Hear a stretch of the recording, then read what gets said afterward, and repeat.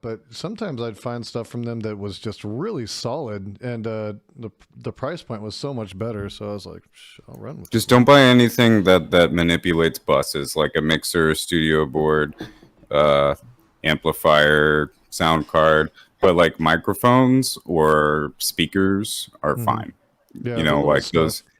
Yeah, the not as many moving parts, Mm-hmm. because their main issue is the same issue that Shure started to face later on in their newer products, which was the lack of availability for electronic parts. So yeah, I'm still loud. My bad. He's loud as fuck. He's okay. Hang on, I can One, correct two, that. three. It's also on my. I cranked you the other night because you're coming in a little low, so that's why. Yeah, I might have fixed that because I was working on my mic. How's that, guys? Better? I think it's better. I was just listening to it. Cool. Works for me. Well, you got that natural baritone anyways. It kind of comes out so that your voice carries. Yeah. Yeah, you can't listen to me on 100 hertz, or your brain will explode. Right on. I'm just Yeah, shooting up this banger that when I I totally got all dirty. So go ahead, keep talking. no, like if I do a I think something's going on with your microphone, or maybe there's something going on with my audio because I hear you fuzzy as shit in Discord, but I hear you fine in your stream. Maybe it was the how is it now? Still fuzzy? Yeah, try. No, that was yeah. It's like just in Discord. I think it's picking up an alternate mic rather than your condenser. Oh no. You know what? It's probably picking up my I know what's happening. I just hooked up that new camera and I think it's using that camera mic. Yeah, this camera looks way better. Oh, thanks, man. It's actually the same camera, but the positioning of it where I was able to put the light and everything, it's just it works. Oh, okay. It's two of the same camera. I got a second one. But yeah. Well, I don't know. Seeing a door makes it look less claustrophobic. Right. Yeah. Like, is he just living in like a little tiny box in there? Yeah, you're like a big old dude. So like seeing you without a door and much room behind you is like. That's funny shit. Oh, okay. Here we go. How's that? Oh yeah, 1,000,000,000% better. There we go. Yeah. All right. Good deal. Now we're back in action. Yeah, what do you call it? The who said that? Damn, never mind. I missed it. I got fucking bad short-term memory loss, dude. I'm about to have the same thing right now.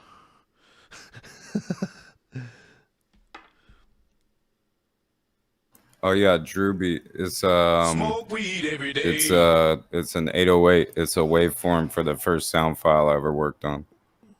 My tattoo. Oh, that's sick. So you are an audiophile too, then? Yeah, I love music, mainly rap music, like gangster rap, because I grew up in Alabama and stuff, and that was just kind of all around me, like trap music and shit like that, Right on. and crunk music and all that. Very cool. Very cool. Yeah. I listen to everything. I listen to a lot of metal. I listen to a lot of all sorts of rap and hip hop. I love both of those genres. I think that's the product of being a child of the late 80s, early 90s. You know, that's kind of what was around, you know. There was a lot of like blending of cultures and shit, and I mean I was a stoner kid and we hung out with gangsters, you know, like it was just how it absolutely. was, you know. We all like kicked it together, so Well, in California, that's fairly common. right, yep. There was like that's even like in our lore, the hippies and the fucking what do you call that, the Black Panthers and the Hells Angels all getting together for the Summer of Love in '69 and doing all the resistance and shit. That's right. Counterculture revolution, baby. Yeah. A lot of people though say like like the seats of the civil rights movement were like in Berkeley, but I feel like it was kind of more in Birmingham and places like that. You know what I mean? Mm-hmm. But I get what people mean. Just like, you know, just it became concise and large in Berkeley and everything like that. And it's like these folks traveled here to Berkeley, and there was, you know, the protests that happened. They were very prolific, but so were they in Birmingham. They just weren't as large. And I think I think you know, but it's the United States is a big place, so you know, like it's easy to not know what's going on in Birmingham, even now with the internet. Well, I think the two, like, probably because of how racially, like, imposed our history is, people would look to Berkeley probably because there was more of a white allyship in Berkeley, whereas Alabama, it was a lot of people of color really having to fight against a lot of white people that were averse to their freedom and their ability to have civil rights. And that's unfortunate because that is the root of where the civil rights movement happened. It really was in Alabama. You know, I mean, that's where, you know, you had a lot of that happening. And so that just goes to show, like, the, you know, the racial bent of our history, even now, even when we talk about civil rights stuff, you know. Yeah. I'm gonna reconnect real quick. I'm lagging a little bit. Yep, go ahead. I'm here. So guys, it's just me hanging out in the cut. 909 simp here? Oh hell yeah. I don't knock the 909. I use 909 sounds. I used a 909 sound in the first track I ever made too. I used a hi-hat from 909 and modulated it. Hell yeah. Oh, somebody's popping in Discord. Nerdidity, you popping in? Hell man? yeah. Yeah, I was gonna say I thought it was my torch too. Yeah, can you turn yourself up on your stream? Yeah. Actually, how's that? Yeah, I'll work through that. I'm sure that'll be way better. And I can do it on the stream too. I don't want to be too hot. I'm trying not to peak. Boom. Yeah, the middle of the gold is where you want to be. Just don't go into the red. Don't go into the red. Yeah, like the right in the middle of the gold, not in the green, but right in the middle of the gold area. I think we got it. Yeah. All right. I'm nailing that. Nice. There we go. The little things really matter, dude. I really am trying to work on it, but my living situation makes it hard. But just going AFK for more than 30 seconds is so hard on your stream, apparently. Oh yeah. Oh yeah. Yeah. I hate when I have to get up and like go to the bathroom or some shit like that. I'm like, come on. It's like, fuck, man. Why don't I just upload my brain? It's not ready, dude. Come on, Elon Musk, hurry up. Make it easy for us. Help me lose my meat bag. What's this? I was going to try to at least hop in the Discord for now. All I have is an iPad and I haven't gotten headphones for it yet. So, oh, okay. Well, next time, Nerdidity, but you're always welcome to Discord. We have a lot of fun in there. We're just starting to build it up. And yeah, I want to tell you guys, those voice chats are open. So anytime that you guys want to pop in there or whatever, like, it's free for all. Like, do whatever you want. I never get upset about that shit. As a matter of fact, I'd rather see it get used than not. So your iPad is a newer iPad, so it accepts the fucking the headphones with a microphone, right? Nerdidity. It's like post 2008, right? Because if so, you could hack it if you really want to. You could draw a copper cord, or just like take the absolutely take like the left headphone and draw it down to the bottom of the thing. You know what I'm saying? Like the three, like those little things will have three lines, and those three lines separate the left, the right, and the microphone. You know what I mean? So the ground on top, right? And so you'll basically find out where those are and cut out your right headphone, and use that to make a microphone, basically, and that will make contact inside of your iPad with the microphone slot, and your right headphone will become your microphone. So you could sit like this and fucking talk to people and still be a thing.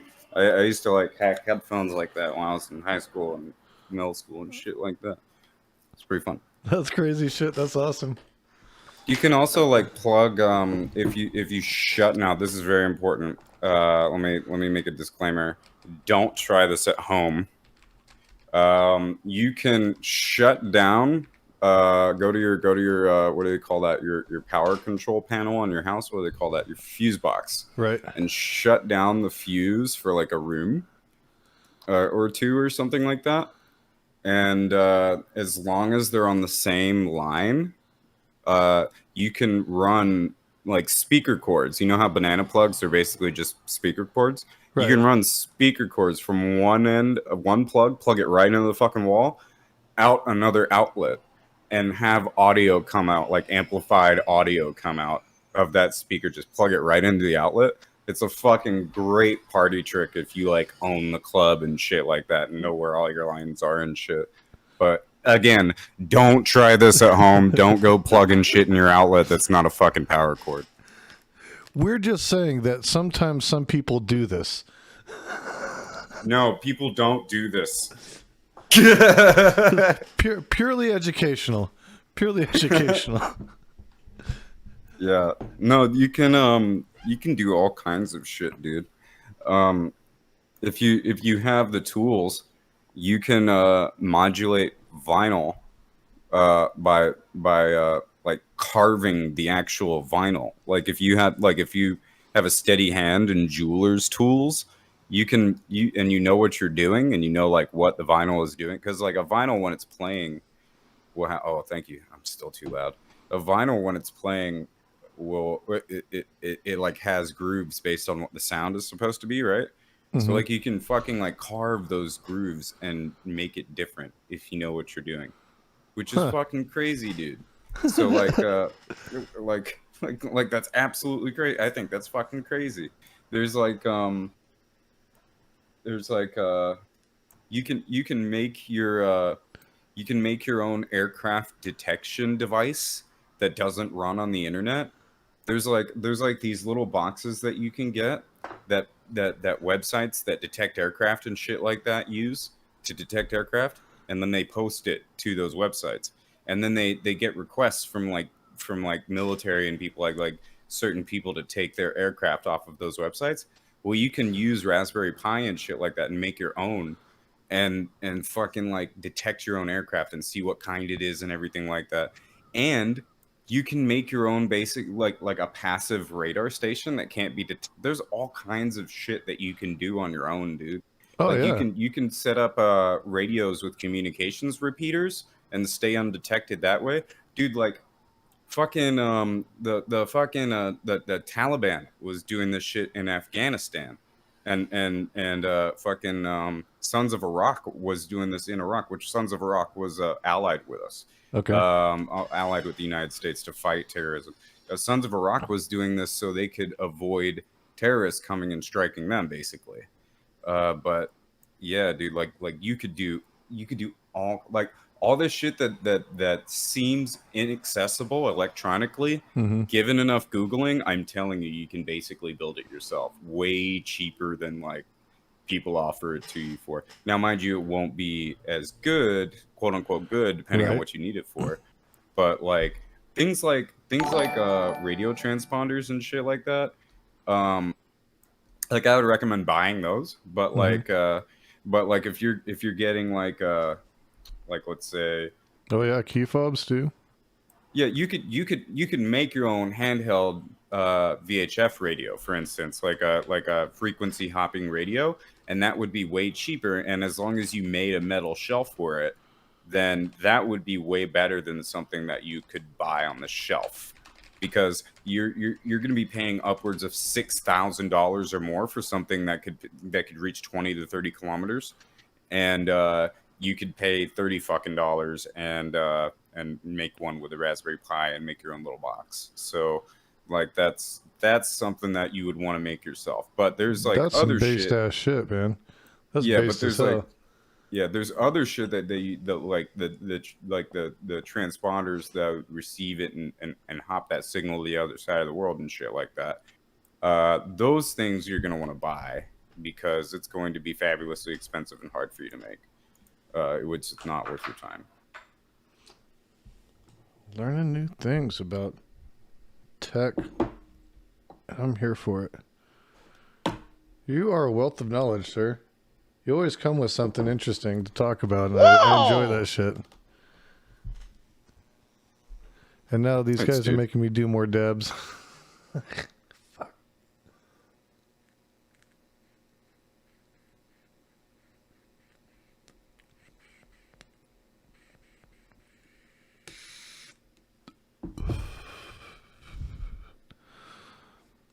Mm-hmm. That was tasty.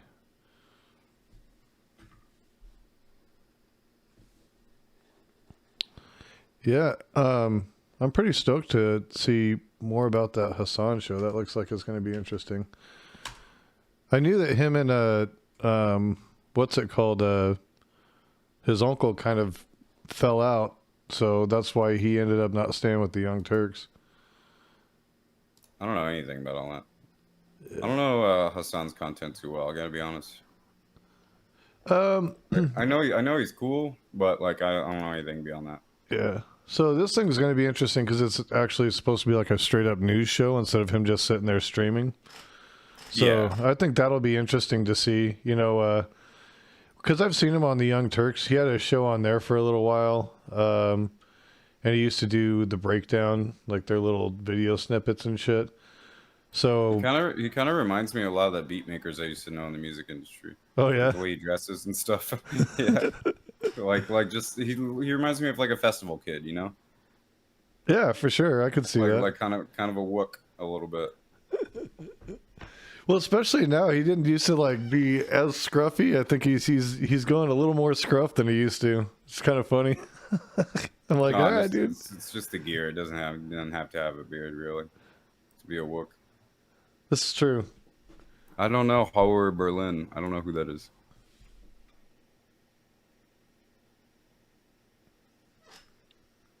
Who are you calling a whore, Mike? You gotta not do that. That's completely inappropriate. Just kidding. Hey, didn't you tell me to stop doing this, Mike?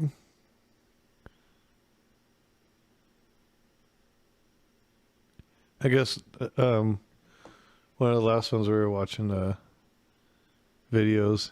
It's kind of a pain in the ass to edit out. I was like, shit, my bad. This is pretty good. I'm skipping through this video a little bit. This is pretty good.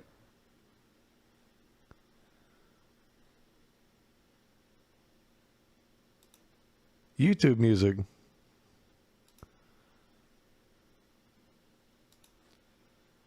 They look like they're in a fucking like in a morgue making this mix though. You should be as different DJs.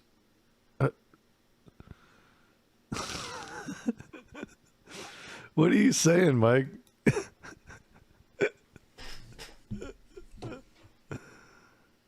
Dude, that's dope. No, the link that Mike Lightyear posted is a DJ mix from Berlin. It's dope, but like yeah, they look like they're in a fucking cyberpunk bathroom for sure. Oh yeah. No, yeah, I like stuff like this for sure. More like world music, like Lamellatron or something like that is my forte. But I've thrown shows like this. I've thrown like post punk and fucking like bathroom pop shows and rock music shows, rap shows, all kinds of shows. Oh, that's nice. I like that. I don't want to listen to it too much because I've already been dealing with this shit editing videos. Right. We could just start having people on that want to put their music on and shit. Dude, you can actually you can put music like you can have one window be your like music window and have that be in a whole different bus that doesn't get recorded into your VODs now. Oh, really? Yeah, That's dope. that was in an OBS release like 2.5 months ago or so. So yeah, so like all your VODs won't have music, but you'll have to like post edit it with production safe music or whatever. Mm-hmm. But yeah, it's great. So you can like play music during your stream, and then like have like the fucking Mexican hat dance on the stream be like insert non-production safe link here. If you wanted to hear the real music that we were playing on the stream. And yeah, like put a timestamp and shit like that. But yeah, it's dope, dude. See, I'm still learning about all this shit, so this is like, all right, cool. Let's do that. My only issue is when I play Arma 3 and people play like music on their car radios, then that's I still get muted for that. Oh yeah. And I live next to a busy street, so there's car radios all the time too. So. Damn, your shit's picking that up. That's crazy. Oh, well, it's Oakland. It's loud. Right, right. People are bumping. Yeah. Let's see. Yeah. God damn, XQC is at 120,000 right now, dude. That's a lot of people, dude. That was like double as much as I saw Ninja at ever. What was that? XQC is at 133,000 people. That's over double as much as I ever saw Ninja at. That's a lot of motherfuckers looking at XQC go, dude. Jesus. I can't hate on the motherfucker, dude. I really can't. I cannot hate on big streamers just simply for being big. Oh no. If you're a big streamer, rock on, man. Best of luck to you. That's how I feel about it. Moist Critical is doing Super Smash Brothers, like fucking what do you call it, like esports commentary right now. That shit was it was a yuck fest. I got to admit, it was pretty funny, but this is what I'm here for. Right. That's what's up. Anybody else pop in the blazing room? We're gonna have some people on. Get a trifecta of conversation. Of course, we may have burnt everybody out all weekend, being up till 5 and 7, and Right. Or people are just expecting it to be like at 1 a.m. and they're like, "Oh, I'm still asleep, bro." Right.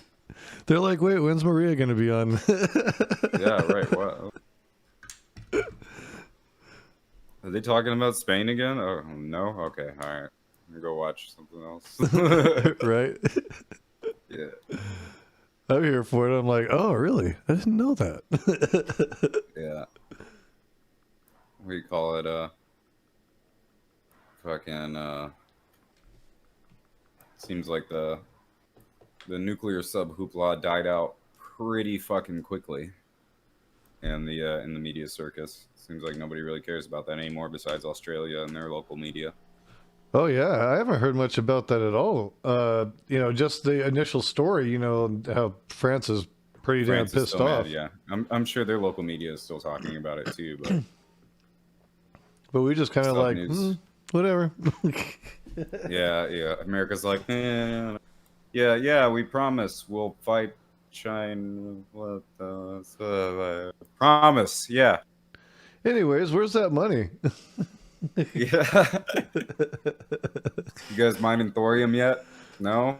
Okay, only one submarine. Oh, you haven't heard about this. All right. Yeah, we can do a little quick thing on this. The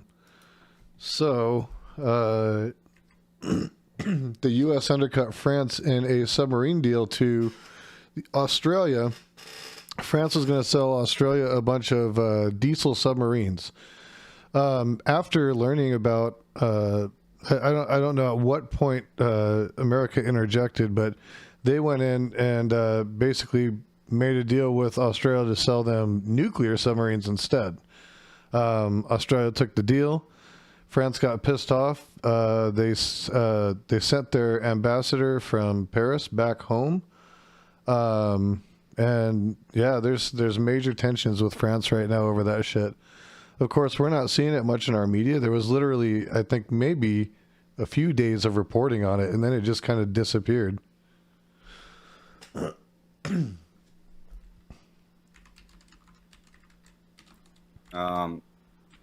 China didn't ban all crypto. They banned a lot of shit attached to crypto, but they didn't ban all crypto. In fact, they're incorporating crypto into their national economy. Yeah, I thought they were making their own crypto, which is why they were trying to do that. But they're building infrastructure for it first with like using like Rose and Chainlink and shit like that. They're like they have to make it like they have to make it align with Chinese values and shit like that first, Chinese Communist Party values or whatever first, before they can. I think it's too crypto for them. Yeah, they need some kind of keys to it or something is their big issue. Either that or they don't want to get toppled by American crypto markets with their release, basically. Yeah, I think that has a lot to do with Like it. they don't want to release and then have they don't want to release and then have a bunch of American crypto billionaires buy up everything and they have no control over their economy. Yeah, I agree 100. I think it's about control. I mean, they're a pseudo-communist country. I wouldn't straight call them communist. I think they preach it, but in practice, I think it's quite a bit different. I think they're definitely communist, but I think I think the application of communism is vastly different depending on where you are in history and where you are in the globe. As we have now, as Xi Jinping thought is different than Deng Xiaoping thought is different than Mao Zedong thought. Right. So you know, like all these things are going to be like markedly different, not only in practice but like how they look in doctrine. I could see that. Yeah, Drewby's saying the same thing. China wants control. They just want control of that money. Well, and if you have that kind of control over your populace, you know, crypto is a way to skirt. You know, we know that crypto can be used to skirt laws. You know, buy things on the black market, shit like that. So I'm sure with them, you know, with their kind of authoritarian kind of ideologies, I'm sure that plays into them choosing to do that. You know, didn't they just ban effeminate men from the media and shit? Like, they did a whole bunch of weird shit just That's recently. also something that's like, it's hard to get news about that. Like, just like everything else in China, it's hard to get like the actual effects, what they're doing about that. I'm pretty sure that's just like a massive campaign. I don't think they're actually banning images of effeminate men. I think it's just like a massive like machismo campaign. It's still yikesy. But I don't think they're fucking like they're banning fucking boy bands from touring and shit like that, or fucking letting them go on TV or TikTok or whatever. But what do you call it? Like, cause like I talk to people in China like on Discord, and they like come in my Twitch and shit like that, like people that are immigrants, you know, or like go to school and shit like that. So. And I've interviewed one on my channel before, but it's generally for something that's not attached to Twitch or streaming. Mm-hmm. So like that, it's like it's fabulously hard for people to get news in China about another province, much less us get English speaking news about China, about a specific province, or about Chinese policy and its effects. Mm-hmm. So like. So like yeah, it's I usually scoff at articles like that are saying shit like that, and it's even more so the case for North Korea. Oh, and and I hear people say shit about like, oh, this is what it's like in North Korea all the time.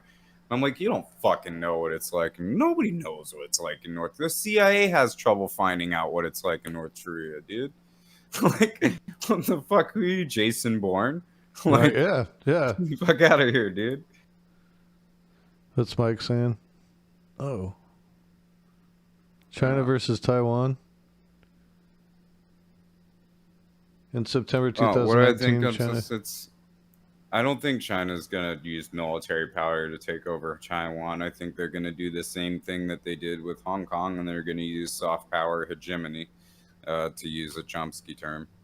But yeah, they know that it would be fabulously expensive and against the interests of the party and of industry, to like, and their trading partners to invade. So they're going to use soft power hegemony. They want communism to be way more relevant in Taiwan. Before they even start doing that, because right now everybody's like really pro democracy, but there's still a small communist element. So there needs to be like how it's starting is defeating the Cantonese speakers, fucking, what do you call it, predilection towards Cantonese and away from Cantonese and towards like fucking, because like right now you can't even go there and speak Mandarin without somebody yelling at you and wanting to fight you. But that's starting to go away. There's starting to be more like Mandarin speakers and shit like that, because the pandemic caused a work shortage, and like people started paying more for jobs and shit in Taiwan. And so like, Chinese people from the mainland went to Taiwan to go and like work and shit like that. So it's gonna start slow, but like it's like a form of gentrification basically that they're gonna do. But it's gonna take time basically. But no, it's gonna be Taipei again. Don't worry. How do you respond to right wingers when they conflate leftists with China? Example: Biden is owned by China. Biden isn't a leftist, but I get what you're seeing. Progressives or Democrats conflating them with China. It's so hard to respond to comments like that. Being someone that looks at geopolitics, because it's just silly. Uh, like liberal democracies do not interface well with communists unless they are of the same interests, and they will only interface on those interests alone, i.e., the Soviet Union in World War II, or the United States working with the Socialist Republic in Vietnam and the South China Sea to work against China. It's all about money. They won't work with each other in the long term because they don't like each other, but they will work with each other to secure interests. But yeah, I don't think there is a way to respond to, because that's like what do they call that? That's cognitive dissonance. They have to know they're wrong about something and proceeding forward with it and just being like, well, if this is wrong, I don't want to be right, type of shit. Yeah. So Yeah. it's kind of hard to understand there, like, or either that or they just didn't read enough about the subject. So I usually lean towards the latter, but it's like look, everybody works with China. I mean, like every nation works with China. Like like they're trade partners with just about everyone. And if you're not trading with China, you're kind of getting a bad deal. So that's like the same thing with the United States with petroleum, though that's going the way of the dodo for the Middle East, Persia, and Europe, and North Asia and shit like that, because of updated petroleum refining methods are becoming cheaper and shit like that, and patents are running out and shit like that, so people are able to make their own petroleum for cheaper and shit. Nations like Kuwait and now Iraq are and Saudi Arabia, it's vastly easier for them to produce their own petroleum, so they're not having to export it to their allies like they used to. So they're more willing to take bigger risks politically and ask for more in international forums like BRICS, the Gulf Cooperation Council, the UN, and NATO. So that's as the internet and cultures become more dependent, these nation states are going to be more independent, then these nation states are going to follow suit as well. Governments are made up of people, sad to say, as an anarchist. So I'm fucking high. Me too. So, yeah, I see Delta Dog there saying it's the amount of trading that is more of a concern, I guess. Yeah. Well, it's a concern because of power, and China doesn't really want the kind of power that we have all over the world. China just wants its trading interests secured so it can have power in its region. So that's that, and it wants power in its region because the powers of the world currently have powers in its region. The people that don't live there, and that's like like China just being a manufacturing state. That's like good on them. They figured out how to do manufacturing and export and make a lot of money versus buying most of their goods. That's good on them. I'm like I can't really fault anyone that runs China, whether they're democracy or not, for that. Really, uh, I think really just like the United States, sanctioning your trade partners based on your interests is kind of the biggest issue with China that's real. So like we know that we're going to continue to buy goods from China. We know it's going to be the best deal. But before we used to pay $3 for our packs of pencils, but now we're paying 9 because of the trade sanctions that are due to things like American policy pulling out of the Pacific Trade Partnership and things like that. So that's very much akin to Americans sanctioning Cuba, Americans sanctioning North Korea, and things like that. Right. They know that these things are going to happen, so they're just going to do it this way, and it's just like kind of like a slow bleed. With the American on North Korea situation, it's way the fuck worse, obviously, but it's like a slow bleed, and then you choke them until they only can breathe through a hole in their throat.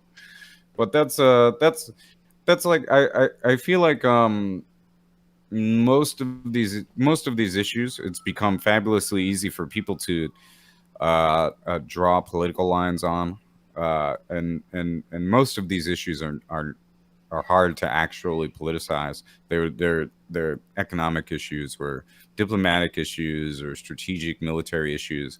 They're not something that can be quantified with a political bearing. They're not of they're this isn't a qualitative. These aren't qualitative questions. They're quantitative ones. When we're looking at things like fucking international relations and shit like that, then maybe yeah. But when we're looking at like defense of Taiwan, the only people being political about this are on the news. Right. So, like, where would, because you are really knowledgeable on this stuff. Where do you attain your knowledge? Is this just something you spend a lot of time studying, or is there like resources that help you to gain the insight? There's a lot of resources. Yeah, there's these guys called S2 Underground. I really recommend. I don't like their politics. They'll sometimes talk about their politics, and you'll see it a little bit in their reports sometimes, but generally it's really good. S2 Underground, they're on YouTube. They're definitely going to get banned at some point, so go check them out. Let me try and find a link.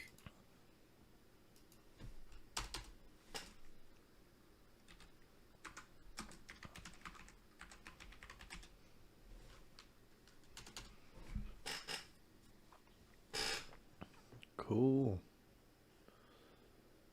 Yeah, so that's their channel. on their videos, they'll have a link to there's like another website that they'll have everything up on that definitely won't get banned because of the fucking, the rules or whatever. Mm-hmm. But these guys are like leaking military and civilian intelligence secrets and shit like that pretty much on the daily. Damn. And they're really good. They're all like ex intelligence analysts and field operatives and shit like that, and communication specialists and shit. There's also everything that Edward Snowden released is still really relevant, and it's hard to pour through because it's a lot. It's a lot of research to do.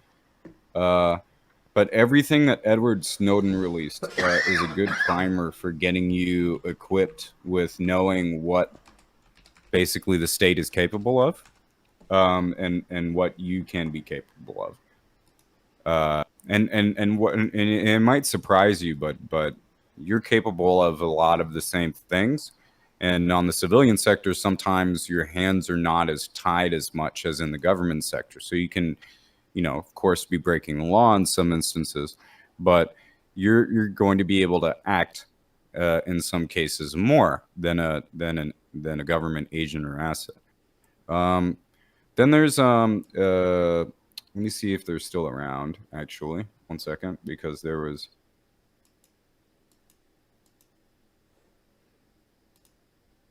And you said you consider yourself an anarchist? Yeah. Any specific school of thought within anarchy, or just generally overall just... I really like syndicalism. I think things like the unemployed and defense are kind of lost on syndicalism. I really want to write a book one day and flesh out my political ideas for the world, but I can't really pin it down. I'm some kind of anarchist. I know that. I really don't like the state. I really think we could do. We currently do better. Like all the things the state does, we do, except pro mandate. We can do that without the authority of the state and representative democracy, and we could continue to do that fairly easily given certain sets of parameters. We just don't. And that's because of moneyed interest and power and shit like that. But that's like that would take a long time to realistically get to in the United States alone, and would be really hard to hang on to for the United States alone. I feel like something like that would have to be made relevant in the social consciousness a lot more, whereas something like social democracy is way more relevant for American culture right now. Right. So I feel like maybe I'd write a book and maybe in a couple of 100 years somebody in Brazil might take my ideas or something. But I don't know. I used to call myself a syndicalist because I have organized unions and I have organized a lot of actions, but I don't want to pin myself to that really because of the defense thing and the lack of attention towards the infirm, and the heavy reliance on the means and the workers, which I feel like like just kind of pseudo culturally lends towards Marxism a bit, but I'm down for Marxism, especially working against capital to get gains against the bosses, just in general. Right. But I'm not a fan of the state, which is dictated by Marxism. So that's when I'm looking at organizing society, I tend to like that's the thing too. When That's not. when I think about Oh, go ahead. I'm sorry. ahead. Oh, I was just gonna say that's not a common position that I hear from people, so it's interesting to get that perspective. When I think about defense too, it's so non-corporeal. So like I could imagine if I was thinking about defense in a vast open area like Arizona, I'd probably want some tanks and fighter jets. But if I was thinking about defense in the mountains in Washington, I'd probably just want some special forces dudes and some passive radar stations and some anti-air defense. And I probably wouldn't want to waste a bunch of money putting shit into the air. And like when I was thinking about naval defense and shit like that, um, I'm considering that something like this wouldn't really be possible given huge capitalist oriented or communist oriented hegemons that exist in the world. So, Right. like, if we had a China, I don't think I could do this kind of a thing. I feel like I would have to use a liberal democracy model, even a SOCDEM one. Like, I would need state control to compete with these hegemons.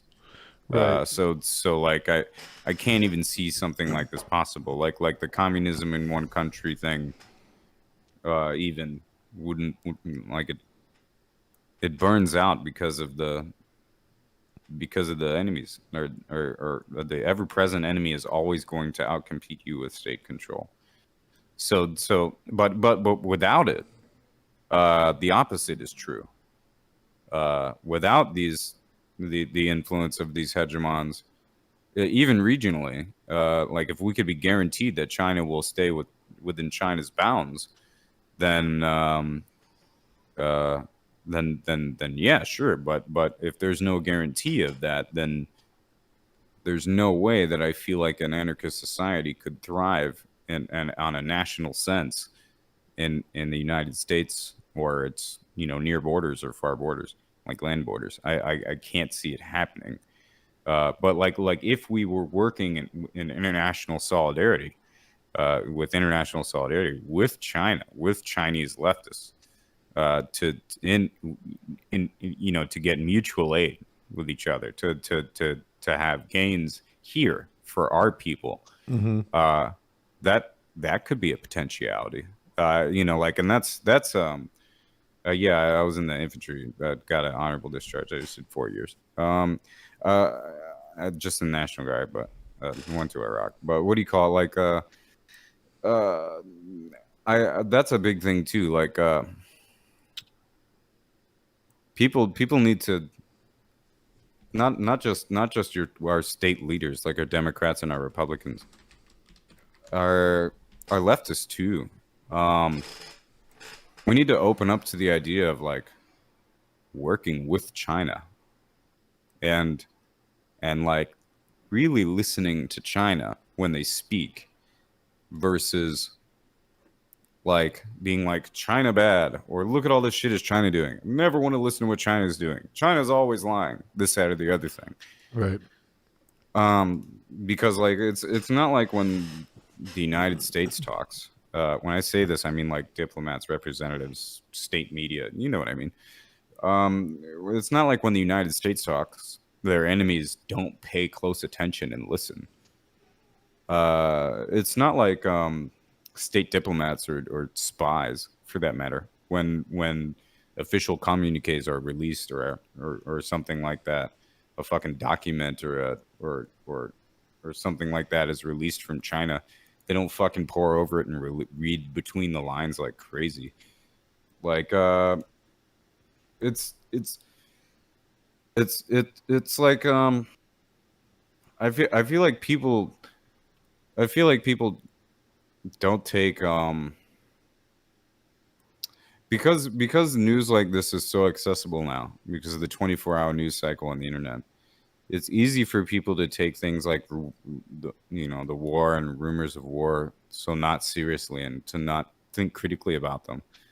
But for places like France and Germany that still are rebuilding from war 70 years ago, uh, they're going to think critically about these things, just kind of like as a default.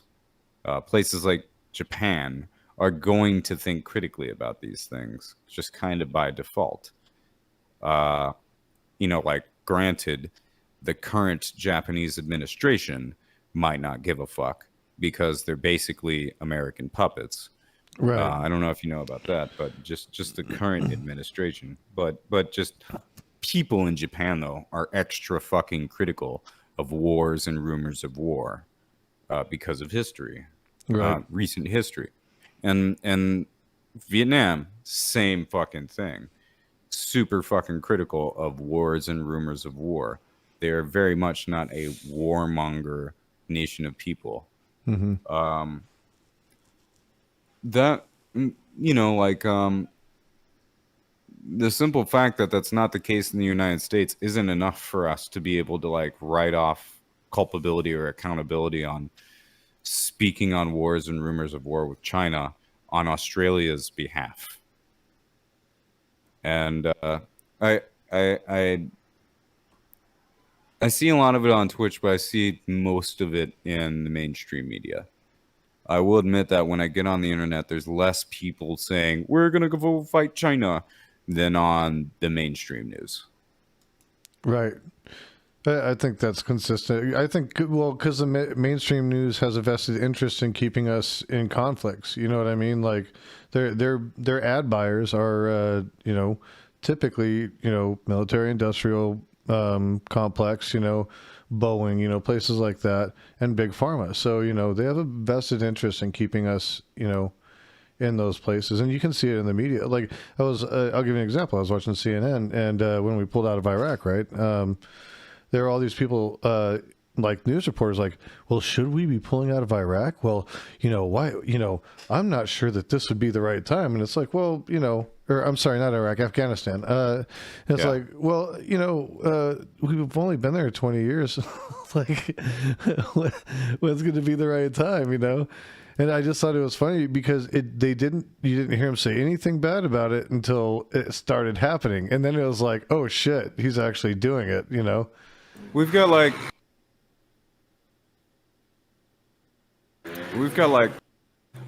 2,500 troops left in Iraq. I think we've got like 10,000 contractors left in Iraq. We're definitely still doing a counterterrorism mission there, though. But yeah, no, I get what you're saying about Afghanistan. Mm-hmm.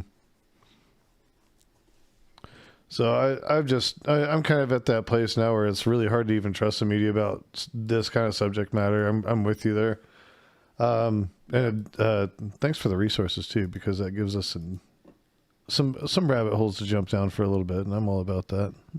Yeah, that's all like intelligence stuff. There's like you can read Rudolf Rockerford for like syndicalist philosophy. For praxis, it's I think really like the biggest syndicalist influence in my life was Noam fucking Chomsky.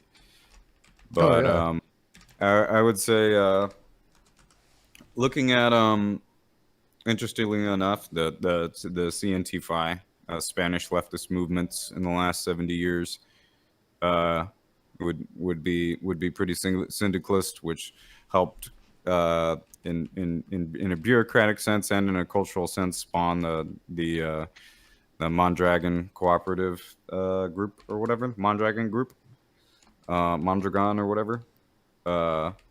It's like a group of cooperatives in Spain. They were really lasting through the pandemic, actually, but they were super large, publicly traded, I think. But there's let's see. As far as everything else goes, I really like to read shit and research shit. I really like researching. I've never taken any classes on it, but I'll do it a lot, and I just kind of try to be critical of myself a lot, and it works out. Right on.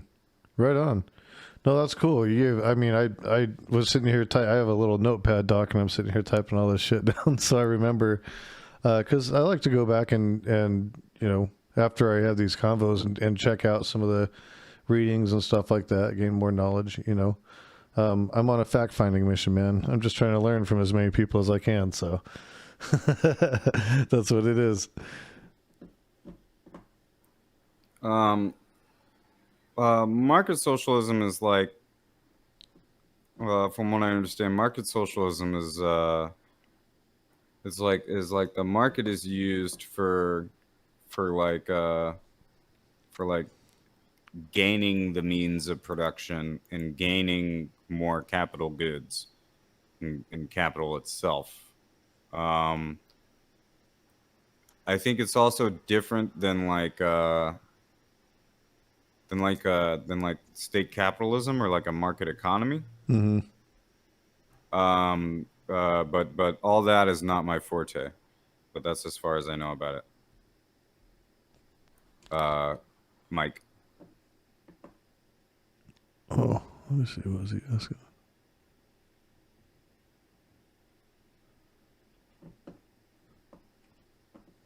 Yeah, socialism is a complete return of the means of production to the people, and market socialism yeah, it's basically what you indicated. Is you're using the market to typically what you'll have most of your needs met through the state, but then just on a baseline level, but then you'd still have the ability to use capital and currency, like you said, in order to buy more goods or things like buy extras, so you're incentivized to, still want to work and, do something. Yeah, it's like I feel like it'd be like what the Soviet Union was like if you could buy pigs. Right. I don't really know though. I'm probably completely wrong. I feel like the Soviet Union was so influenced by World War II that it's that it's kind of like it can't be the model for communism. You know what I mean? Like that shaped that country so much. Yeah, I Like mean, even now. very very wartime country. It seemed like well, they lost a lot of people too. To Yeah. horrible tragedies over there with starvation and stuff like that. My knowledge is sketchy on that as well, but Yeah, totally. And it's arguable. It's like it's argued all that the famine and all that whose fault it is and stuff like that, right? Like it's fucking it's like argued so much that it's in ethical halls now, you know what I mean? It's like how dare you make this argument and shit like that and it's fucking it's a whole thing.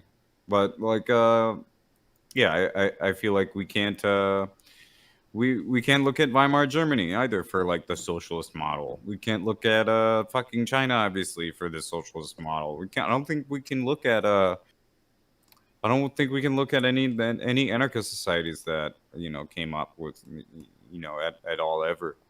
Besides, I think well just as a sense to build our utopian society or whatever. Like I don't think we've ever reached a level of world cooperation, like after globalization, that even gives us a sense of what a utopian society should look like.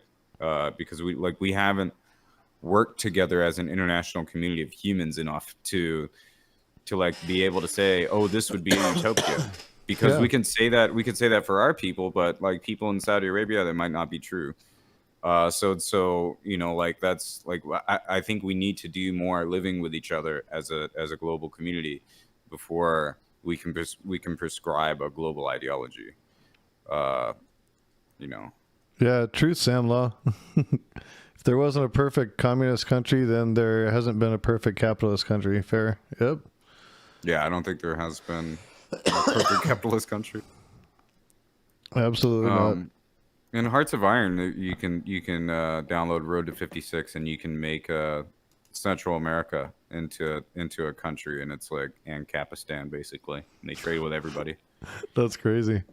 That's funny as shit. They trade with they sell everybody oil in the war and shit like that. Huh. Yeah, they're basically Iran in World War II. Or Iraq. Or Saudi Arabia. They were selling everybody oil. Yeah, I think that I'm interested as to if there are reasons behind why people don't want us to move away from oil that has more to do with like some kind of national security thing. That's speculation, of course, but it seems like if we have such a stranglehold on oil economies or petroleum, it would be really hard for us to want to give that up. And it seems like we'd be giving up some power in the world.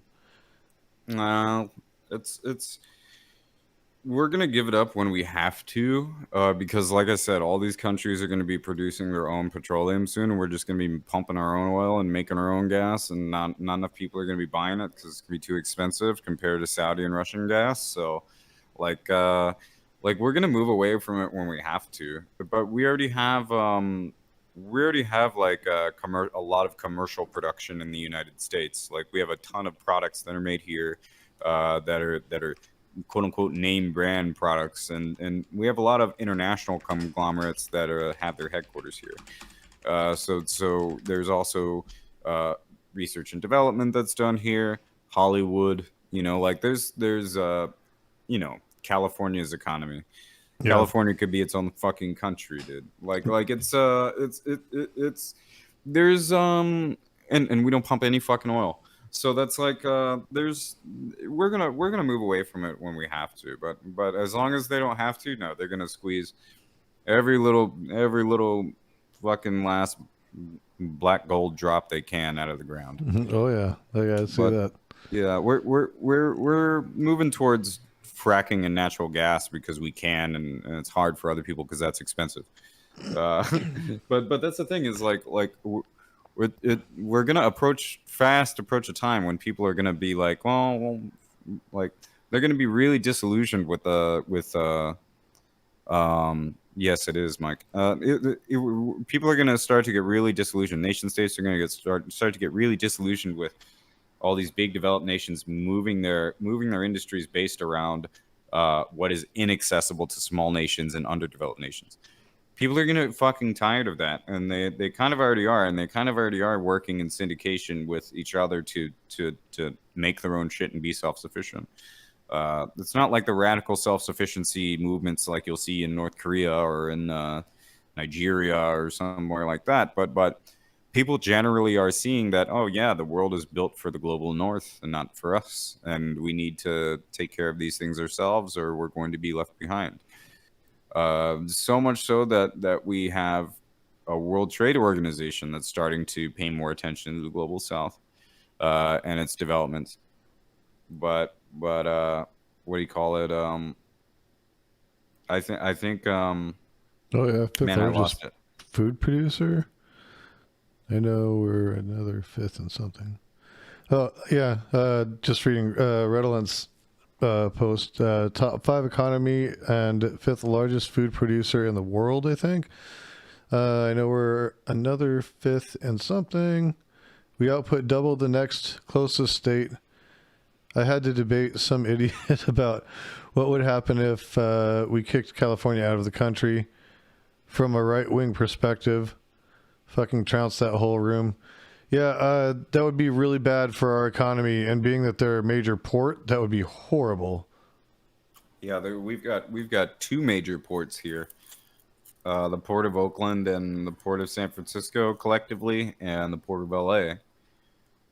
And we've also got some very important missile and military bases here, and naval bases. Oh yeah, San Diego's got Miramar. I know that. Yeah. That the military isn't going to let that happen. That's for sure. That would be extra detrimental for national security. Secession of one of the coastal states. But yeah, that's as soon as something like that would happen, we would see some kind of naval blockade. And not a blockade like for letting goods go out of New California or whatever the fuck, but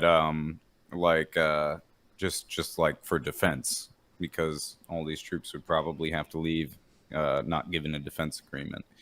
But I likely couldn't see something like that moving forward without a defense agreement. Like the United States military would have to still be sworn to defend California. Yeah, let's see. I was looking at something. They're watching Travis Edwards, 21 Palms. Yeah, totally.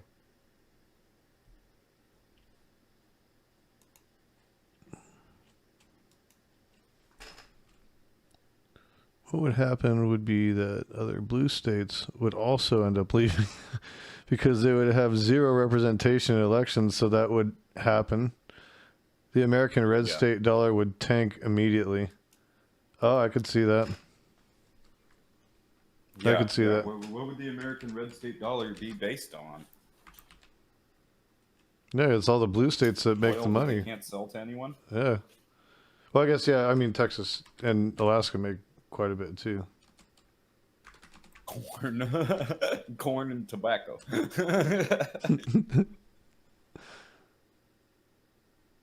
We would basically turn into fucking Northwest China in the 30s. Yeah, totally.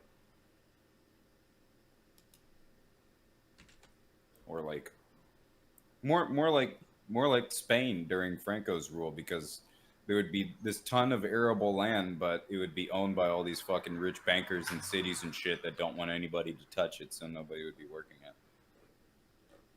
True, based. Yeah. That makes me want some corn. Oh, come on in, Ampro. Hold on, let me drag you in.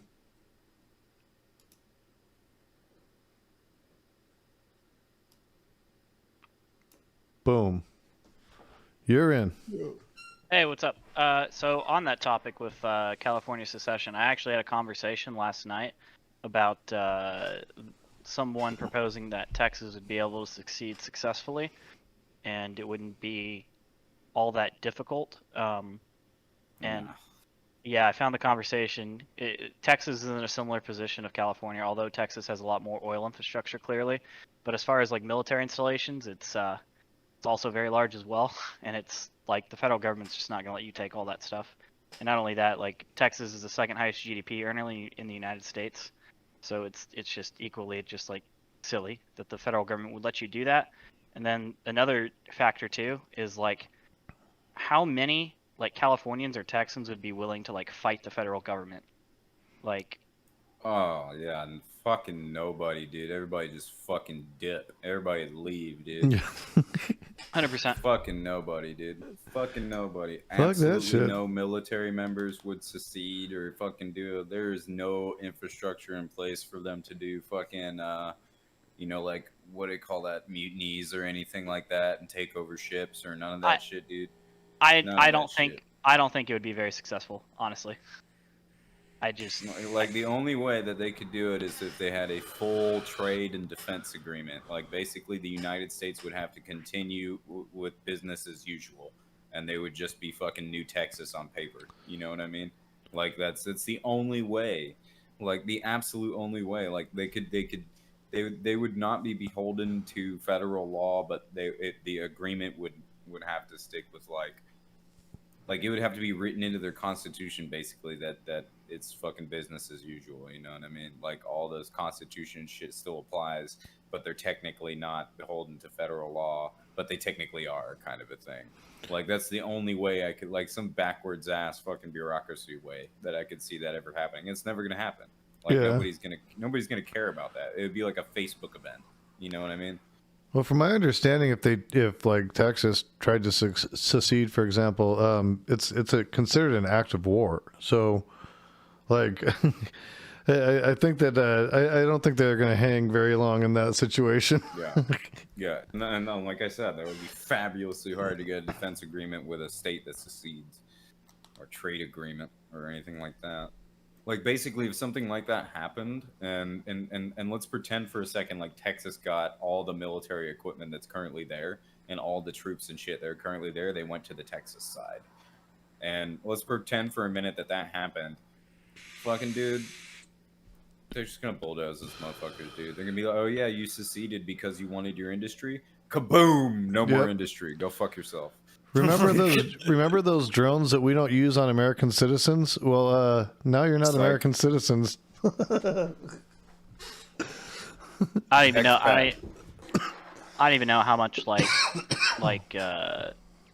bombing runs you need to necessarily even do, to be honest with you. Like it, depending on like one. Yeah, like you wouldn't one, need to do it and for it very gets on long. the news, and people are gonna be like, okay, yeah, fuck that, I am out of here. Did you see that J-Dam dude? Fuck no, dude. My left ear is still ringing, dude. I'm out of here, dude. Fuck, as soon as somebody like somebody will go up to the military base, yeah, I'm gonna fight the Americans, yeah. And then the mortar comes out, and they're like, oh, that's kind of big. I don't know, y'all. And they're like, all right, put that on your back. And, all right, yeah, we're gonna go fight. And they go set it up, and they fucking put the thing in there, and the motherfuckers say, doof! And they're, oh shit, man, what the fuck was that? Is that going somewhere? Oh fuck, man, that whole building just blew up, man. It could have been fucking 20 motherfuckers in there, man. As soon as that shit starts going down, dude, fucking Cletus is gonna dip, bro. I can just imagine some dude, like a fatter, overweight guy, sitting in tactical gear with his helmet, his AR-15. He's like, all right, we're gonna fight the Americans. And all of a sudden, like, hundreds of meters away, there's just one JTAC calling in CAS, and it's just like, it's just Yeah. it's just not gonna work out very well. See 1,000 rednecks just shitting their pants. Yeah, I just don't think there would just be a strong will to like actually fight the U.S. military. Like, it's just, no, I just don't see that as like a feasible thing. Yeah, Oh, no. no. Like, there's no fucking nation states that want it. I just got done talking about like how my little anarchist heart aches for the fact that I can't fight China and have an anarchist nation in America. Like, what the fuck, dude? Like, China doesn't want to fight the United States, much less Texas. Yeah. That was a bad choice. Definitely not the shit libs and cucks and snowflakes in California, dude. We don't want to fight the American military, dude. We'll smoke them out. We'll be like, smoke screen. Can we just get them to get high with us instead, man? Right? Have they, dude? All I gotta do is sit Biden on this couch and have him take a dab of this rosin, bro, and he's gonna be donezo, kid. He's gonna be high for days. See? That's yeah. I did my best work. That's pretty good. I'd say that's pretty damn good work. Lord Kelmar Nampro was talking about. Are you a professional on Vietnam? What is that name, by the way? The etymology of that name. Oh, I just made it up randomly. Definitely not on Vietnam. God no. I'm not. I never actually associated with Vietnam. Yeah, I kind of just made up the name one day when I was super drunk, and I was like, "Fuck, I gotta make a new character name." I forget what game I was playing. It might have been Lord WoW. of the Rings Online. Yeah, I don't know what game it was. Anyways, I kind of just made it up randomly. I just kind of put in like Nam, and then I put in pro on the end of it, and I was like, all right, that works, and that's all it is. Maybe you were playing Raid Shadow Legends. Oh God, no. Fucking God. no, we were talking about people talking. Nampro was arguing with somebody about saying like Texas should secede from the Union or something like that, and we were talking about how silly talk like that is. Yeah, I think it's a little silly. Like, I just don't see any real force. No, it's just not a realistic thing. Like, A, the United States won't let that happen. B, there's gonna be no force. Like, it wouldn't even take that much. It would literally probably just take one brigade of like the 82nd, and it's just like, okay, well, and like obviously air assets, and after that it's like, I don't know what force you can make that's gonna beat that. Good luck, I guess. Dude, like one Apache helicopter. You can have a bunch of these fat motherfuckers with their AR-15s and shit like that, waving their shit around at the high ready like they're actually going to pull the trigger. All it takes is one fucking Apache helicopter to do a fucking low flyover of you, dude, and fucking downwash your ass and shit like that, and point that chain gun at you, and fucking go and fly off and shit like that. Your butthole's gonna be so tight after that shit, dude. You're not gonna want to fight. Trust me. Nah, it's, yeah. I mean, yeah. No, the Taliban literally had to like create an ideology around dying being like good for them in order for them to, like, keep throwing people at like you're not even on the step of like, you have to tell people that dying is good. You're not even on that step yet. All right. So much so that motherfuckers were literally like shooting from the hip on berms from like 1,000 meters away with weapons that were not effective past 400 meters. Like so that's how effective that rhetoric was. And yo, like our chalk was like 12 fucking people, 13 people. We didn't shoot back when people were just shooting at armored vehicles, and they were like super far away and shooting at us and shit like that, because nobody could. even if you hit something, a bullet has a chance of like just kind of embedding itself in your skin from that range if it goes through a truck. It's not. It's gonna hit you like an airsoft BB at that range at sometimes. But for the most part, like if they're making accurate fire on unarmored vehicles, we're gonna shoot back. But we wouldn't fucking shoot if they're just shooting at armored vehicles or if they're super far away or some shit like that. But like, yeah, we're protecting a non-armored convoy.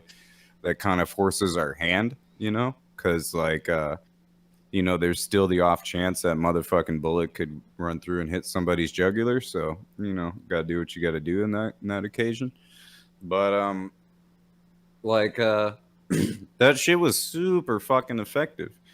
And quick reaction forces, QRF, would commonly go to contact zones where people had, you know, received fire from and shit like that, and returned fire and left the scene or whatever, basically. And they would go and clean up, basically, and identify bodies and shoot any enemies that are still there, or zip tie people and send them to military prisons. Abu Ghraib, you know, and shit like that. Fucking like Guantanamo Bay and shit. But what do you call it? Like, that's the thing, is like we would capture a lot of these folks and they wouldn't be from Afghanistan or Iraq and shit like that. They wouldn't be Taliban. They would be like from Jordan and Qatar and fucking like Kuwait and like all these rich countries and shit, where they would just be like young and influenced by conservative religious rhetoric and just sent off to this country to die, dude. And it made me like really question my military service and like the rhetoric that's put forward to me as a soldier and shit like that, and how so many poor people here in the United States are forced kind of to do the same things when they're in shitty situations in small towns and shit like that. Like, you know, like god damn, Michos. I don't even know who the fuck you are, but goodbye, dude. But anyway, like That didn't take long. yeah, dude, like I saw OSS, like Office of Strategic Services. Maybe the spy talk is drawing out some spy nerds. But anyway, like no, like I think people should definitely, especially on the left, and when I say the left, I mean anti-capitalists, people that want to defeat capitalism. Progressives, you guys are fine. You guys have liberal democracy. You guys got the U.S. military. You're going to be okay. But I mean, like, people on the left, people that want to have like a different society and stuff, we should definitely research defense and capital acquirement, you know, capital acquisition, force multiplication with defense. You know, like making money and hustling and shit like that. We should look into the shit like that more, because we need money and we need guns to fight our enemies and shit like that. And until like the world isn't trading with money anymore, we're unfortunately going to need money. So like globalization is currently run by you know, Western hegemony, but that is fast changing towards emerging economies like Russia and China. So that's as it's shown, globalization and international trade is not ideologically based. It's just simply controlled by these people who hold these ideologies. So that's going to continue if we had a moneyless society, or if we had a an anarchist world with you know, like completely utopian progressive ideas. Like, global trade would continue, so it'd still likely be using money for a long time. And yeah, the left needs money. The left needs to know what intelligence is, and military logistics and shit like that is, and just basic shit like how to shoot guns and shit like that, and the laws in their area for the people that control it and shit like that. We should definitely know about all that. We're far behind. There's too many conservative cop watchers. There's not enough left-wing cop watchers. There's not enough anti-capitalist fucking civil rights auditors that like fucking record the police and shit like that, that, you know all their rights and do the research and are willing to get arrested and shit like that. There's too many conservative people that do that, not enough people on our side. we definitely need to diversify our horizons and look at different avenues and industries way more than we do. And primary, like, I understand like people are disillusioned with it because it's like massively controlled by conservatives, but we need to kind of force the hand and change that, and because these industries are not politicized inherently, they're just made to be that way. Oh yeah, no, I think it's the abuse of the systems that makes them that way, right? Usually you get somebody who gains in resources, and one of the things that drives me nuts the most is it's not even a monopoly. It's let me make sure I'm saying it right. But monopsony. It's more being able to control not the sell of the resources, but the purchase. So like when somebody gets so much purchasing power that they're able to just buy everything up, right? And then what that does is it makes that resource scarce for everybody else, raises the price on it to where it's unaffordable for them to say if they wanted to. Let's say they wanted to open a business, for example, or any number of things, or work on a project or anything like that. They can't do it because it's all been bought up. And then what a lot of these, and this happens in the United States all the time, this is totally one of the worst parts of capitalism, is that then they'll go distribute it through other companies to sell to all these people, right? For way more than they bought it for. And and so the only company that is actually able to operate using that resource X, whatever it is, and be successful and actually get wealthy off of it is the one, that's capitalized on being able to just buy everything up.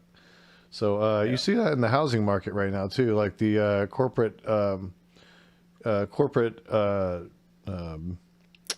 property management companies that are getting these mass investors and going up and buying up like basically blocks of neighborhoods, and then we look at why people can't buy houses here, why they can't afford them. Well, they've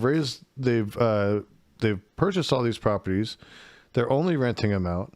They rent them out for, way more than what the mortgages are on it. So then that brings up the value of the community at an artificial rate.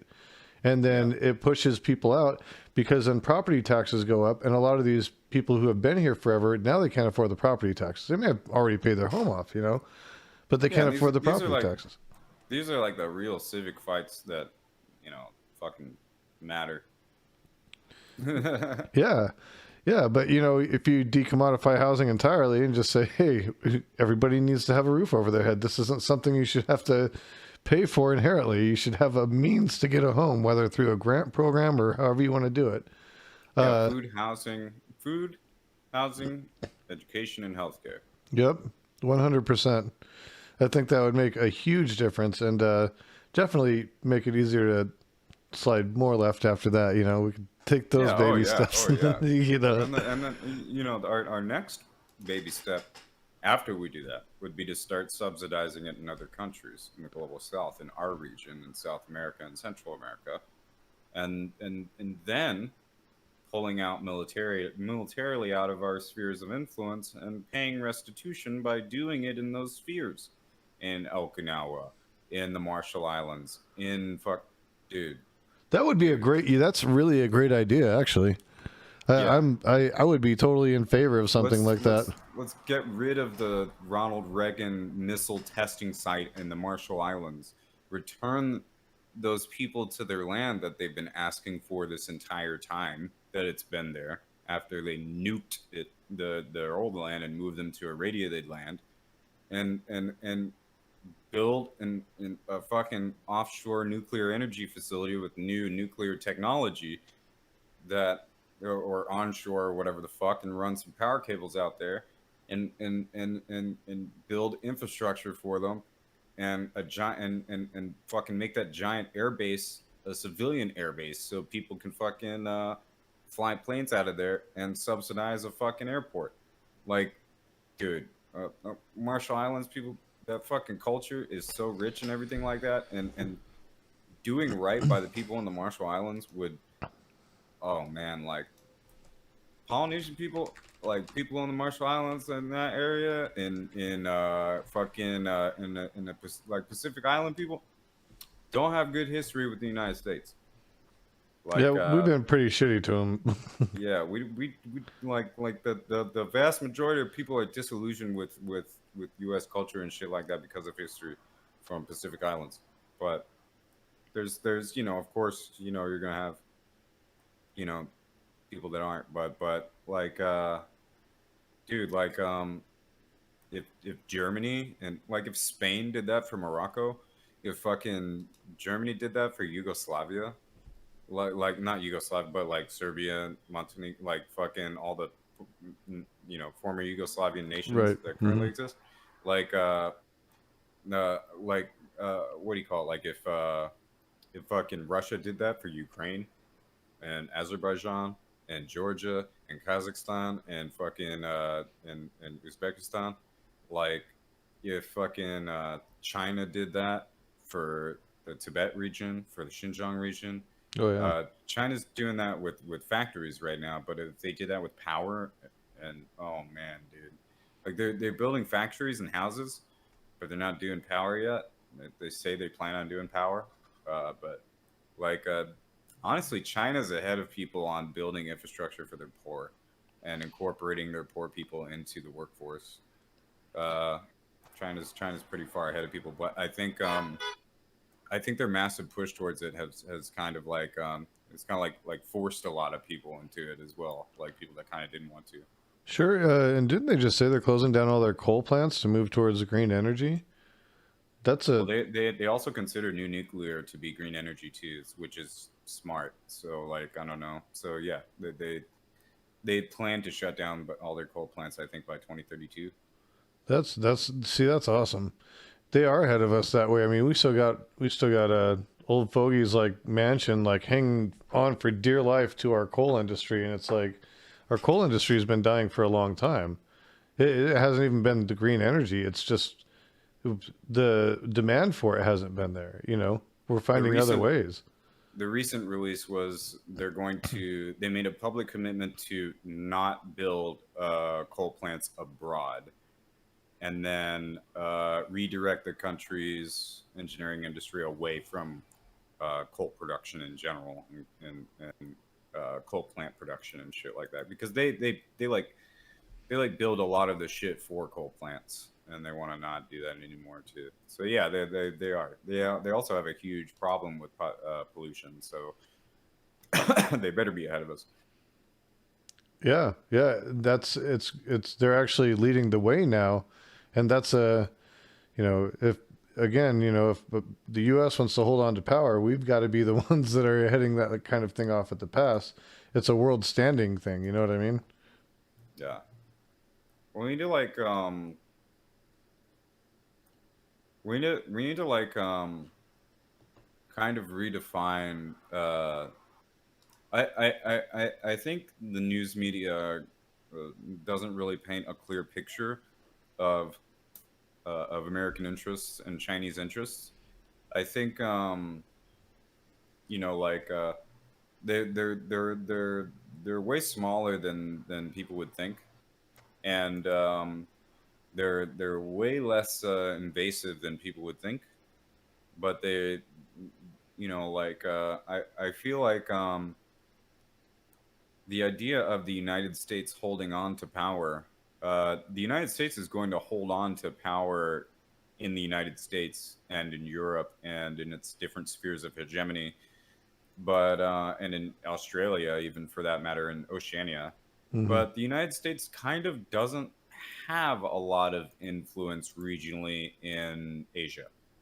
And it doesn't really need it either for defense or trade. Really, like we have all those avenues open already.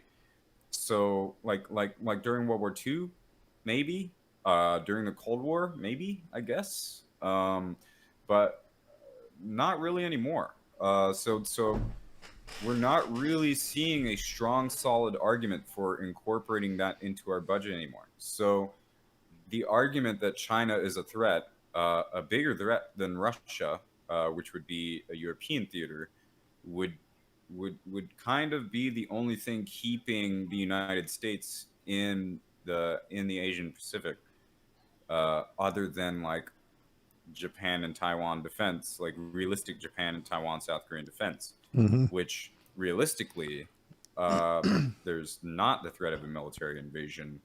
There's only response from saber rattling on behalf of the West.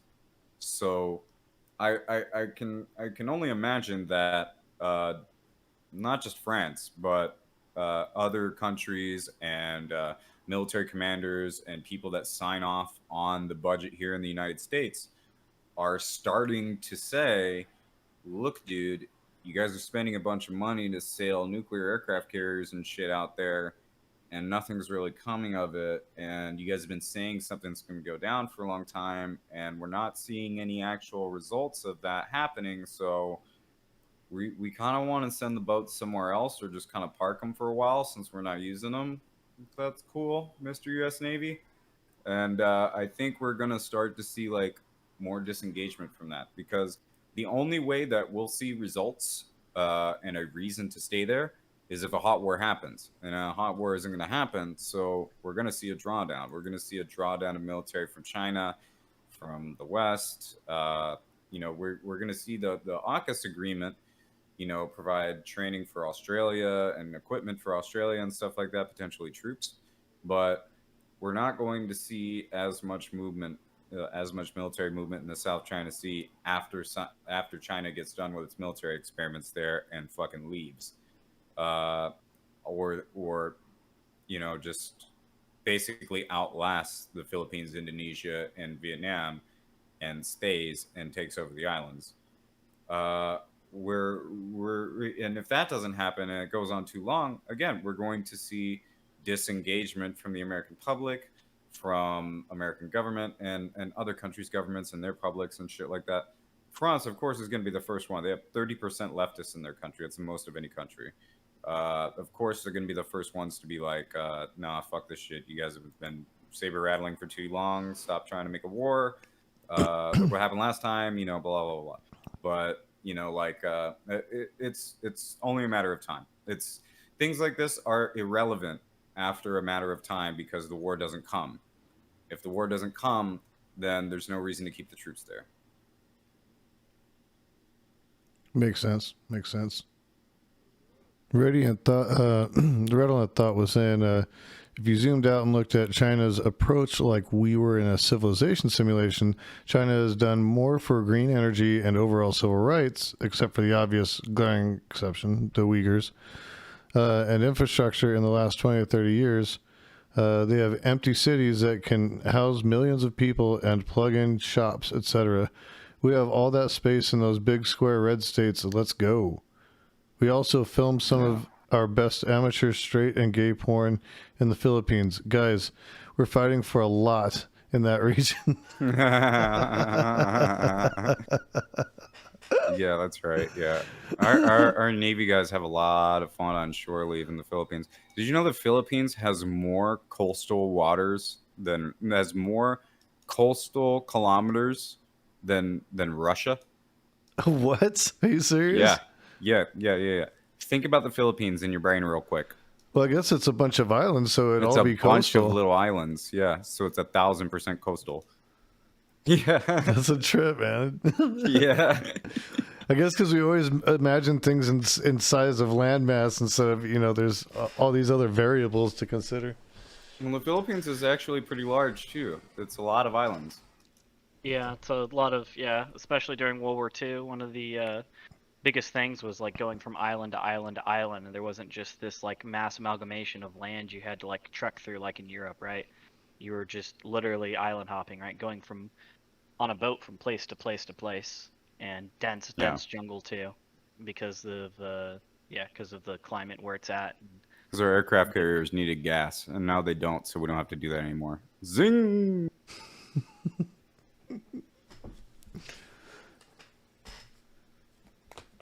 That's that. Yeah. I think Russia and China have like one or two of those, but we've got like 10 nuclear aircraft carriers. Those things, I swear. If there ever was like an anarchist thing and we had to take over some military equipment, we better get at least 1 or 2 nuclear aircraft carriers. I swear to God. I want to have a fucking party on an aircraft carrier so bad, dude. I want to have like a Burning Man style thing on a carrier so bad, dude. The problem is the amount of like maintenance. Like, there's so many people on board that maintain it and everything. It would just take. Oh, I know. I know. Oh, yeah, it just takes a lot in order to do it. Oh, I know. Just like fucking one, dude. It'd be so great. Just like 2, like 1 for each ocean. We're good. We're good. I think we could do it. Nah, honestly, as long as we have Aspiring to greatness. as long as we have a little bit of the submarine fleet, I don't think we really need the carriers. Yeah, 3, but that's it. That's it. Maybe 4. Yeah, but those guys burn themselves out all the time. Like sub guys, they fucking that lifestyle is pretty rough. Oh yeah. They get paid a lot extra, but being confined to that space.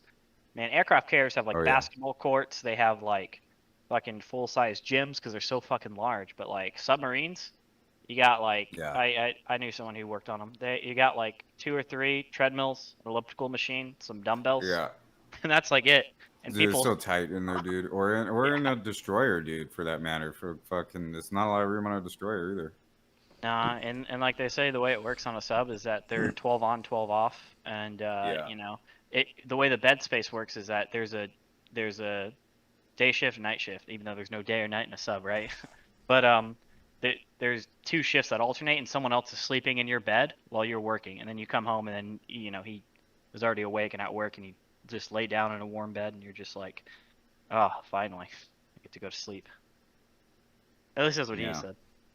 Yeah, that's the thing. Like maybe we would have to like pay the anarchist sub guys twice as much, and have them be able to go on shore leave easier or something somehow. We have a massive push towards sub guy recruitment. Yeah, bring on the bubbleheads. Well, the thing is, it's because it's so they have such a high turnover rate. Like I've heard of people burning to like E8 in like 8 years, 9 years, but Holy shit. Because the sub community, they get turned over so fast because it's just like a high stress work environment. Yeah, they're like, come on, dude, we'll promote you. Yeah, essentially, yeah. And then they hit like E8. They have like 3 kids. They're like, fuck, this is awful. I hate going to work and I hate going home. But some of the sub guys love it. But it's because they also make extra money too. I've heard they've made upwards of like $750 to $900 extra. And I'm like, damn. Yeah, my brother was on the Seawolf. It's pretty badass. Wow. Yeah, he was a Master Chief on the Seawolf, and then later on the Jimmy Carter aircraft carrier. I mean, it's a cool lifestyle. I mean, it's definitely unique, right? Even in regards to like military service, there's just not a lot of those people. It's definitely different. Yeah, but he started out as a nuke too. He was a nuke. That was what he was into. Now he works for a power company. I wonder why. Let me guess, doing nuclear stuff. You know. Yeah, I wonder why a power company would want someone with nuclear experience, training, and expertise. I wonder why. Yeah, for those that don't know, the Seawolf was the 2nd submarine that the United States Navy ever fucking had, and it has a thick boy record in World War II.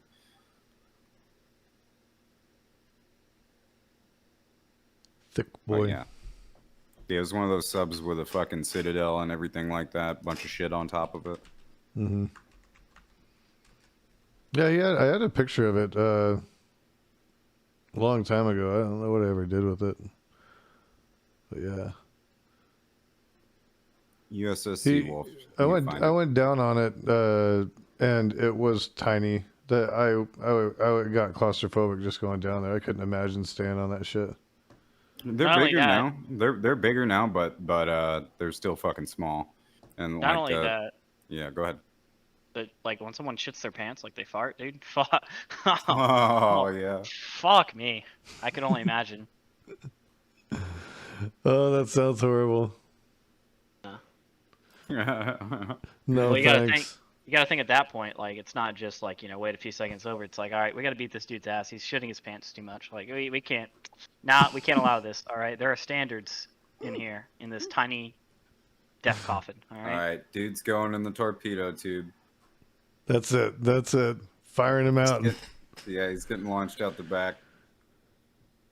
See ya. Just You guys trails know of those shit. motherfuckers got. You guys know those motherfuckers got defenses pointing every which way now. Who's that? Oh shit. Nice. What's up, Beer Bash? Oh, Beer Bash, thanks for the raid. Ursula V, thanks for following.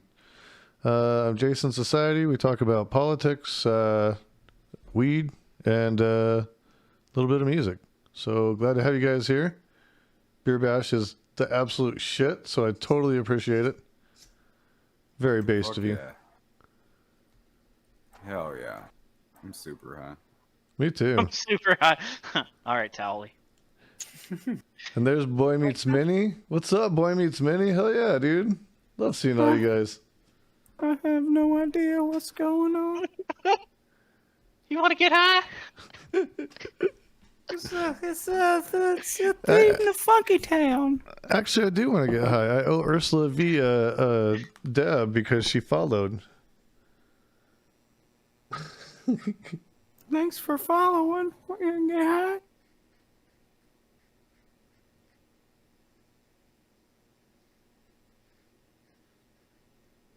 I've got the Discord over the thing.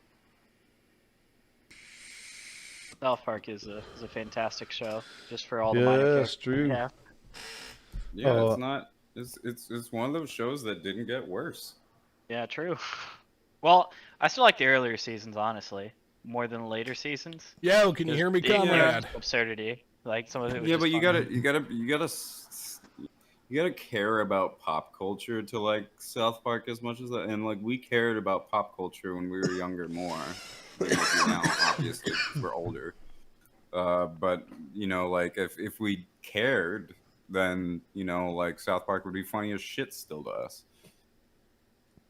Well, I understand all the yeah. references. Like, I don't have a problem following it. I just I feel like there's a difference between like the earlier episodes and like the Yo, absurdity can you they hear me, went into, like, comrade? Starvin' Marvin episode.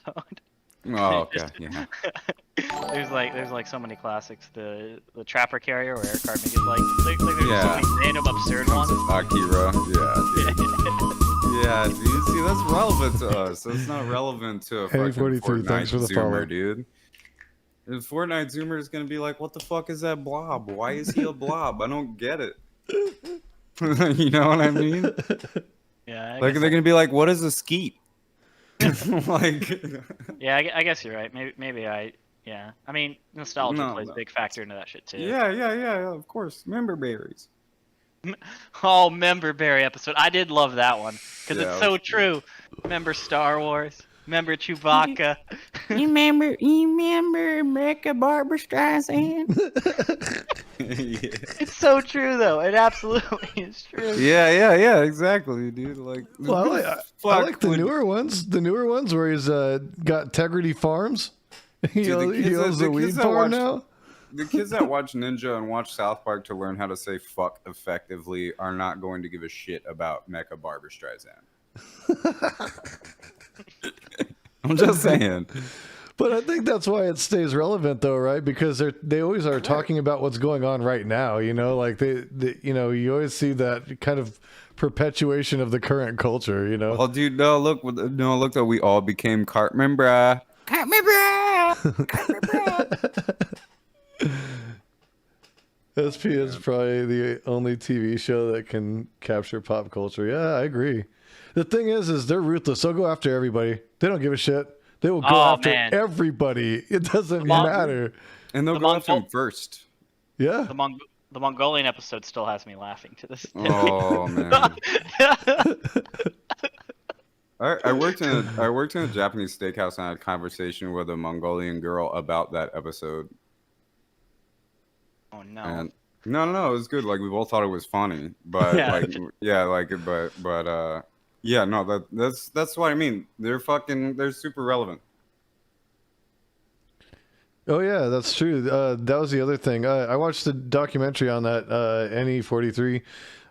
They do 6-day production, so that's why it's always current. They literally the show is produced. All the episodes are produced in 6 days, So a it's bunch of all fucking current. sweaties in a production facility, dude. That's all it is. Yeah. Oh yeah, I saw the same documentary. Yeah, that was insane. I'm like, They're I all can't like- believe this shit.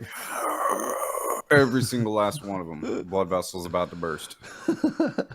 yeah, it's Just like difficult. cranking shit out. Sweat lot- just pouring out of the ass crack. There's a lot of stress on them, and it's a hard job, but they still make like funny content. Yeah, that would be so difficult. Like I couldn't imagine the stress of that type of job, but like, I don't know. It's a high bar because it's still a show on TV, and it's obviously one of Comedy Central's most like pulling still to this day, probably. I don't know what the numbers are, but my guess is it's still pretty high. It's actually the original. only reason I ever go to watch Comedy Central anymore. The Yeah. original Rockstar devs of the industry. Rockstar North, Rockstar Games devs of the industry. South Right. Park production. True. Hell yeah. South Park Studios. That's dope as shit. Man. So what are you guys' favorite cartoons right now? Chat? You guys got any favorite cartoons? Something you watch all the time? I love F is for Family. I think that show's hilarious.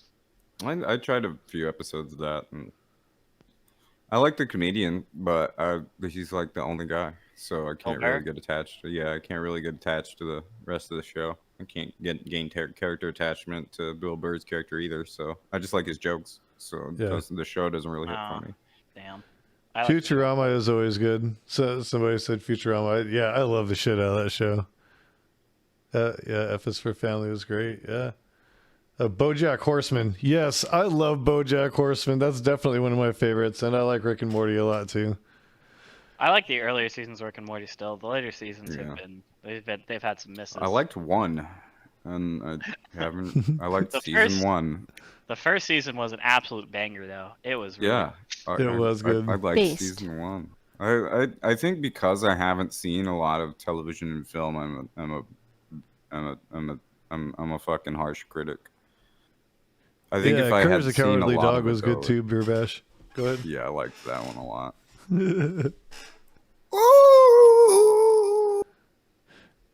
Yeah, season 5 finale was good.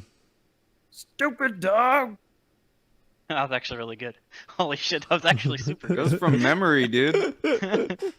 Hire me if you're in voice acting production. Please hire me. I hate my life. I wanted voice acting's hard though. There's only a handful of those guys, like literally. Like, I can do it. I can do a good Obama, but it would be blackface unless I asked him if it was okay. Yeah, being the guy. I heard voice acting was just hard to get into. It's just not an easy industry. It's It a is. There's no very niche unions business. for it. You kind of got to just do it. It's like super Well, it's hard. It's not even union or non-union. It's like you got to think about it. They only have like a handful of these, and like voice actors do usually like 10 or 20 different voices, right? So it's like Yeah. you have someone just taking up all the fucking jobs. They're just yoinking jobs left and right. Yeah, dude. That's like what's his name? Bender. Oh, Oh, yeah. Bender's been so many people, dude. Oh, really? He's using I didn't that- know that. Yeah, he was. Yeah, Futurama didn't fucking- actually use that many voice actors. Fucking oh my god. Bender and no, he's been in so many things, dude. He's Oh, the the real life. and Yeah. he's Waka in Final Fantasy X. He's fucking who's he also? He's Vamp in Metal Gear Solid 2. He's fucking he's so many voices, dude. Dude is so versatile. Fucking the guy that did Arthur Morgan is from like Scotland. Like Yeah, he just yeah. studied it for like a year or some shit. I forget where he's from. He's from like dude. Fucking oh my god. Yeah, he's Marcus Phoenix. Dude, like it's That's a trip. yeah, no, it's a lot of these folks are the same. I wish what do you call it? David Hayter would have branched out from Metal Gear a little bit more, but he got really attached to that character and that series and got really disillusioned when he got dropped. Also, if you've looked at The Simpsons, like I'm just looking at their page right now, they have like one guy is literally doing almost 30 voices. It's insane. Yeah. So the guy who does Homer does Groundskeeper Willie, Sideshow Mel, who else? Itchy, Grandpa Simpson, which makes sense. Mayor Quimby. What a sweaty dude! It's like insane. fucking Right. get like this. I hope he's like the highest paid person on the show. So many. So many. He better be the highest. Like I can almost guarantee that's also a reason why they've been able to go so long. Is like they only have this one guy and they don't have to pay so many voice actors, dude. Oh, you Yeah, know who else? What other cartoon I loved is Archer. H. John Benjamin. He did Yeah, like that's the pretty voicing Oh, for it. Archer's funny. Yeah, I like He Archer. I he liked, does Bob's Burgers and he's done a lot of shit. I like Venture Bros better than Archer. Oh, I love Venture Venture Bros. Bros is good too. Oh, I get that down on is- that. it is. It's so weird that it's good. Like it doesn't even have to follow like a comedy format. Just like the storytelling and like the music and I like think the action. this is how the monarch used to talk, but I don't remember. The Monarch's also a great character. His girlfriend. Oh come on, honey, please! I just want a new dildo, please. I forget. I honestly forget what the. Oh, that's how it kind of went though. But that show's also really good too. Frisky Rocky- Dingo, yeah, I like that one. That was a good show. Frisky Dingo's good too. Yeah. Somebody Yo, can you hear me, comrade? Dr. Girlfriend. That's what it is. Yeah, Doctor Girlfriend. I haven't seen that one. No, that's off Venture Bros. Oh, up to Yeah, oh. that's the Monarch's wife. Yeah, who's Oh like yeah, duh. I'm sorry. drawn on purpose to be super attractive, and then you know, Super deep man voice. yeah. But it's not like off-putting at all. That's what's weird. Phrasing, Linda. Oh, Brock is also a fantastic character too. Suck Bramson. Just an absolute one-man army. You think Red's gonna get in the chat room, or is he gonna be a little wuss? Red said he's deconstructing his studio and he's giving up and he's never gonna stream again. Unacceptable. What voice was that? It sounds familiar. Brock Sampson, I tried to do. I think it missed a little bit. It sounded like someone It else did. though. It did. It's okay. Voices are hard. You There's can do it. unacceptable, which is the Ranger recruitment video meme. Hey Arnold was a great show. Oh, Was dude, that yeah, right? that was. Used to watch that shit when I was a little. Hey Arnold's alright. I watched the movie when I was a kid. I thought that was pretty cool. If you're from New York, Hey Arnold is way better. I guess that would make sense. Yeah, cultural thing. What is it? If you're from like New York or Chicago, Hey Arnold is dope. Yeah. Oh that makes yeah. sense. Yeah. And it's like around the time there was like starting to be a lot of racial consciousness coming to the United States, and that show was they had a bunch of like diverse characters depicted honestly. So that was like, and it was a good cartoon. It was like a genuinely good cartoon, which a lot of fucking cartoons that seem like they force diversity and shit like that sometimes will fall short. Right. But, like it was like a legitimately good. So that's why I feel like people remember it so much. I will say there's that episode where his neighbor or something is trying to find his daughter. That episode was really cool. Yeah. The Vietnamese guy. Get the character's don't remember name it. exactly. Please follow and subscribe, please. Sorry about that. Oh yeah, I remember that character. Yeah. Now that Beer Bash mentioned it, but I don't remember that episode.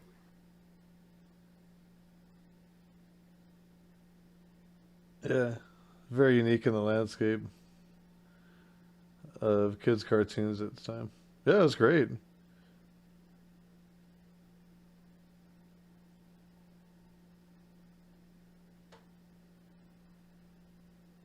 Oh shit, you guys are into this. Fonts are so hard to get right, especially when you try to get them to all look good from 10 different camera angles and look smooth, animating to them. At Jason Society, I want to smash an old TV or something. Well, yeah. Take a walk. Could also take a walk. Smoke Also a great something. song. Passion Pit. Meditate. Hallucinate. Hey, you know, Gravitate. if the time is right. No, I don't hallucinate. Oh shit. Captain A's Really coming fair. into shit on red. Here we go. You're in, buddy. Yeah. Okay. So, redolent. What a chicken was. That too. 100% agree. Hello, Markavius. I'm Captain. How's it going? Just What's up, dude? I saw you in Prime's chat Cool, months Captain. ago. Yeah, that actually, yeah, you do look familiar. Redolent. Okay. Redolent. Your message, it was longer than the book Animal Farm. Like, it was actually longer than that. And that's a short book. It's a short book. But that's how much you made me read, was a short book's amount. And what it was, too, was it was an unedited stream of consciousness. And like, holy fuck. I mean, could you just maybe, like, take a step back? When you write that shit out, take a step back, right? And then think to yourself, like, maybe I should end. I'm just kidding. No, I'm not kidding, actually. I mean, I'm kidding. I'm joking. It's like with love. You know what I'm saying? I'm not joking because that's the truth. If I showed you what I was talking about, holy fuck. It's like a solid wall of text. It was a very, very long message. It was long. It took me a while to read it. Yeah, Redolent. Fucking carry the stream and chat and in production and on screen and everything, but don't talk too much, asshole. Yeah. I mean, no, I would love for him to talk more. Said. Just kidding. I would love for him to talk more. It would be a lot easier than having to read a novel. That's all I'm trying to say. I don't do good in pamphlet form. You know what I mean? It's just like it was like multiple pamphlets. Like, I'm telling you, my full fucking screen was filled with text. It's like reading one of those old online white papers, you know. Like, could you put some bullet points or maybe some like numbers? Try to like break this up into multiple sentences, maybe even. Or I don't even know. Like, I was thinking paragraphs, but it was like some of these GeoCities from 11 years ago about Britney Spears.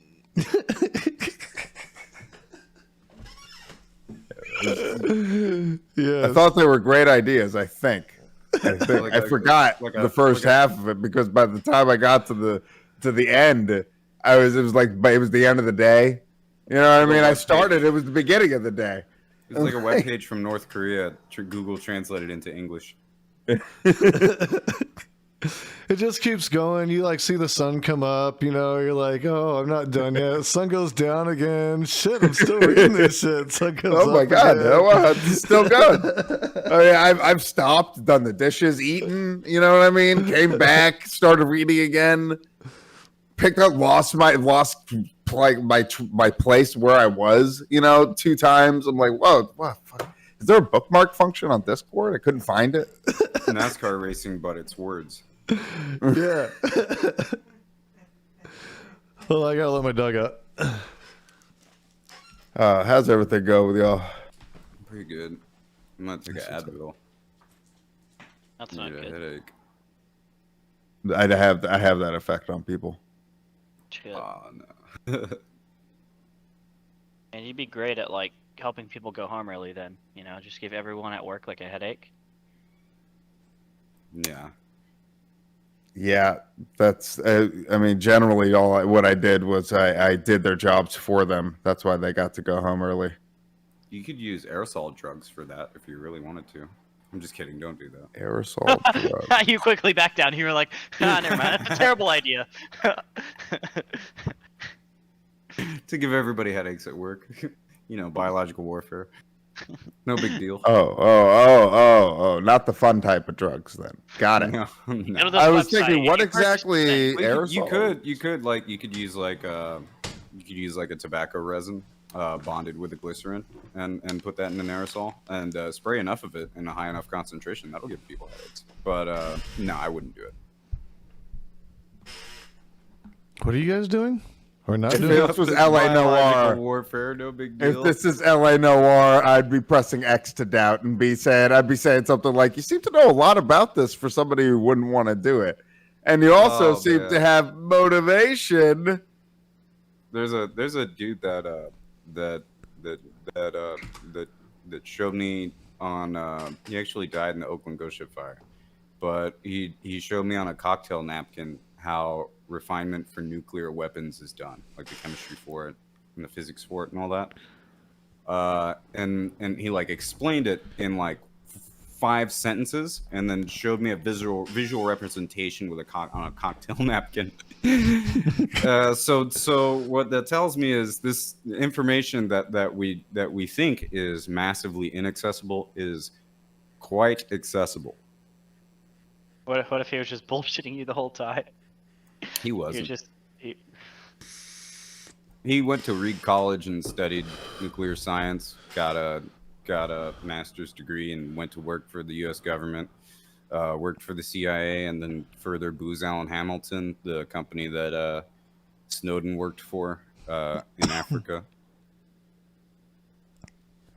He was a good dude. He retired out of the intelligence and started a fucking LED company making like cool LED lights and Raspberry Pi type shit, and with a bunch of people in San Francisco. But yeah, he died in the ghost ship fire, unfortunately. ghost ship fire? What's that? Yeah, I'm really sorry to hear that. That was a huge fire where like 40 people died in Oakland. Yeah, I lived there for a year. That's where I got my head tattoo. Oh shit!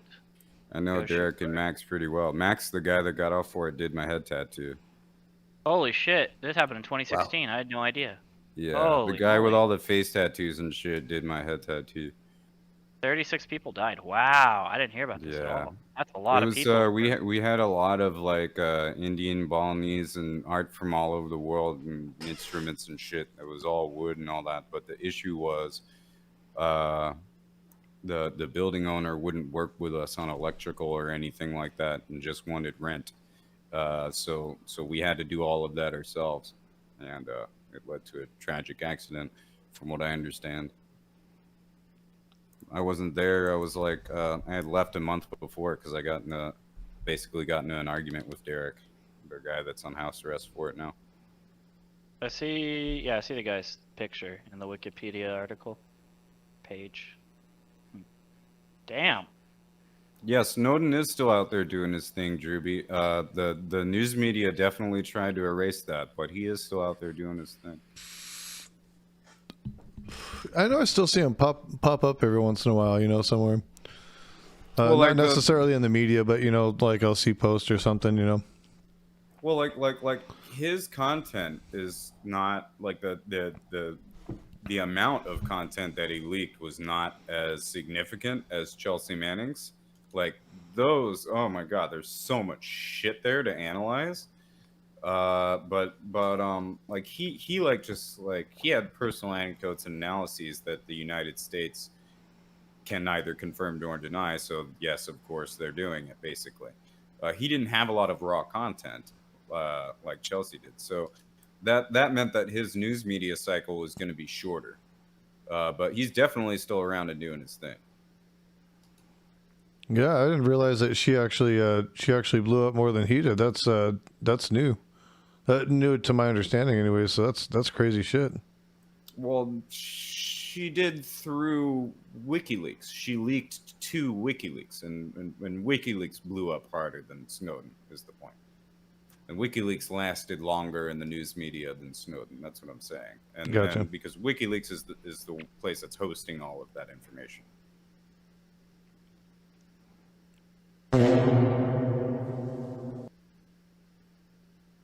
Yeah, Red. I'm just shitting on Red real quick. What they said. thought you were a team player. Yeah. Hey, Red. I'll sub to you. I'll sub to you as soon as you get affiliate, buddy.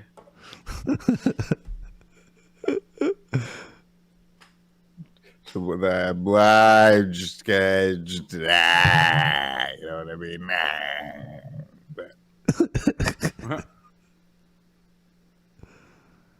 Team Rider.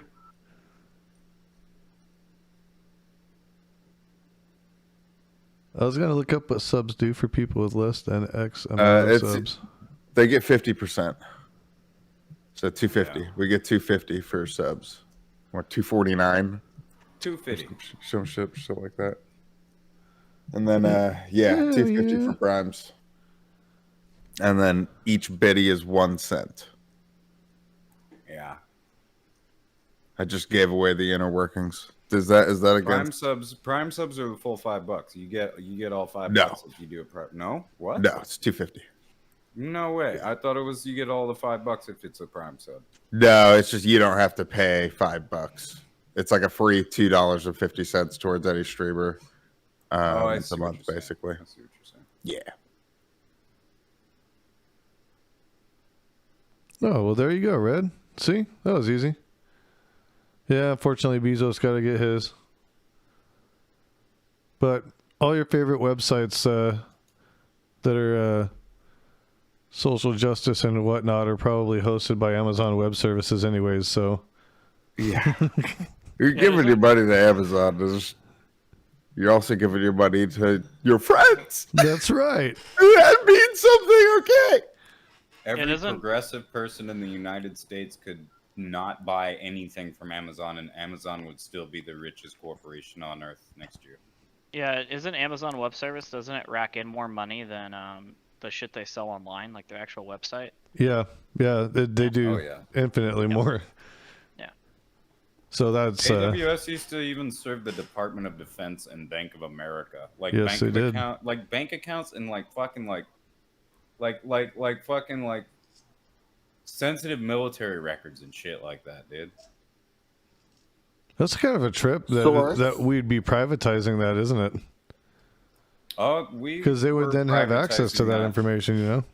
We were privatizing that only up until recently. You got to think the U.S. the corporate sector is going to be miles ahead of the state sector in everything except for research and development. So like actual implementation of like machines and everything like that, that's going to be like your manufacturing side, your fucking corporate side. They're going to be miles ahead. But like research and development or defense, that's going to be the state and universities. But yeah, like fucking like actually having full on data centers and shit like that. That's like the the Department of Defense bought Edifex data centers for a long time. EDIFECS. They bought fucking I don't know. Yeah, they popped around, and they also diversified in history where they held stuff.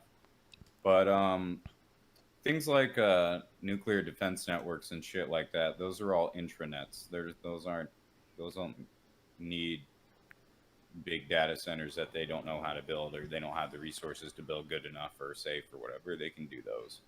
Like NORAD, they can handle NORAD on their own. Mm-hmm. Yeah, most of the MAFs that have most of our missile defense systems for all that shit, doesn't run off of it runs off like giant floppy disk and shit like that.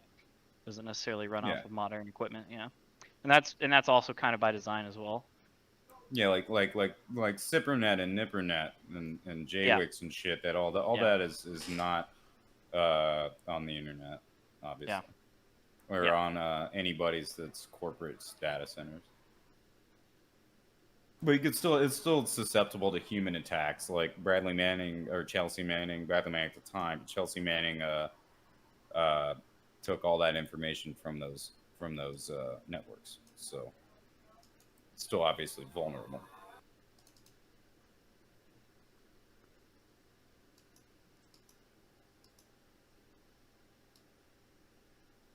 All right, there. I'll be right back. Yep. We just got a wealth of knowledge about all sorts of nuclear shit. I feel like there's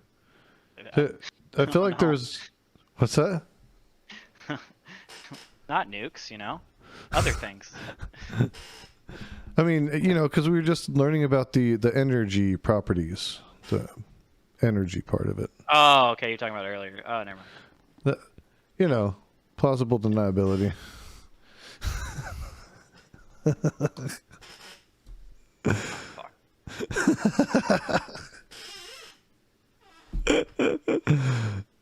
It's totally fine. I stole it from a different streamer named Oreo side.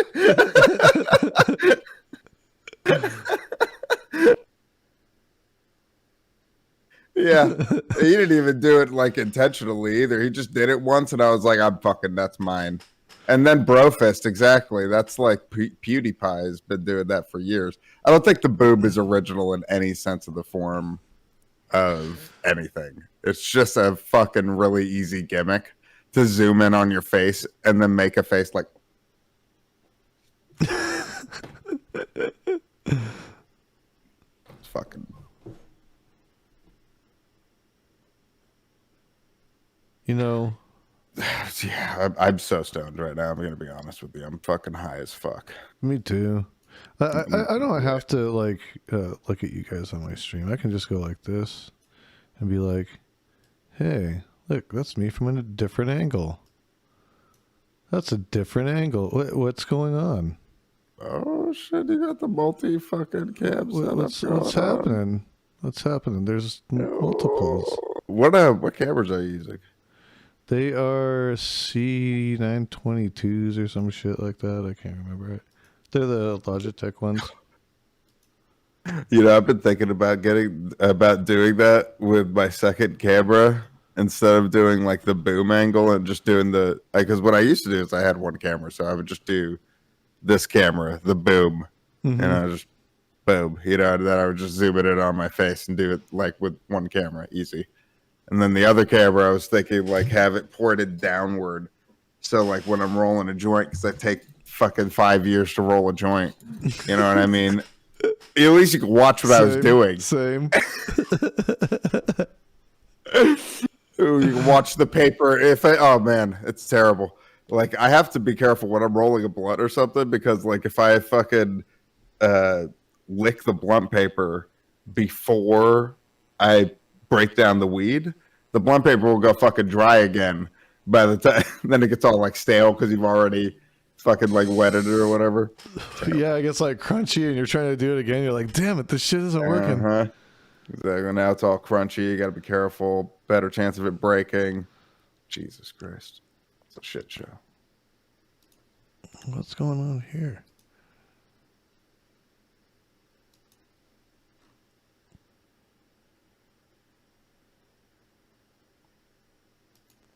Oh, Mike just elevated to a level 5. You're doing so well, Mike. Hello. You're doing so well. Solidarity.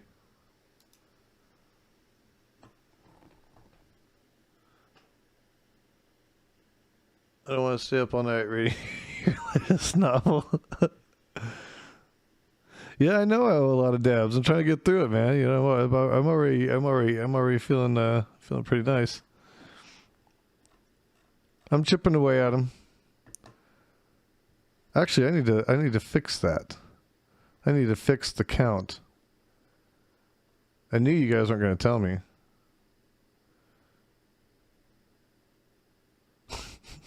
If that's what you want to call it, sir. Hey, that's you know, it's up to you. Well, I mean, I don't know if Red should actually even buy. He should probably just throw everything away if he can't make each of the screens 4K. Like if our faces don't come out in 4K, then like is it actually worth it? You know what I mean? Yeah, no, I thought we were gonna do like the IMAX 3D thing. Like, I feel like he's letting us down a little bit with the animation these days. You know, it's getting a little sloppy, getting a little rough. It's probably like I think like the animation that I've ripped off and then put into a media file, and then it has like a really rough edit, and it's just the stupid fucking like smoke shit that in the background. That's all I'm gonna do, and you're not getting any goddamn shit more. Okay, don't expect it. Okay, I'm lazy as fuck. That sounds difficult to do more. That was enough. That took me way too long.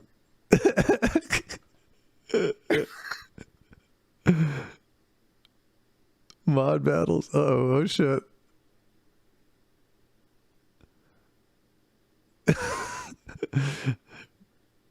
Red, I'm selling my computer on Craigslist right now. Oh god. No. Oh my god. I love it. Mike, you guys like my dick brain?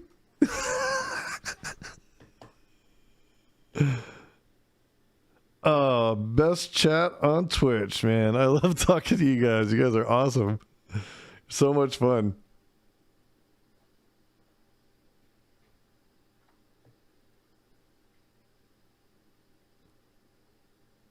Yeah. That's exactly what's gonna happen, and because all because you started doing this before you were ready, before you were 100% ready. Okay. Yeah, And you really should have spent another like 8 years on it.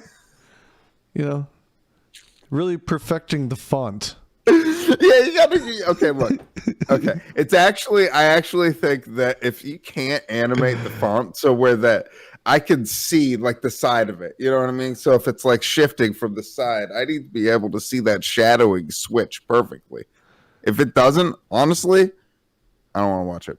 Yeah, I don't I know wanna if I watch can it. do this. You know. Oh, hilarious content, you say? Yeah, but what about that pixel? It's not in the right place. That's not okay. Yeah, you know. The little shift where the drink can't make it to the mouth, you know, or nose mouth thing, you know. I mean, I just don't know about that. I mean, if you can't even fucking drink the fucking drink, what can you even do with it? You can't do any jokes with it. None. It's trash. Throw it out. Delete it. Garbage. Shred. Make sure to shred it. Okay. In fact, do it to your entire goddamn. Have you ever heard of one of those things? It's the recycling for your hard drive, and it literally you can watch it. They actually let you watch your hard drive. You can put it in yourself. You know what I mean? And then they do this fucking thing. It's like it's a fucking spike. It drives right through your hard drive. You can see like nothing's ever being recovered from that. Yeah, definitely. I think that's the best move. I could give you a drill too, though. Whoa. You think people are going to feel sorry for you, Red, if you culturally appropriate that like that? Well, that's not okay. No. You're not getting any sympathy from me, buddy. You know where you find sympathy? Between shit and syphilis in the dictionary.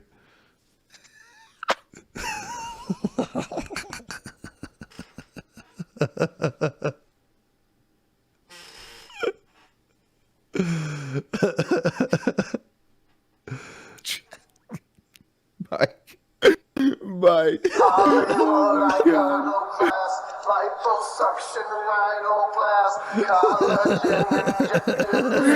Oh my god. Yeah. Well, so okay, look, but hold on. Look. Okay, so hear me out, right? Hear me out. Nobody's gonna take your fucking idea. You wanna know why? Because it's difficult. That's all shit you'd have to pay for. None of these motherfucking people are gonna out here. They don't have money. They're not gonna pay somebody. Yeah, why and why do that when they can just do react videos of other streamers all day? You know, Boom, they could just let you do it and then react to it. Oh my fucking god, it's genius. I don't have to do any of the work myself. I literally let everyone else do it and then react to it. You know Genius. who fucking hit gold is the fucking Marine guy that reacts to all the military videos. Jameson Yes! Travels. I saw guy. that. He's in the same pose every time. He's just like, Yep, yeah, he's just- I think, and his analyses are the most relaxed. They're kind of chuddy sometimes, but like, he's like, nah, this is like kind of how this is, and blah blah blah. I don't think in my time if blah blah blah blah blah, but yeah, anyway. And then he starts the video again. We're like, dude, he's just like fucking. He hit gold, dude. Yeah. He's just right money. Yep. He's got the look. I need to get the look down. That's what I need. I need the look. gotta work on the look, man. I'm working on my look. I'm working real hard. Can't you tell? I've invested a lot of time and effort. Yeah, well, that's exactly. I mean, as you see with my lighting and how amazing it is, you can see that I've done the exact same. Yeah. No, I don't give a fuck. No, honestly, these fucking colored lights, though, the lights that they get little stupid fucking Oh, look at that! Wow. Or we can like do all purple. Wow. What? Purple's my favorite color. Wow. Wow. Wow. Wow. See, Wow. that's what mine's do too. I Hey, was wow! Those purple lights are really cool there. Wow, look at that. Wow! Look at those lights. Oh yeah, yeah. I can't do the fucking the goddamn paralysis mode. It's just fucking too many different lights. Fucking give me a seizure and shit.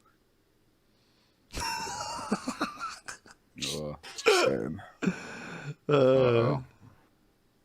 My partner's on the way over. I'll go in a little bit, but I'm gonna be here for a bit. I'll come back later, probably.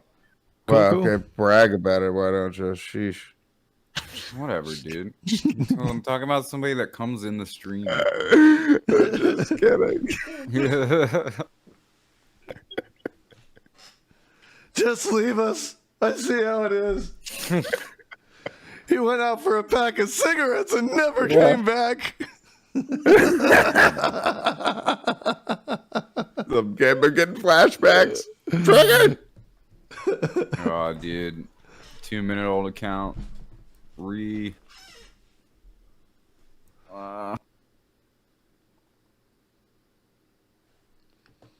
Wow. This person's having a bad day. Someone's in the waiting room. Kira Rain. Oh.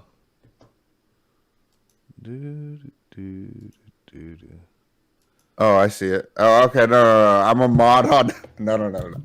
Oh, it's okay. It's okay. No. I'm a mod on Twitch, but not on Discord. No, it's fine. Mike Lightyear. No. I'm just kidding. This is totally a joke. Please don't do that to me. Please don't do that to me. I hate Discord so much. Discord mods. Fucking hate Discord. It's so confusing. What up? What's up, Kara? Oh. Not much. I need to get water. I'm sorry. Hello. I'm sorry. This is weird. It's so weird to have to drink water. Yeah, so weird. What's going on? Nothing. Just Yeah, I'm taking a break from Arma because the server owner of my server banned my homie, and he doesn't have a good community where he lives, and his friends are toxic, and like we were really good for him and shit, and he was like changing and all that, and like he's like 19 in the UK, and I saw like a lot of myself in him and shit like that, and he got banned for something, and now I'm like kind of miffed about it, so I'm just taking a break from that. Yeah, we're just talking about all sorts of weird ass shit. I forgot to tell you. Chargers jersey, so you watched all the games today? I watched their game today. They looked pretty good. I was pretty impressed. They beat the Chiefs. Yep. That's part of the reason I'm wearing it. A little sense of pride, a little bit. I'm from San Diego, so I know they're in LA now, but they'll always be the San Diego Chargers to me. So Yeah. Hey, God made Adam and Eve rat fuck. Go fuck yourself. Go eat a dick. Go eat a big fat dick. Eat a dick, eat a dick, eat a dick, dick, dick, eat a dick, eat a dick, eat a dick, dick, dick, eat a dick, eat a dick, eat a dick, dick, dick, eat a dick, eat a dick, dick, dick. Oh, why didn't anybody ban this, homie? I'm gonna ban him right now. No, I would agree Banhammer. though. I think most people think of the Chargers. What's that? I think most people think of the Chargers as San Diego. The Rams made sense to move because they used to be in LA, but not the Chargers really. Yeah, they were there the very first year they were a team, and then they moved. Like that was it. Like, and they didn't even want them there when they were there. So. Yeah, no, I agree. The Chargers move was bad. At least you said you're from San Diego, not LA, so I don't have to make fun of you for being a Lakers fan. No, I'm not a Lakers fan. I am a Clippers fan though, which is almost worse. Somehow, it's better actually. I consider it better. I like the Dodgers. The history of that. Guess they had their eye on him too. Yeah. I mean, I liked him a while ago, but I don't know how they're doing now. Still a great team. I haven't followed much baseball. I used to be really into the Padres, but I haven't followed much in many years. Yeah, I never was a fan of the Lakers. I liked the Bulls when Jordan was playing, but like, what do you call it? I like played soccer for a while, but after a while, I just started working too much to fuck with sports. Makes sense. Sorry, guys. I didn't know you were just toying with the guy. I would have let you keep playing with him. He was fine for a little bit, and then he But started nah, to get weird. that shit out of here. That shit Well, gets booted. Fuck that. He's Well, lucky I wasn't here. I'd have got him immediately. Well, his username Lucky. is It kind of gives away the game. I'll give it that. Yeah. God made Adam and Eve. Can you imagine the That's fucking about the best I got on a Tony Habsburg- Gwynn impersonation because he always had like some gum or chaw in his mouth. We would Nah, all be Mike. like fucking wee man with Habsburg chins if that story was real, dude. What was that? It would be so fucked up and inbred if the Adam and Eve story was real. Can you imagine? Like the shape of our fucking chins would be like. Our eyes would be like. We would have been pretty damn inbred by now. Oh god, dude. Just put 2 rats in a fucking cage and see what happens after 60 years. Yeah, I mean, there's a natural instinct, I suppose. Man. I can't believe I was about to light it using my lighter. Unbelievable. Yeah, you got a wick, sir. How dirty of me to do that, right? Like, I've never put anything that dirty into my lungs like a delicious backwood. Oh, my goodness. Like a delicious backwood filled with like 1/2 or more of marijuana. Filthy. Freshly ground up. Although I usually don't grind my marijuana. I usually break it down by hand. Oh, God damn it. Fuck that. If you listen to this right now and you ain't got access to hemp wick because you're in the middle of nowhere and you ain't on some fucking liberal cut coast or some shit, then go ahead and light your shit with a lighter, goddammit. Yeah, like I was doing it. Like cut up your Danish, mix that shit with your fucking swag, your fucking leaves, your fucking like Moroccan hash that you can only get Moroccan hash. Motherfucking Moroccan hash has the most terpenes out of every kind of hash. Did you know that you are sitting on gold, Mr. fucking South London Stan, Mr. fucking like dude sitting in Spain somewhere? Listen here. Like, don't listen to this goddamn commie. Light your shit up with a Zippo if you have to. Oh, Okay, but bro, I'm just saying that the wick. That is I've- tragic. I just started using this 1.5 days ago, and my lungs already feel cleaner. I already feel more like a hippie. Okay, and that's what it's really all about. I've got to channel my inner Colbert report, dude. I feel like we're in an echo chamber too much. Echo. I feel like this debate needs some truthiness. Oh, we were just chilling. We were debating. Oh. So then, what do you think about 9/11? Who really did it? 19 Saudis funded by an Egyptian from that were So then what do you operating think in about Pakistan 9/11? at the time. Who really did it? Please explain. 19 Saudis funded by an Egyptian from that were So then what do you operating think in about Pakistan 9/11? at the time. Red. Who really mute did the it? stream.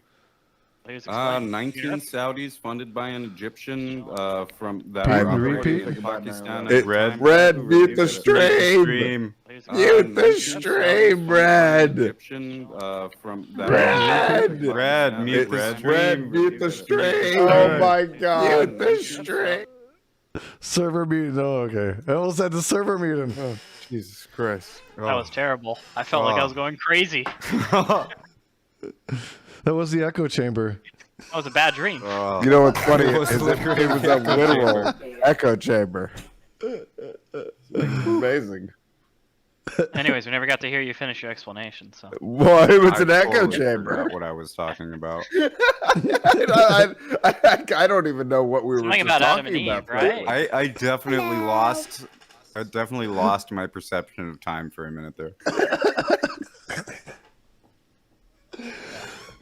You know, we're all about goofiness and losing your What up? perspective of time on this stream. You know, just having a good time. Attack. Red. Oh, red. Oh, Olivia's already getting shout outs in the chat, Red. I told you they want to see her more than us. Hello. Hey, there she is. I was getting her headphones out of the closet when you pulled me in. That's why I was nowhere. I couldn't hear anything, and then I was just like, I heard, mute the chat, mute the stream.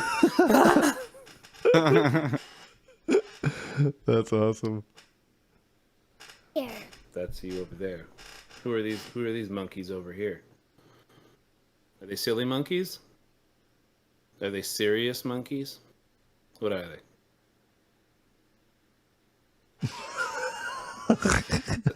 Okay, all right. We're gonna work on that.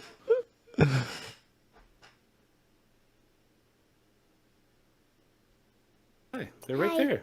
You gotta make content right now. We're all waiting for cute content. I'm just gonna throw you out the window. Come on. You gotta pressure her into it. You gotta say no ice cream later unless you perform right now. Okay, now you gotta say hello to the people. What's your You gotta favorite? Into say, the camera. No. You gotta look into the camera. You Chocolate. can't. Chocolate okay. ice cream. look at the Chocolate ice camera. cream. Look at the camera and say, "Subscribe to PewDiePie." That's the eyeball right there. So if you want to like look people in the eye, you look at them right there. And you're like, Subscribe to PewDiePie. Say it. You're Don't hurting do my that. soul. don't do that. I'm fucking. I feel damaged. We had an N-word sign all ready for her to hold up for PewDiePie, but we thought better against it. You know, we just Fiverr gigs just aren't what they used to be, guys. Just not what they used to be. Damn it. Jesus. So what are you up to tonight? What are you doing? Sleeping. You're sleeping? Did you brush your teeth? Did you go to the bathroom? Oh, busted. Whoops. Although she hasn't like wet the bed since she was like 2, so you know. No Well, I serial mean, killer but here. wait, hold on. Yay. What if she says no to going to bed? How are you gonna get Oh, your no. kid to go to bed No, not without this beating them conversation. senseless? I don't understand how that works. for real. Like, educate us. How does that work? How does that even work? Yeah, what if she comes what at they're you like talking a about is spider some- monkey?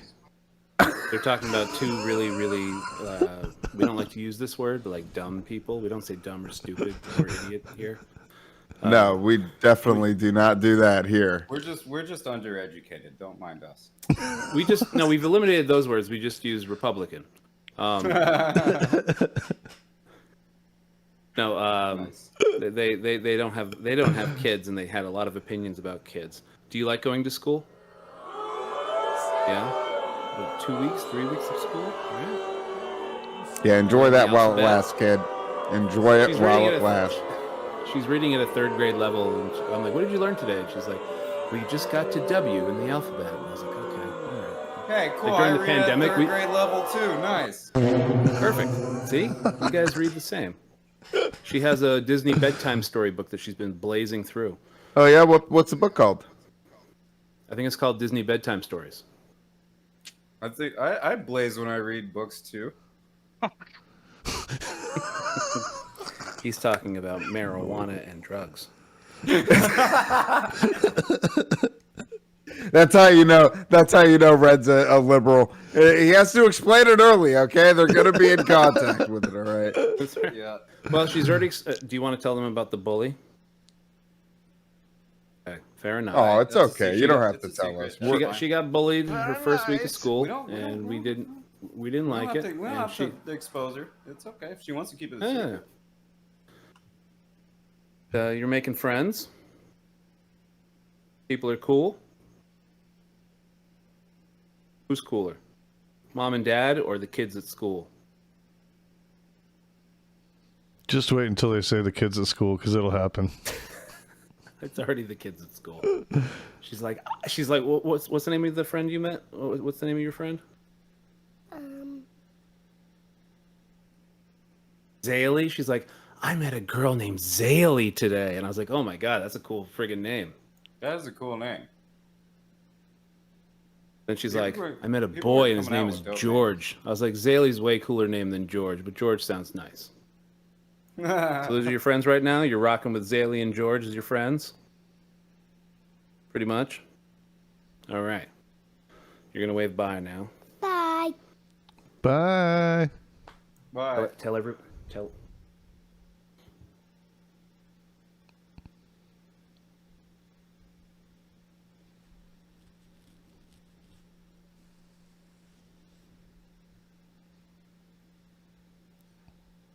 Oh, even the chat's saying good night. Oh, The nicest Twitch chat's ever gonna be again. right. I'm telling you, that's why I try to keep my shit positive. Good vibes.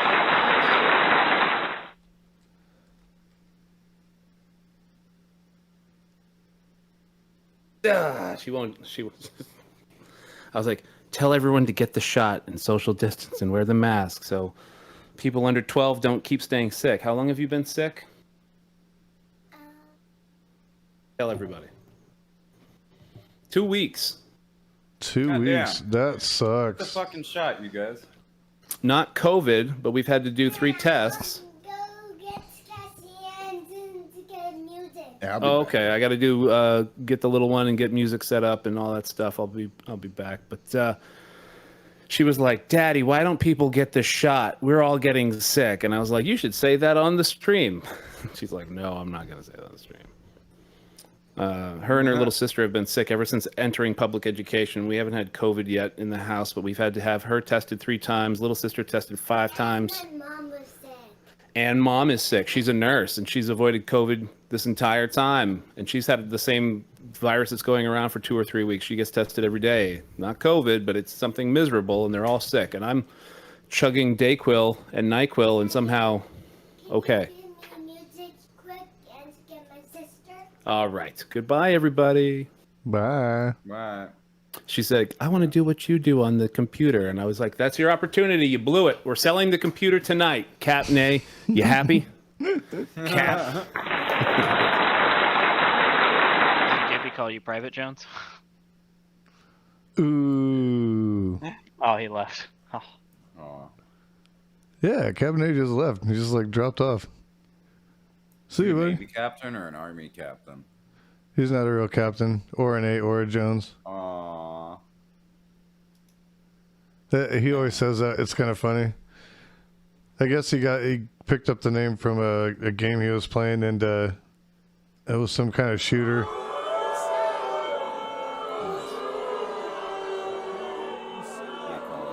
Not I'll based. go lay down and massage my migraine. I'll see y'all soon. All right, rock and roll, man. Have a good night. And then there were 2. Yes, there were. How you doing, Nampro?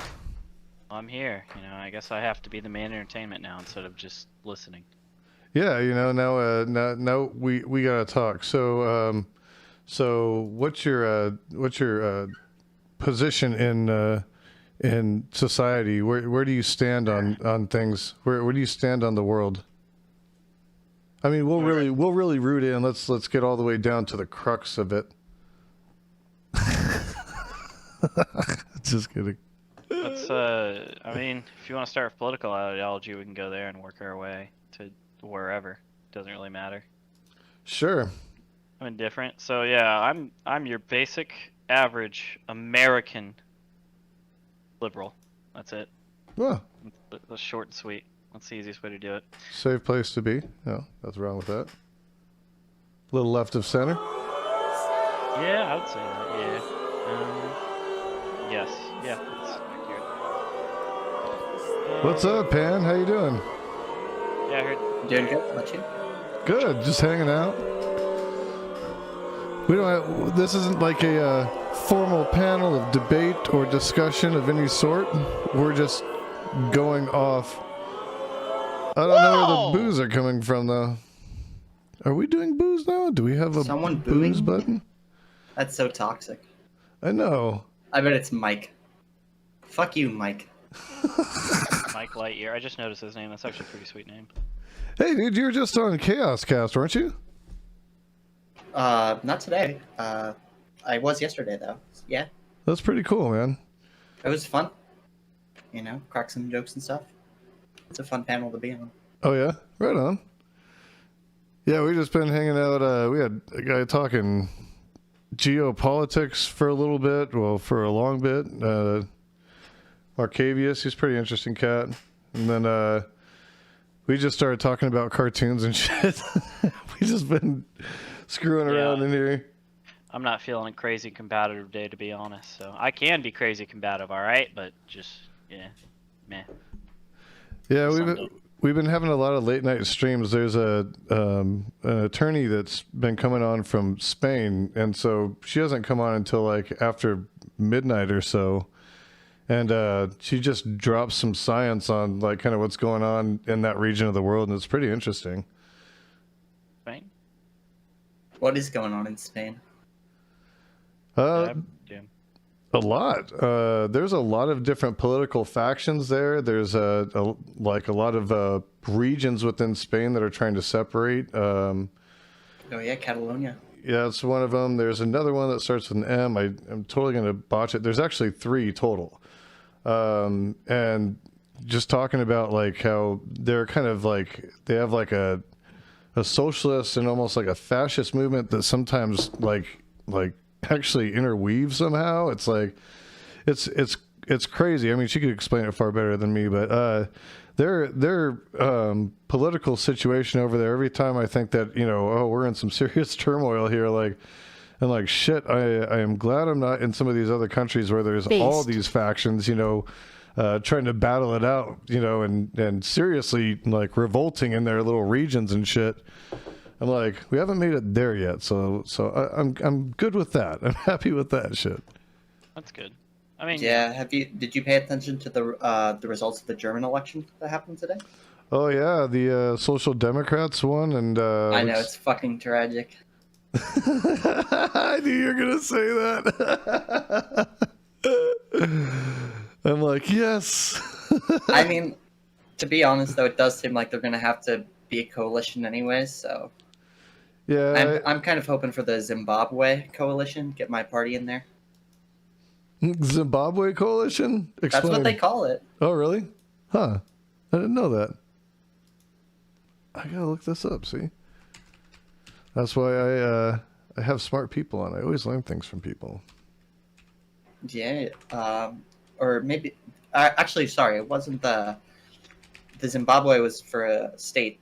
the state council. Actually, the one I want is the traffic light coalition. Ugh. SDP, FDP, and the Green Party. Huh. Damn it. What? Okay.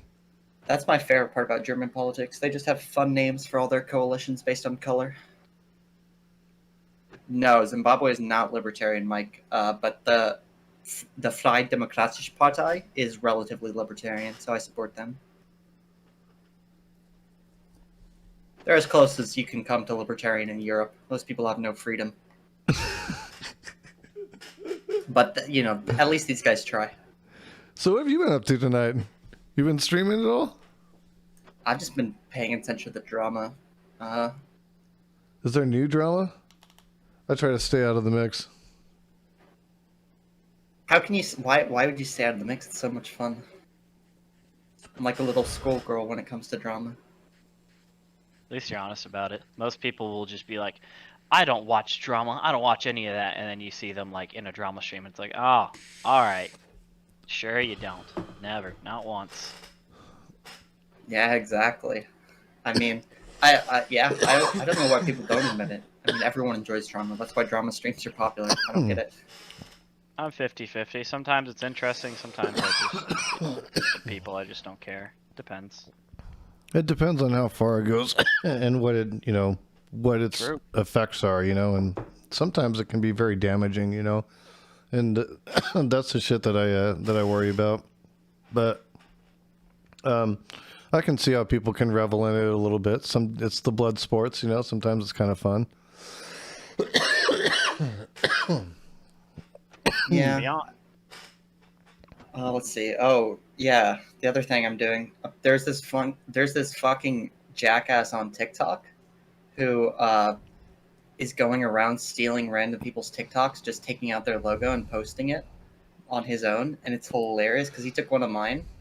And the funniest part, I don't really give a shit. The funniest part is he's got like a PayPal link in his bio, so he's like, support the content I create, when literally all he does is steal content from fucking other creators. That's some straight snake oil salesman shit. That's dirty. I'd be pissed. I mean, Sounds like there should be a regulation on the market to correct that. Hell no, there should be a regulation on the market. It's the price we pay to live in a society. Sometimes my content gets stolen. Look, it happens. This guy's just trying to make a grind. And besides, I think you should like him. He's one of you. He's a lefty. he's one of you. Oh. Lefty doesn't encompass all I like. There's a lot of crappy lefties, man. I'll tell you. I know. There's some on both sides of the coin there. Yeah, his name is Republicans Destroyed. Yeah, see, I'm not big on that kind of shit.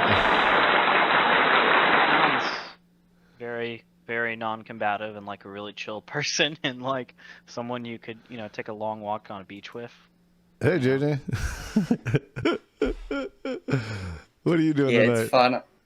Go ahead. I'm trying to get him to respond to me. I'm gonna call him out in a TikTok tomorrow because he's got like a good amount of views on the TikTok he stole from me. He's got like 40,000, so he's not doing horribly. It'll be fun. I can't wait to call him out. True that. Sounds exciting. Everyone, go donate to him. His Venmo is @MichaelChamp9, and his Cash App is $MichaelChamp9. So every dollar helps. Like and follow him. I love this guy. Every dollar helps. Every dollar helps. Come on, support Undisclosed. indie content. Undisclosed amount of money. True. Every dollar helps. I need everything. I know I have 5,000 subscribers on Patreon, and the lowest tier is $5, but I still need more. More, I beg you. Yeah, I mean, you grow really fast with stolen content. He started like yesterday, and he's already got 1,000 followers now off of this stolen content and shit. The problem is when you suck Jesus. at stealing it, that's when you like your viewers like fucking nosedive, right? Like, when you're not good at stealing it anymore, that's when you're gonna like fall off. Like, here's the ultimate thief of all time is Carlos Mencia, right? He fucking stole so many comedians' jokes, but eventually he even hit that nosedive in his career where he just fucking lost most of everything. Yeah, he did. Yeah, that's the problem. I mean, eventually, like, it doesn't matter if you take out their, take out their watermark and logos and stuff, because people are going to recognize the TikToks and alert the people. That's how I found out. Someone told me, yo, this dude's stealing your content. So I can't imagine this guy is going to exist, a lot longer on the platform. It's just really fun. Hey, you gotta troll the trolls sometimes, man. Sometimes we get them in our chat, and I don't mind trolling them. I'll troll them back because it's funny. Like, Yeah, I mean, that's always my mono. I mean, I don't have a high enough viewer count to justify banning trolls. Maybe when I get, like, a couple more people join in, but for now, you're more than welcome. You want to quote Bible verses at me? Go ahead.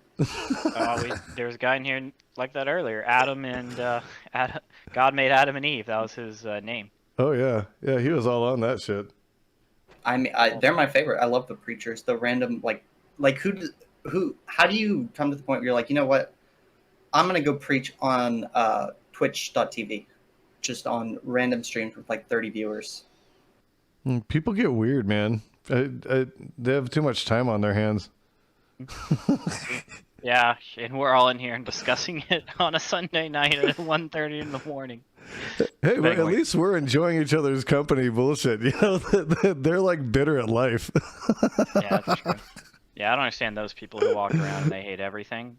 Like, I know someone who's like that, who married someone he hates, and he has kids, and he hates kids, and like everything in his life he just fucking hates. And it's just this like pit that just keeps getting deeper and deeper and deeper.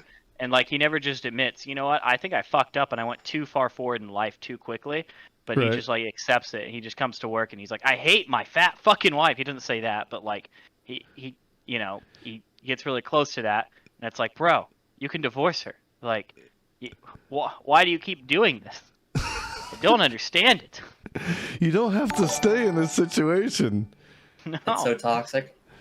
Very toxic, yeah. And I learned a lot of good lessons from seeing people like that. Like, because now I know, hey, you know what? Maybe if I get married, I should be really committed to the person and not hate being around them. That may be a factor. You can learn stuff from toxic people all the time, though. Like, honestly. Like, people say, like, never stick on to toxic people, but, like, you can learn so much from someone who's like that, honestly. You learn what not to do. Hell Thanks for yeah, the I follow, love Jesse Tame Impala. Saxophone. Well said, Jesse. Fantastic band. Very small underground indie band. They're one of my favorites. Tame Impala's pretty choice, man. I like them too. Good music. What's up, JJ? How you doing? Hey, hey, I'm doing good. Just chilling on my last beer. Decided to take it easy tonight, and yeah, just hanging. Right on. Yeah, your mod said to come on, show me your show you my dog. So I'll go get my dog in a little bit, and yeah, I'll just hang out. Yeah, we love dogs. Dogs are all... Yeah, your dog was the showstopper last time. Oh, yeah, yeah, he's a cute little guy. Yeah, Red was working on his fonts for his show, and I was trying to get him to hang out for a little bit, and he was in here, and we were just basically cracking jokes and smoking weed, and in legal states, of course, because we're all in legal states or areas where that's permitted. So I just always want to preface with that. But yeah, so we just been chilling out, and people have been dropping in, just picking a topic and talking about it, and I'm just like, all right, talk about that, talk about whatever you want. We went from nukes to South Park to the construction of social and communist countries abroad, and we've been kind of all over the map. Well, as long as we're constructing commie countries abroad and not domestically, I'm fine with it. It was more about the history of all of that. Figure I better smoke some weed if I'm going to be on this stream. No, I don't think that's mandatory. Did you check the rules? No, I mean, I don't really care about the rules, to be honest, but... He's also a libertarian. Yeah, so, like, he's a rule breaker. he's the person who hates rules. Wait, you're a libertarian? Hell yeah, dude. We got our rebel in the room. Oh my gosh. Wow. Okay, okay. So just quick. What do you do about roads again? I forget. Yeah, the government built them. I'm not ANCAP. The government can build roads. It's fine. It's not a big deal. It takes like a couple bucks. Like if you want me to pay fucking 2% taxes so that we can build some roads, fine. We can build the roads. Private prisons? No. Okay. I mean, I think that's probably the worst thing to have privatized. We don't want a profit incentive for keeping people in jail, like keeping their Absolutely not. I actually I don't feel want I actually feel like Pan's a fairly enlightened libertarian, and there are definitely intersections of interests for sure. Like we talked before, like we're both totally against the drug war. You know, I think most people are, because it's a total economic boondoggle and has done nothing but drive, drug use underground. When if people are going to do it, just make it accessible and safe for them to do it. You know, like why screw around with this shit? Yeah, I agree. I used to smoke way more weed when it was legal, and now that it's legal, like I can just not have to I can only smoke weed now because I'm like in this alleyway where no one is, so I can just fucking smoke this fat fucking joint and be stoned all day. And now I'm just like, oh, I can have one little bowl in my office while doing my shit, and no one's gonna say anything. It's great. Yeah, ever since weed was legalized, I just couldn't be bothered to do it anymore. Kind of, you do it for the aesthetics sometimes, I don't know. It also got like way cheaper too, like because the black market stuff got cheaper because people aren't risking as much, you know? Yeah. Yeah, and well, I'll even say we had our situation, even our dispensaries, was kind of weird because at first, when it was medical, it was kind of like it was got a little high, and then after a while, it dropped. As time went on, then we went rec, and it spiked again. But now it's dropped like a little bit lower than where it was when we first started. So I'm like, damn, like we're even making progress that way. And I think the broader this gets, the more states and adjacent countries that, either, well, I would say legalize, but at least decriminalize cannabis at the very least, like the price is going to continue to go down. It's going to become a much easier thing to come by. Well, I was thinking one day you might even see it in a freaking gas station, go in and get your Yeah, and pack of I Marlboro want to say joints. fuck you to the people who only want to decriminalize and don't want to go all the way and legalize it. Like, fuck you. Why are we going halfway? Like, legalizing it gets rid of the crime associated with it, because now if someone steals your weed, you can go to the cops. Or like if someone, raids your drug dispenser, you can go to the cops. Legalizing it is what gets rid of the crime, like the violent crime associated with it. I hate people who are just like, maybe we should just decriminalize it. Like, no, we're legalizing it. No, just don't ever mention decriminalization. Weed, yeah, it makes a lot of sense just to disagree with that. legalize it. But like with something like meth or like heroin, man, I see that as a lot harder of a road to climb. If you were to say straight legalization, I don't think enough people are going to be on board with that. Probably decriminalization before legalization. For weed, yeah, definitely. Like sure, I think you're right for like pragmatic political purposes, right? Like, I mean, if I'm a politician, I'm not just going to go out there and say like, we need to legalize all drugs now, and you should be able to buy them at age 14. Obviously, no one's going to fucking vote for that maniac. Well, a few people are. Not enough. The world would be a better place. Hell I don't no, know if Ursula. that would Just make legalize. the- No regulations. I don't know if people would start doing meth more when it's legal. I'm sure they would. No matter what age you do, because like all the meth use that you see on TV is like not someone you want to be, but all the weed and alcohol stuff, it's like, oh, they're having fun doing that. Mm-hmm. I'm sure more people would do meth. I mean, it being illegal is a deterrent, right? Like, I don't think many more people would do it. Most people would disagree, but there's got to be marginal cases of people who were like, man, I kind of want to try meth, but I don't want to risk it, Like, there's got to be at least one person out there like that. But yeah, I guess like that. The one thing they didn't want was like laced meth with fentanyl or something, Yeah, exactly. Yeah. Okay, I see what you mean.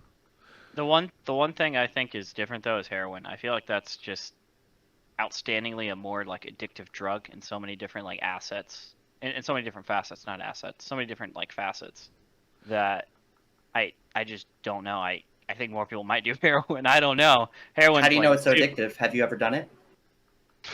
No, but well, they could just be making it up then. It's how true. You would never know. I mean, they could just be lying to you. It could be not addictive at all. Here's the thing: is that actually methamphetamine has a higher recidivism rate than heroin does. Really? If you talk about rates of addiction. Do you mean recidivism as prison, or do you mean recidivism as in use? As in return to use. I don't know that. I've always heard heroin is like the number one like creme de la creme, like fucking. It is the most addictive, even compared to like meth. Yeah, but I could be wrong on that. The person I was referring to was a pharmaceutical person who basically said that like opioids are just incredibly addictive. When people get off of them, they often end up going to heroin, or like vice versa. I think that is true, and I know that the damaging effects from heroin are a lot different because it attacks the nervous system, and a lot of people end up with like lifelong pain even after they're off of it. So there are some serious physical long-term ramifications from habitual heroin use. I wouldn't want that on anybody. Oh yeah, chat. If heroin becomes legal, don't do it.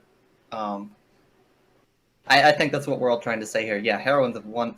Don't fucking do heroin. Like, that shit's dangerous as fuck. Yeah, my dad was like, listen, you can do a lot of drugs. You can even do like cocaine. Like, he gave me the talk when I was like 16, like the drug talk. Mm-hmm. He's like, you can do weed. Don't ever fucking do heroin. straight up told me that. He's like, don't ever fucking do that shit. And he's thinking he said meth too, but he said especially with heroin. He's like, nah, don't do it. Yeah, and weed's greater than heroin. Like Mike Lightyear saying in chat, weed is infinitely greater than heroin. I've never done it. I have no desire to do it. My aunt died of a heroin overdose before I was born, on my dad's living room floor, and he walked in and found her. And so I'm not a fan. I'm not an encourager of that drug specifically because of personal trauma and shit. But also for your health, I mean, I smoke weed, maybe even that's questionable sometimes, but you know what? It's the lesser of the many evils. I feel like I don't feel like it's as bad as drinking. I don't feel like it's as bad as doing a lot of other shit. So I'm content You're there. not going to be selling your mom's VCR for weed. That's right. I'm not selling nobody's VCR. I'm not stealing people's jewelry or some shit. Nope. So that's a plus, and I think that's what people should stick to the soft stuff. You don't need to be getting crazy. I have a documentary which shows like this guy who tries to live as a homeless man for 31 days on Vancouver. What's it called? The East Side or I don't know, Hastings Street or something. I don't know. I forget what it's called. It's like a really really bad like drugged out homeless like slum area in the middle of Vancouver. Mm-hmm. And so he tries. Okay, he jumps off a boat completely naked and has to like get clothes and food, and he's just a homeless man. He has no money or anything. He ends up having to like sleep in a shelter, and he gets like, I don't know, he really doesn't like it, so he sleeps on the street, ends up smoking crack, doing heroin, and like it gets really really bad. He like barely lasts a month, and he was like a pretty like straight-headed documentarian at the beginning. It's pretty crazy. I'll link it in the Twitch chat because you guys should fucking watch that. It's insane. Also, I watched a very similar documentary. I think it was on Netflix. This was like years ago. I think it was in like 2013, 2014. This hip hop artist, I don't think he was very famous, but he essentially went to Skid Row in LA, and he did the same exact experiment. I don't know how many days it was though. He did not get addicted to drugs, but like you see the process of him dealing with like, people who are addicted to drugs and people who are homeless, and their whole like goal in life is to get their next fix, and like mentally ill people. Because if you don't know where Skid Row is, it's this area in LA that has just, I think, hundreds of homeless people just living there, and it's not the best conditions. Yeah, I mean, there was this charity a while ago about tiny houses in LA, and because this one guy started a charity where he would basically build like, it was essentially like a shed, but it had like a locked door. It had like a solar panel light so they could like charge their phone and like an address and stuff. And he could make them really cheap for like $1,000 a pop, and he was making a bunch of them. But then the city of LA, like, they didn't like them because it made them look bad, so they confiscated all the homes and destroyed them in a junkyard. So like people in the LA City Council doesn't give a shit about the homeless people. They don't want to do anything to fix it. Yeah, like, I've heard that. He was helping people on Skid Row get a home, but they just had to. They said fuck them. Yeah. Yeah, that was big time Eric Garcetti too. He had a lot to do with that because he was the one that was encouraging the city council to push some of that legislation that that allowed the cops to continue to do that, because they were supposed to have gotten funding from the state to build those homes. Sounds like he did. They redirected the money to enforcement of like the homelessness laws they were trying to get around. It's disgusting. It's absolutely revolting. And yeah, recently in my neck of the woods, they spent someone did the math and they spent $30,000 per homeless person evicted from a park, and they just went to a different park and like set up their shit, and they ended up like spraying a bunch of people, like beating some people up, destroying a bunch of the homeless people's property, and it's just like such a fucking waste. And I don't Well, think but it's even. JJ, you're failing not to even consider NIMBYs. what about the property value of the middle class suburbanites? What about their property value? A lot Don't of you know them- a homeless lot of them are people sleeping cool. in parks ruins it?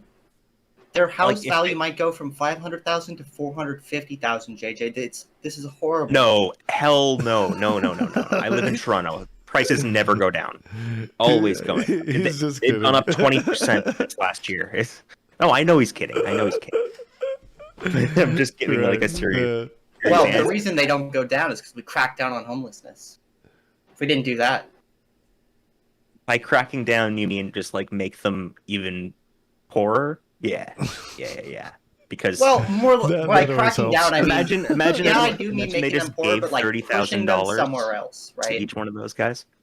Yeah, but you can push them somewhere else, right? So like, yeah, they're poorer, but they're also not your problem anymore. They can lower someone else's property values. Listen, if we just go there and bust up all their tents and say they can't put up tents here anymore, that just solves the problem because we just move it down a couple 100 feet, and then we keep doing that repeatedly over and over again, and then they're in the forest. Hopefully, one Crazy day. thing Yeah. about my city is like in the middle of my city, it's like split by like this like very fertile valley that they could really like they could actually grow a lot of food there. So maybe we should just like make them our like serfs and like they can grow us food. Yeah, you Start their know. own little huts and stuff. Yeah, we'll just Yeah, we can we'll have just- like a system where like their children are also going to be these serfs that work on the farm to provide us food and stuff. No, we sterilize them. No, what if we Oh, just okay. have like a ruler that rules all of those guys, and he like gives, he like passes down, certain areas and certain lands to people he sees fit. Like this one massive ruler of all like different areas, right? And then he just passes it down over and over again, and he decides. It's actually not a very big valley. But it's very long, so it'd be hard for like one person to rule the whole thing. We could still give it a king, all right? Yeah, don't excise this, all right? We could even make it a queen, all right? We're progressive here, all right? We'll make it a queen. I think that joke has exhausted itself, or I What's exhausted. I'm curious. What would like the non-binary version of king or queen be? royal. What do Monarch. you call like an NB monarch? Yeah, a monarch. Just monarch. Yeah. Right. That's so lame, though. Well, there Why have not? been Have you there seen have a been butterfly? female kings. There have been female kings. What do you mean? Yeah. Yeah, if you look, Was it Spain or I think Poland it was Spain, I believe. There have been female kings though, so the title isn't exclusive to males. Oh, really? I thought it was. Yeah, I did too. More you know. 1300 through 1800, there was a rise of female kings. There's a whole book on it. See, back in my day, we just called those queens. A queen Yeah, is no. a queen has technically a different position though, so I think that's something that had to do with it. I can't remember the specifics about it. Right, though. Are you looking it up? I'm looking for it. Yeah. Okay, cool. I won't bother. But yeah, Yeah, I mean, look cool. forward to hearing the facts because that's really interesting. And it just goes to show gender is a social construct, That's right. and so is king and queen, even more so. Oh, it No, was, that's not it true. was in King and queen Poland. are divinely given titles, right? They're It- literally objective because God bestows them on those who are worthy.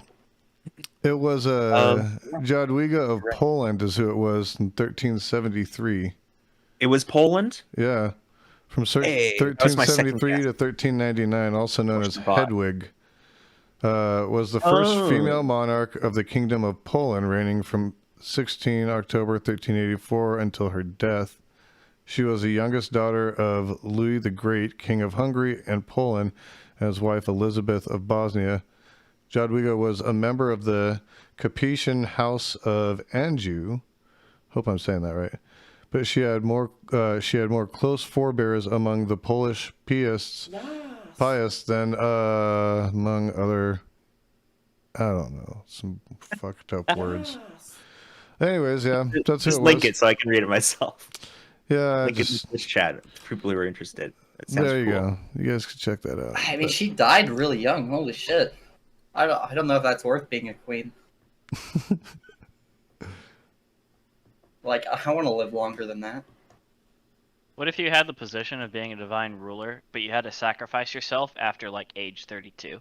They're like, nah, that's too old. You gotta, jump off the cliff.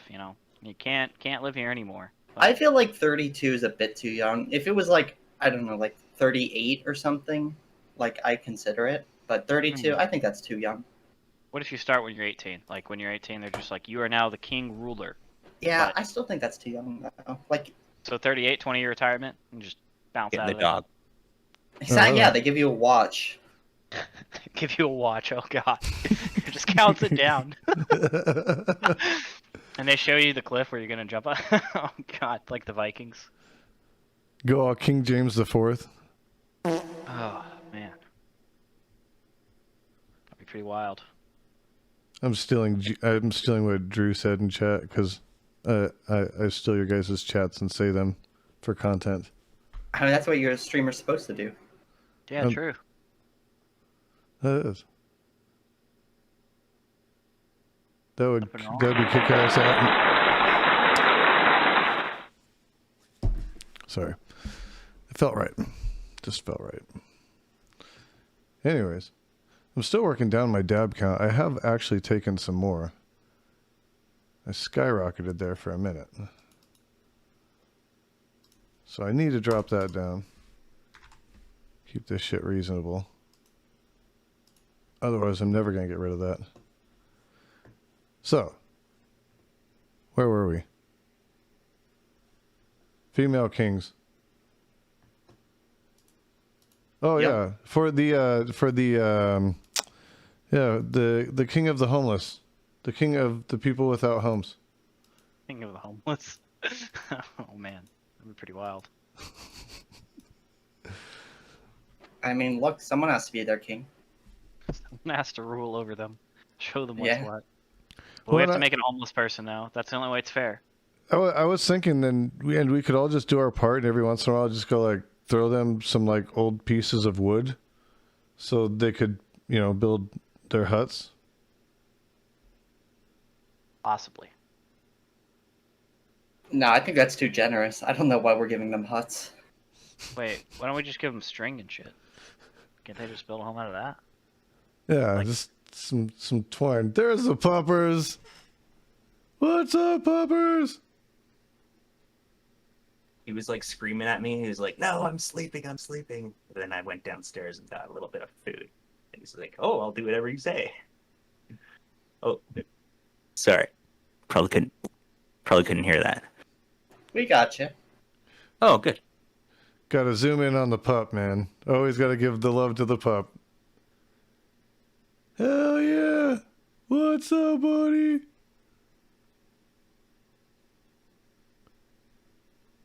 Wait, why didn't you zoom in on Drew? That doesn't Like make any vocal. sense. Yeah, if the king of the homeless rules over their land, they have a home. It's true. I don't I think don't that is know, true. like- No, there's homeless people in kingdoms all over the place. Unless you mean like a metaphorical home, like a home here in this country, but you have to buy a home. Oh yeah. No one's homeless in that case because we all have friends and family. So that's really what that's really what it means to have a home, right? Home is where the heart is. Exactly. So if you've got a beating heart, you've got a beating home. Yeah, I think my home is here with you guys. Well, we feel very confident that you're welcome here whenever you like, JJ. It's always good having you. Oh, thanks. Oh, sleepy boy. I like bringing in all you guys, man. These are the kind of conversations I like to have. Usually I have something a little bit more lively set up, but tonight the past week, okay, so let's see. Friday night I was on until 5 a.m. Saturday till 7 a.m. Or no, sorry. Yeah, that's right, I think. No, Thursday night I was on until 5 a.m. Saturday night I was on till Friday night I was on till 7 a.m. Saturday night I was on till 3 a.m. So I've been going hard in the paint, and holy shit, man, it's been something. So I didn't have much time to put something together. Plus I was on Hans's panel this morning too. Oh yeah, how'd that go? It was good. It was good. I was on there with I think is it Bookmate or StudyMate? I can't remember. Bookmate? StudyMate? Book fucker? No, it was StudyMate. Book StudyMate. Smarts wasn't on it. Yeah, StudyMate. That guy's sharp, man. Like he's pretty good. But yeah, I had a good time. It wasn't too blood sporty. There was Crunch Logic was on there. What is that guy's name? Cut Sleeves. And then he was on Hippy Dippy recruitment panel like right after that. How do you get on that? How do you get on the Hippy Dippy recruitment panel? You know what? I straight up got a message out of nowhere from Dana Bow, and they're just like, "Hey, do you want to go on the Hippy Dippy recruitment panel?" I hadn't really even been in Dylan's like Discord very much at all. Like I literally just like joined and I've never even posted in there. And they're just like, "Hey, you want to be on?" I was like, "Sure, why not? You know, I'll do it." And that was that. But Damn, I haven't been back on, so I don't know. Maybe they didn't like my performance. It's too much demand.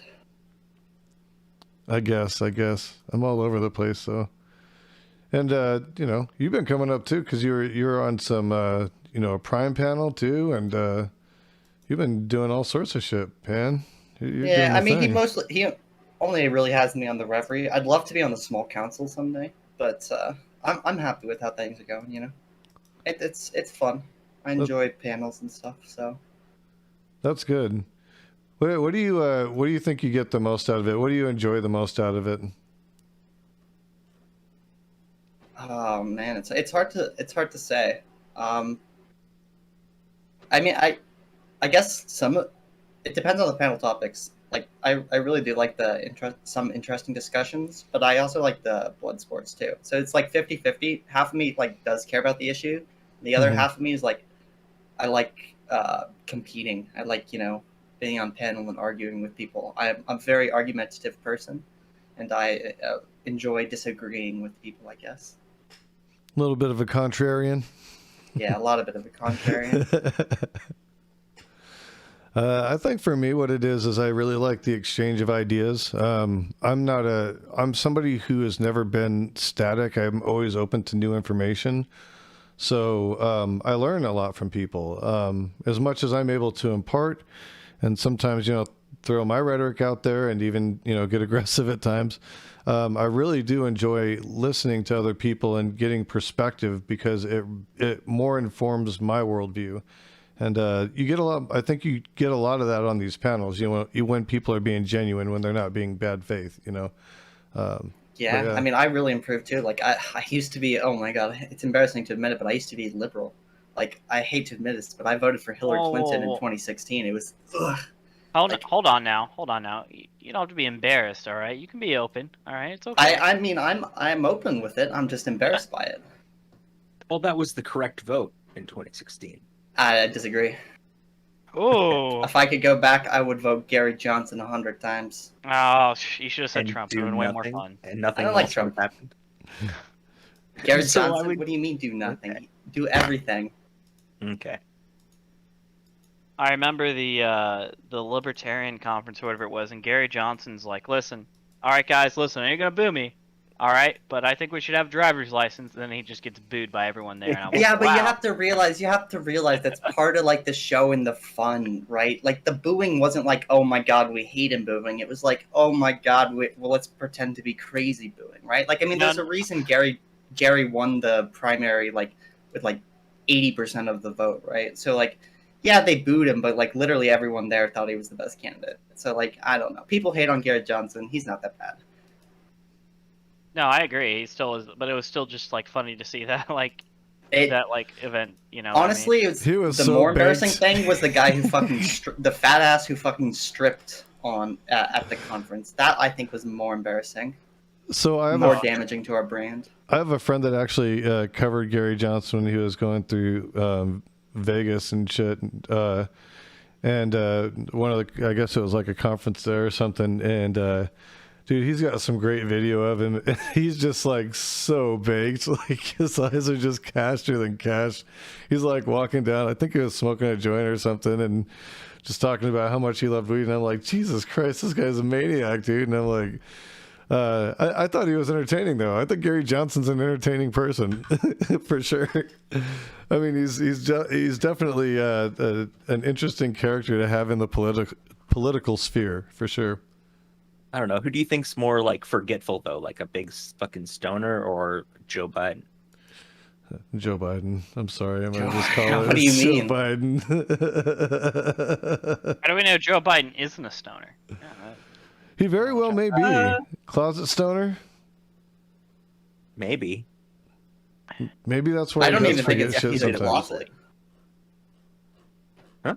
I don't think he's in the closet. I'm sure he's done it and been out about it, right? Really? I don't know. I don't think so. If he has, I haven't heard anything about it. And he's still kind of stiff on weed stuff. He's definitely not the president that the left wanted to help with the weed situation. Because he's not there to legalization yet. I mean, he's got to worry about so Oh, many well. other things right now, though. There's so many other like things they're trying to do. Yeah, because he was even like drug testing and booting people in the White House out of the White House if they tested positive for weed. Yeah, Even if they had gone to Colorado or something. That's security clearance stuff though, because like it's still a hard no on the federal government side. So that's mostly what that is. Because if you work in the White House, part of the staff and stuff, and you work around Joe Biden, you have to have a security clearance.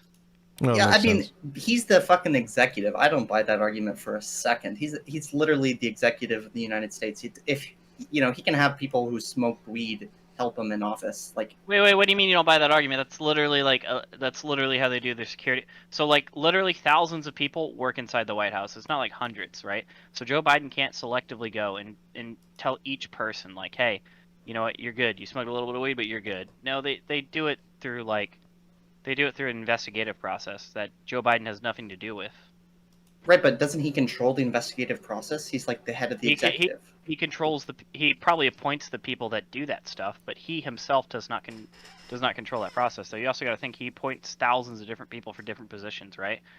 Like Right, but he can tell the person he appoints, hey, by the way, we're not enforcing, drug laws. Like people do that all the time. They just say, hey, if the executives of states all the time tell police forces, hey, we're not enforcing this crime anymore, right? So he it's has a little that bit harder power. to do. It's a little bit harder to do for the amount, because if he says it for that, then he has to say it for literally every other person who has a security clearance.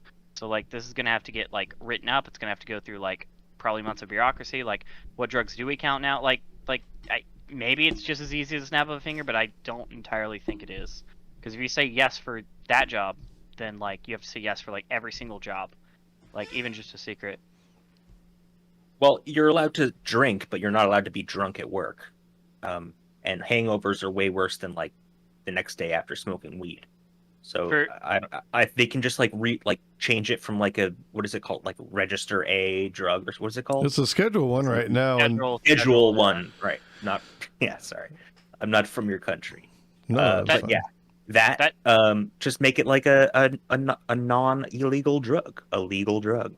So I think something Joe Biden could do is change the schedule of the drug. I don't know how hard it would be to get like the fucking, not the FDA, god damn it. DEA? Yeah, DEA to change the schedule of the drug. That's probably something Joe Biden can do. But like that's like step 1 in the process, right?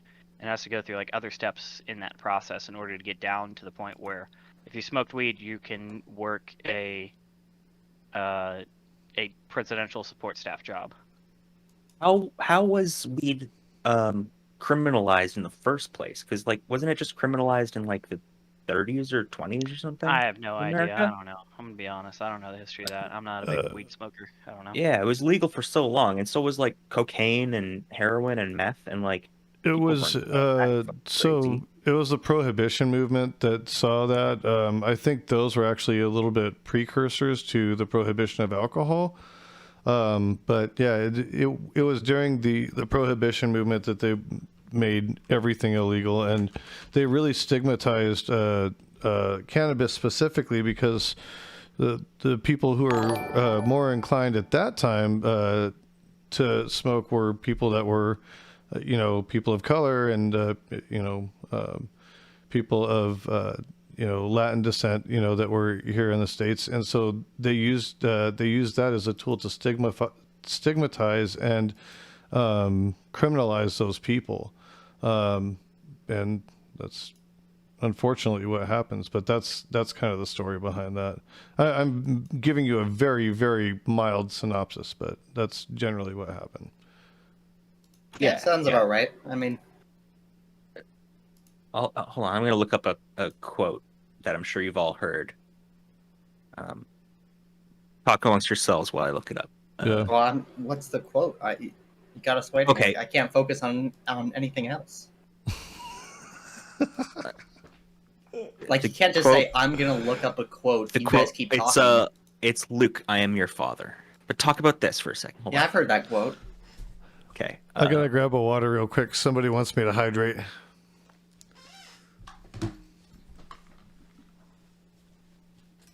Thanks a lot, Chatter. Now we have to wait for him to get the water bottle to hear the quote. We have to sit in silence now. I'm silence. Sit in silence. No. Keep talking. I've drawn a blank. I knew a couple words and then it slipped. I go back to security clearance stuff, but that stuff's boring. You don't want to talk about that. Yeah, I mean, security clearance is not very interesting, but secure documents are interesting. So if you do have a security clearance and have some documents you'd like to share with the chat, that'd be kind of interesting. No, that's gonna be a hard pass. I've always said the next Edward Snowden is gonna release all his shit on Twitch. He's just gonna do put it all out there on Twitch. Doesn't so he live Twitch in Russia gets it now? first. Does he live in Russia now? I got the quote. They have Twitch in Russia, but I don't want to live in Russia. well, you don't have to. Yes. Okay. So like, if you leak stuff, you have one of two options. You can either suck it up, go to federal prison, or you can fucking skedaddle. And the option would clearly be skedaddle. Yeah, but you could go somewhere like Brazil. Oh, by the way, thanks for the follow, Waffle Iron. They might still extradite you. It depends on what country. Russia definitely will not extradite. Yeah, that's probably a safe place to go. Yeah. I don't want to go there. About the quote thing I was looking up. All right. This is by John Ehrlichman. We knew we couldn't make it illegal to be either against the war or black, but by getting the public to associate hippies with marijuana and blacks with heroin, and then criminalizing both heavily, we could disrupt those communities. Oh, I've heard this quote before. I've seen it on Reddit, literally. Oh, well, that's... Yeah. That's a Nixon aide. Nixon aide. I forget who it was. I don't know his name. I think John Ehrlichman. He was like the head of the DEA or some shit like that. What ended up becoming the DEA. I mean, yeah, Nixon and Reagan both cracked down hard on that shit, or they tried to. Yeah. I mean, shameful. Yeah, it's not the best policy making. You can say that. No, I mean, it is the best policy if your intentions are to crack down on black people. I mean, they got exactly what they wanted, right? So you can't say it's not a good policy. I mean, it's a great policy for that. I don't know if an aide saying that, though, is necessarily directive that was Nixon's intention. That being said, clearly Nixon still took like a hard stance on the drug war and stuff like that, but like I don't know. Doesn't he have a bunch of like recordings of him like using the hard R and stuff? Probably. It's the 60s? Yeah. I mean, yeah, 100%. Like, but it wouldn't surprise me if like, aides of Kennedy had that too. Like, it's the 60s. True. Like, but that makes you racist, right? Even back then. Yeah. Okay. So when we're going back in time and we're like looking at this stuff, we have to understand it doesn't make you like less racist, right? But like, if some words are more common language and you expect to hear it more, then like you shouldn't be surprised. Like, if a Southern man from Georgia ends up like saying a whole bunch of racial slurs in the 20 to letters he wrote to his wife, you know, then like you shouldn't be as like surprised. Like that's just the way people talk back then, right? Like it shouldn't. Yeah, shock but you you're as much. talking about the 20s and like a Southern guy, and I'm talking about the president of the fucking largest, most powerful country in the world. I mean, I think to be fair, There were a to lot of Nixon, he was presidents just that said salty it. about the election of 1960. You know, I mean, Probably, yeah. Well, there were a lot of presidents that dropped the N-bomb. Truman was known to drop the N-bomb a lot. Johnson dropped the N-bomb. True. A lot of those guys did. It doesn't make it right or okay. Unfortunately, at that time, it was a popularized parlance, which is absolutely revolting. And hopefully it shows that we've at least come some way down the road, that that's not a common use, you know, anymore, at least not amongst civilized people. But, you know, yeah, unfortunately, that's our murky, shitty history. Yeah. You know? Yeah, true. I mean, like, at the end of the day, like, we still have to, like, talk about it and then, like, time period it happened. It is still awful. It is still terrible, but, like a lot of I know, people but like the reason we're talking about him being racist is because of that quote. He That was was like making we couldn't policy, make it yeah. illegal to be against the war or black. Mm-hmm. Yeah. So then we just made things that I- they do illegal. I still think Like, he that is subscribed- racist. I still think he subscribed to Barry Goldwater's strategy of trying to turn the South in his favor because, like, at the end of the day, being like hard on drugs and crime is associated with, like, unfortunately, you know, black people in the 1960s, right? Like drug usage and that became like really popular back then, right? So Nixon wanted to use that in order to gain like political power. I don't think he was doing it because he was racist. I think he was doing it because he knew it could maintain him political power. what do you mean the Barry Goldwater strategy? He didn't come up with the Southern strategy. I thought he did. Didn't? Oh no, he didn't come up with it. Wasn't he one of the big proponents of it? I could be wrong. I don't think so. No, Barry Goldwater ran out of Arizona, and he was Wasn't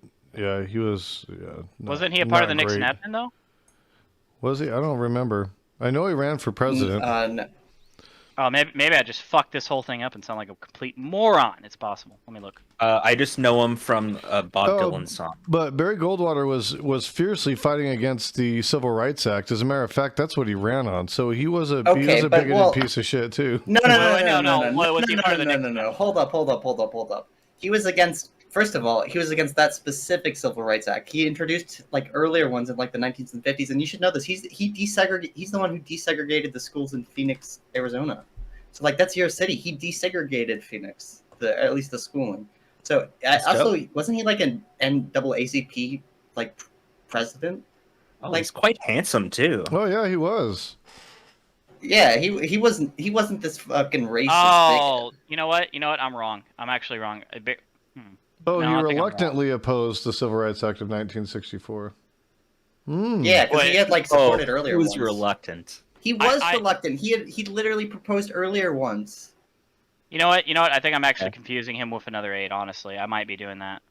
Fucking me and my 60. Yeah, I think I fucked that up. That's my bad. Come on, Jason. We gotta defend our Arizona pride. He wasn't perfect, but... What, you guys live in Arizona? Yeah. Why do I... Yeah. Are you in Mesa by any chance? Not far from Mesa. That's right around the way. Mesa Oh, AZ cool. is You know- Mesa AZ is Do you know a guy named? Do you know a guy named Scott? I do. What? Yeah, I know a guy named Scott. Oh, cool! I know Scott Wow. from Arizona too. He's my cousin. There's tons of them. Oh yeah. Yeah. Do you know one that kind of looks a little bit like me, I can't say that I do. with more of a tan? No, I But don't think so. I don't know hardly anybody anymore because I don't go anywhere. I just sit at home. I mean, it's for like a couple of years now. Shit. Fuck you, COVID. I'm so sick of this shit. I want people to get vaxxed and get this herd immunity or whatever the hell needs to happen so we can like do shit and not worry about getting sick. Today was my first day after being on 10 days of quarantine because of my daughter getting COVID. Wait, no, I am remembering the Southern strategy right, I think. So it says in the Wikipedia page, it says Presidential candidate Richard Nixon and Senator Barry Goldwater developed strategies that successfully contributed to political realignment of many white conservative voters in the South who are traditionally supportive. So Barry Goldwater was a proponent of it. He wasn't a part of Oh, Nixon's no. admin. Yeah, I can link the Wikipedia page, but maybe the article's bullshit. I didn't look at it. It's possible, but yeah, Barry Goldwater was. Wikipedia is always right. And it could be wrong. But Barry Goldwater seemed like he was a proponent of it. Damn. And he helped develop the strategy. So I was right. Fuck. God damn it. I remember that correctly. You win the internet. You just won the internet today. I'm sorry. It makes me upset when I get something wrong. I'm not a big fan of it. It bothers me a lot. Damn, that's too bad. Biggest difference between the word coming from an aide and the president who makes policy, it's associated because the South was made off of slavery. Yeah, I get that. It what? It was? That's crazy. How did I get all these new sweet sounds? Somebody like programmed some sweet sounds in my shit. Mike's been at work. I think he probably passed out. Thanks though for doing that, Mike. I'm telling you, I got like an awesome mod. I give him a lot of love because he's freaking rad. He likes being the guy behind the scenes. He doesn't like getting on camera and none of that shit, but he's a pretty funny cat. Come on, Mike, show your face. Don't just sit behind the anonymity of chat. What? Somebody was talking about creating a follower goal where, like, if I hit a certain number of followers, we could get him to come on. I don't know if he's game for that, though. So Pretty that's sweet where name, Bill I'm got not his gonna sex stuff. Barry Goldwater to Hillary Clinton to Bill. It's all making sense. 4 degrees from the orgy debauchery of Saul Alinsky and his goddamn community-based politicking. That's from Red.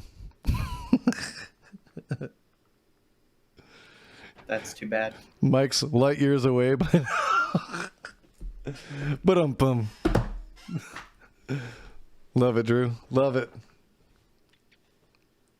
Need some good comedy writers. I could just hang out and chat and read the chats. Oh, that's how a lot of stand-up comedians get their start. They start as comedy writers. This is true. And then you just Carlos Mencia that shit from smaller comedians. Get your own show, all that shit. Carlos Mencia. Hey, he's a good thief though. I gotta hand it to him. He stole a lot of jokes and like retold them in different ways. I mean that's just innovation. Honestly, it's at a certain degree it is. He's like, fuck. Honestly, I am not too against stealing IP. Like, if you can do a joke and make some money off your joke, whatever. Like, you want to fucking tax them on it? Shut up. Nah, honestly, I think stealing like people's like artwork and stuff like that's pretty shitty. Yeah, because it's very hard to get ahead anyways, especially as like comedians or like, you know, musicians, anything like that. And so stealing somebody's joke, it'd be like somebody stealing my song. You know what I mean? Like, if somebody stole my song, I'd be, and especially if they made money off of it, I'd be furious. I'd be like, dude, what the fuck, you know? I mean, he toured on other people's jokes. Better. I don't know. Like, if he gives me royalties, hey, have at it, Haas. You know, we could work out. Give me some songwriting, producing credits. Get more money that way, anyways. It's not about making like a better song though, because sometimes you may only have just like 1 or 2 bangers, right? And that's like your entire like career you're basing it off of. And it's like someone steals that from you. It's like it's got to rip your soul out. Or like Dave Chappelle did like a 14-minute like little skit about someone stealing his joke one time, and he was like 16 or 17 because he was like doing stand up from an early age. And he was talking about like how soul crushing it was to have someone like steal your shit and like, you know, basically use it before he. So literally, the comedian that did it to him was an older man. Right before him, right? Yeah, he did it right before him, and then Dave's like, "Yo, that's kind of messed up. Can I have my joke back?" And the dude basically was like, "I'll pay for it." And Dave's like, "No, I just want my joke back."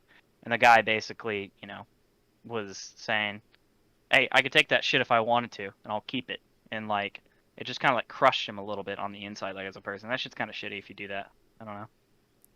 Yeah. Yeah, I mean, there's a big asymmetry in any sort of creation where it's very difficult to create but very easy to copy. I think IP is pretty useful as a concept, right? Just because like that's the only way to address that sort of asymmetry between the creation and the dissemination of an idea. Yeah, I agree. But on what level does it go? Do those IP laws go too far? Like at Yeah, what like level? people can make money off of like cover songs. Or so like here's an example. We all deal with this as Twitch streamers. Like, is it too far that you can get DCMA nailed just for playing a song in the background of your stream? I mean, you're not playing the song to like demonstrate like you're the artist. It's playing in the background of your stream. You know what? This is actually a really difficult concept question because there are lots of people who are like playing stream from video games or stuff like that. Like GTA 5 is a great example of this. And like they're not intentionally trying to steal someone's song, but it just like happens to be on there, right? Or like people will get like a 10-second clip of something, like a medium stream or something, and then they'll get like the entire stream just like snapped away. Like it is a really fucked situation. You're right. I don't know how to address that. Do you get DMCA for that? I'm pretty sure they only just mute the VODs, right? I don't think they like. If you're playing music on stream, they don't give you a DMCA. It takes down the VODs. I've heard of. They do mute it, but on YouTube, they'll straight up stop your stream right in the middle of your stream. If you're live streaming, they'll stop it right in the middle of it. And yeah, because I didn't think that happened on Twitch with at least not while you're live. I've heard of people getting DMCA'd after the stream. So like they'll stream, they'll play music, whatever, or it'll even come from like Pandora or some shit like that. And like they'll wake up the next morning and they have a DMCA strike against them, and they're like, "What the fuck?" That strike I think does get removed pretty often, but like if you're already at 2 strikes, like this does kind of fuck you. Yeah. And it's like it's like there has to be a way, because so like I even have this program called Pretzel Rocks on my shit where I can play music that's supposed to be like safe, or whatever. But even when we moved some of those VODs over to YouTube, they still hit us with copyright, and it's like, wait, hold on a second. Like this app is like saying that these are songs that aren't supposed to like have this issue. So what's going on here? And I think there's some disjointed shit going on with the way they regulate this shit. I don't want to rip off somebody's song. I'm not saying I want to go play their song and like pose it as my own, but if it's playing lightly in the background of my stream, who gives a shit? Yeah. I mean, yeah, I think it's definitely like a gray area because on one hand, like, I mean, I could see like, let's say I'm this super big streamer, right, and I play this indie guy's song in the background with no credit or anything. Like let's say if Hassan is streaming some like indie playlist with like 100 views, and he's getting, I'd be pretty pissed if I was the song creator. So like, how can we create a law that's independent of scale? Like we can't just say, oh, well, if you have 200 viewers or more, then you can't. But if you have less than 200 viewers, then you can. So like, it's hard to make a line between those two. Ultimately, what's going to happen, I think, is there's going to have to be some kind of contract deal or something struck between like streaming companies and some instance in the music industry, where they can kind of converge interests a little bit, and maybe there's licensing paid out in order to do that. Unfortunately, this is one of those things I think might only have a solution in the private market, not necessarily in regulation. What do you mean, unfortunately? Well, I guess pick your poison. Pick your poison. I mean, if there's a solution, But yeah, I think that's going to have to be dealt with more, in the marketplace, and eventually, it will cause enough problems between the people who like to stream and the streaming services, and the song streaming services. They'll have to work something out. But what that looks like, damn, dude, I wish I fucking knew. Yeah, I agree. I think that's fair, but it does fucking suck in the meantime. Sure does. Now I know if you don't save your streams, it's usually like they don't do anything about it. It's only if you save the VODs, but I mean, I feel that's the trick though. Like, just don't save the VODs, and just like hit record on your OBS, so you get the full recording anyways. That's not a bad idea. I didn't think about that. That's great. It could end up being a pretty huge ass file, though. That's the only thing. You'd have to like put it on drive right away or something, so you're not killing your hard drive space. But that's great, and you could just edit it right through there. You're already there, so boom, great idea. I might have to do that. I'm gonna try that, man. All right, if you get a DMCA strike, don't blame me. Well, that's the whole thing. Is I won't save the VOD, so hopefully that'll be good. And then because I've never gotten one on Twitch. I've only gotten them on YouTube. I have had the mute thing though, and that gets kind of annoying because sometimes you're talking or having interaction, in that time, and there's something worth listening to, and because of the music, you don't hear it. It's just dead air. So, but it could be worse, I suppose. Oh, that Coinbird shit from last night was hilarious.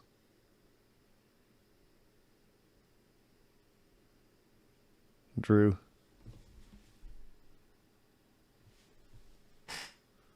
We were watching like super old like advent of the internet animation videos. So bad. They're so horrible.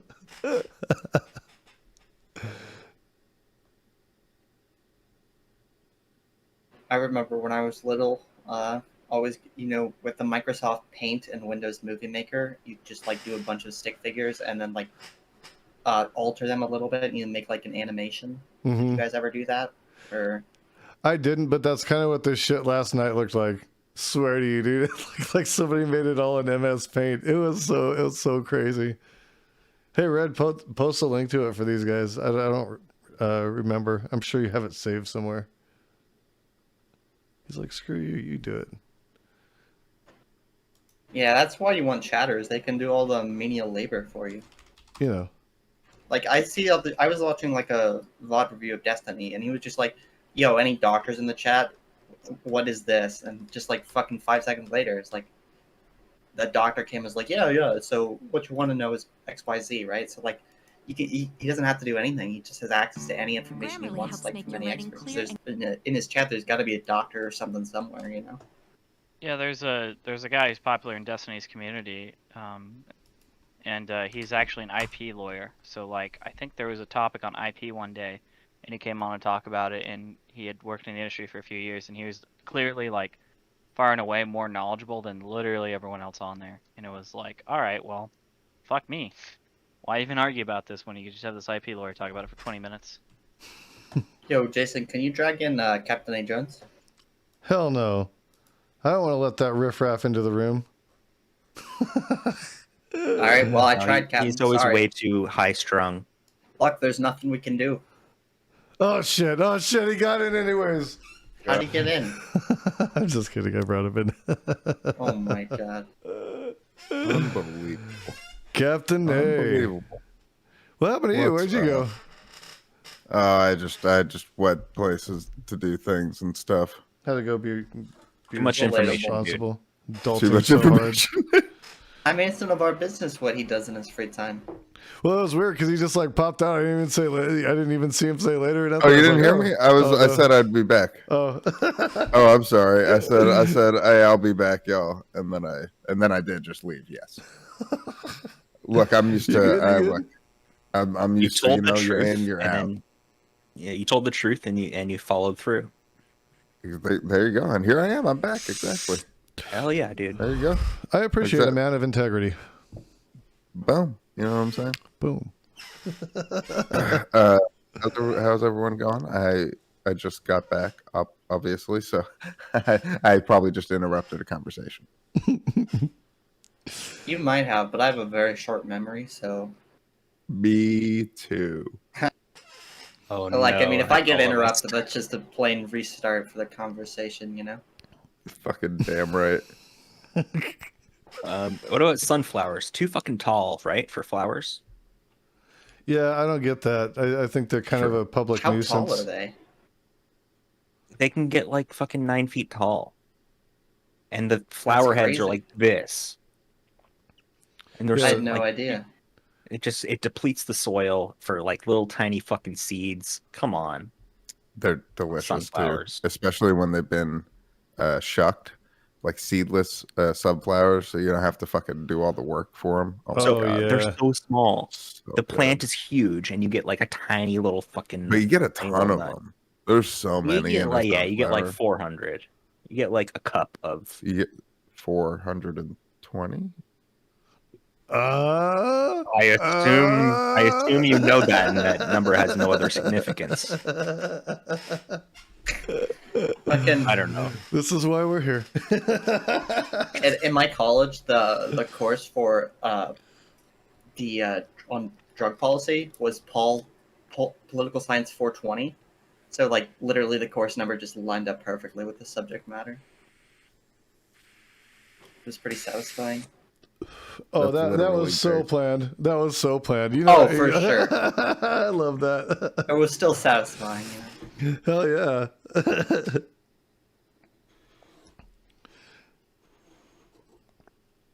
Got to push this stuff to the middle. Sometimes it gets stuck on the sides. I'm like, no. Get in there, goop.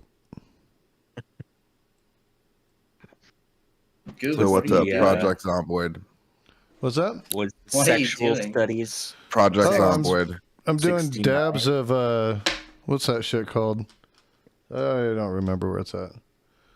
It's not. Oh, it's Blue Tangy. It's called Blue Tangy. It's Blue Dream and Tangy, and I got some like it's kind of like batter stuff. And it's really tasty.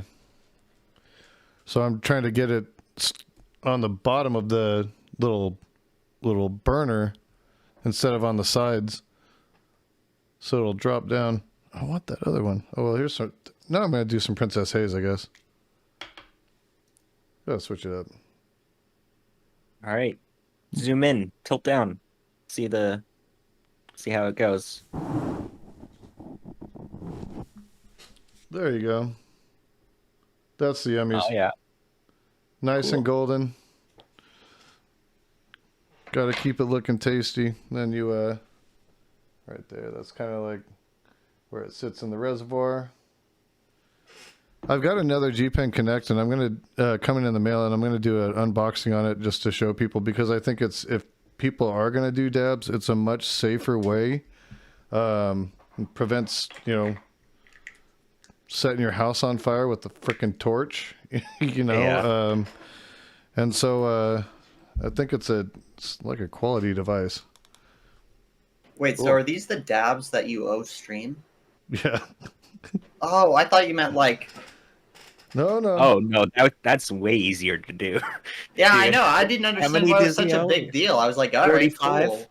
Yeah, well, that's what I No, was no. thinking. I was like, okay. I mean, it doesn't take that long to do 50 dabs, but Yeah, I won't get through those for like a week and a half. It's gonna take me a long time, and I'm gonna drop the F-bomb again and end up having to tack on more.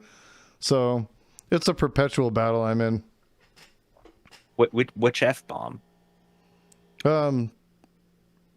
Not the slur. Oh, okay. Fuck. Yeah. Okay, you're not allowed to say it. Yeah, oh, because I thought he was gonna say feminist. because I was saying it so much on the stream that they're like, dude, like if you ever want to, get onto YouTube or do other stuff, like you gotta stop dropping the F-bomb so much. So then my chat at the time was like, Who's all they? right, my chat. Chat. And Okay.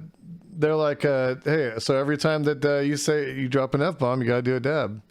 And then every time somebody follows, I have to do a dab. But I don't, Oh, man. nobody's hard on me about it. It's a running joke more than anything. But Yeah. it does give me an excuse to do a dab, and I quite enjoy that. Yeah, and it's also like you can try not to swear in front of your kid. Yeah. Who cares I about mean, that? I don't. care how about else that, is this kid but, supposed to learn about swears? I mean, he's not perfect. I'm sure. Do you really like, want his kid to not know the F slur in 3rd grade? And not F slur, the F word, I guess. Obviously, probably shouldn't teach him the F slur, but the F word, he doesn't know how to say fuck. Oh, my daughter used to come to the studio with me when I was making music. She heard every damn cuss word in the book. Like, Jesus, like, yeah. Exactly. She was It's an already in the important part of thick of growing it. up. Yeah, unfortunately, she didn't get the filter for that, and I've always had a pretty bad mouth, anyways. Hence having to bribe me to. Actually, the thing is it's like there was one day I came in and I hadn't had any dabs on the board for a while, and I just said, "Hey, somebody count for me," and I just started dropping a bunch of f-bombs. I was like, "It's been a rough day at work." So, Oh man. you gotta have fun with it, shit. But yeah, some of these are kind of legacy things that I did when I first started, and I'm just never really stopped doing it. It's like, all right. Yeah, I mean, Fun. that's what you gotta do. I do it for the people. It's my way of giving back. I'm sure that people appreciate it. I smoke my weed for them. Truly a man of the people. I go to space for them. Get my Bezos rocket, fly off. I wouldn't. Fuck that shit. You wouldn't go to space, I'd do it. Well, I mean, do I get to come back? It depends. It could be a challenger situation all over again. You never know. I don't want a challenger situation. And no one wants one, but it's possible. There's a % chance. Right? I just don't want to fly on a cock rocket. Oh, come on. I mean, look, That's homophobic, dude. But it's a cock Yeah, I rocket. agree. I don't want to ride on a cock rocket. I'm just saying. No, ride the big cock rocket, man. Come on. That said, maybe I would consider because I'd get to go with my hero Jeff Bezos. So It wouldn't be about doing that. It'd be about just going to space. Like if someone walked up to me, they're like, "Hey, you can go to space, relatively safe. All right, we'll do all the training. We'll give you 2 years. All right, we're gonna make you have to do 2 years training. It's 1 year usually, but I'm saying 2 years because I'm probably behind on some sort of aspect. Because usually astronauts have PhDs and master's degrees, and I have none of those. So I'm gonna give myself an extra year. All right. And if they said, "Hey, you just want to go up to space, fly around for a bit, come back down in like a few weeks," I'd totally do it. Yeah. Like zeroed out. Would you want to go to the space station? Absolutely. Fuck yeah. Yeah. Or What no. about just like the vomit comet and just like experience weightlessness for like 30 seconds and then wait a minute and then another 30 seconds for like half an hour? Wouldn't Yeah, that be do it. just good? No, it wouldn't I be think just as I'd- good. No. There has to be something special about going all the way up into space, looking down and going, "That's right, motherfuckers. I'm the highest in the Yeah. air." Fuck Yeah, it, and then like- you can recreate that one meme. The wait, it's all blank. Always has been. You can create that meme yourself. Yeah, you just Yeah. gotta bring That'd be fun. a gun to the moon. Yeah, why not? We got Red mean- quoting Armageddon Oh, in no, the I'm chat. laughing because sounds good. If they I can, mean, they've if they got a can bunch of train some explosive redneck if they can train some redneck drill guys in a week, they can train anybody. Come on, guys. You guys haven't Would've seen got Armageddon? Oh, Armageddon. Yeah. Yes. That horrible Aerosmith song. Horrible? Horrible Aerosmith What song. the fuck? You mean amazing? Is that what they're calling it these days? Is that what the young kids are calling it What these they've days? called it all of these days, okay? How dare you, sir? How dare you? Okay? Bruce Willis gave his fucking life for this. Okay? Unbelievable. I don't want to close the stream because I'll miss you, babe, but I don't want you to say that that's a good song.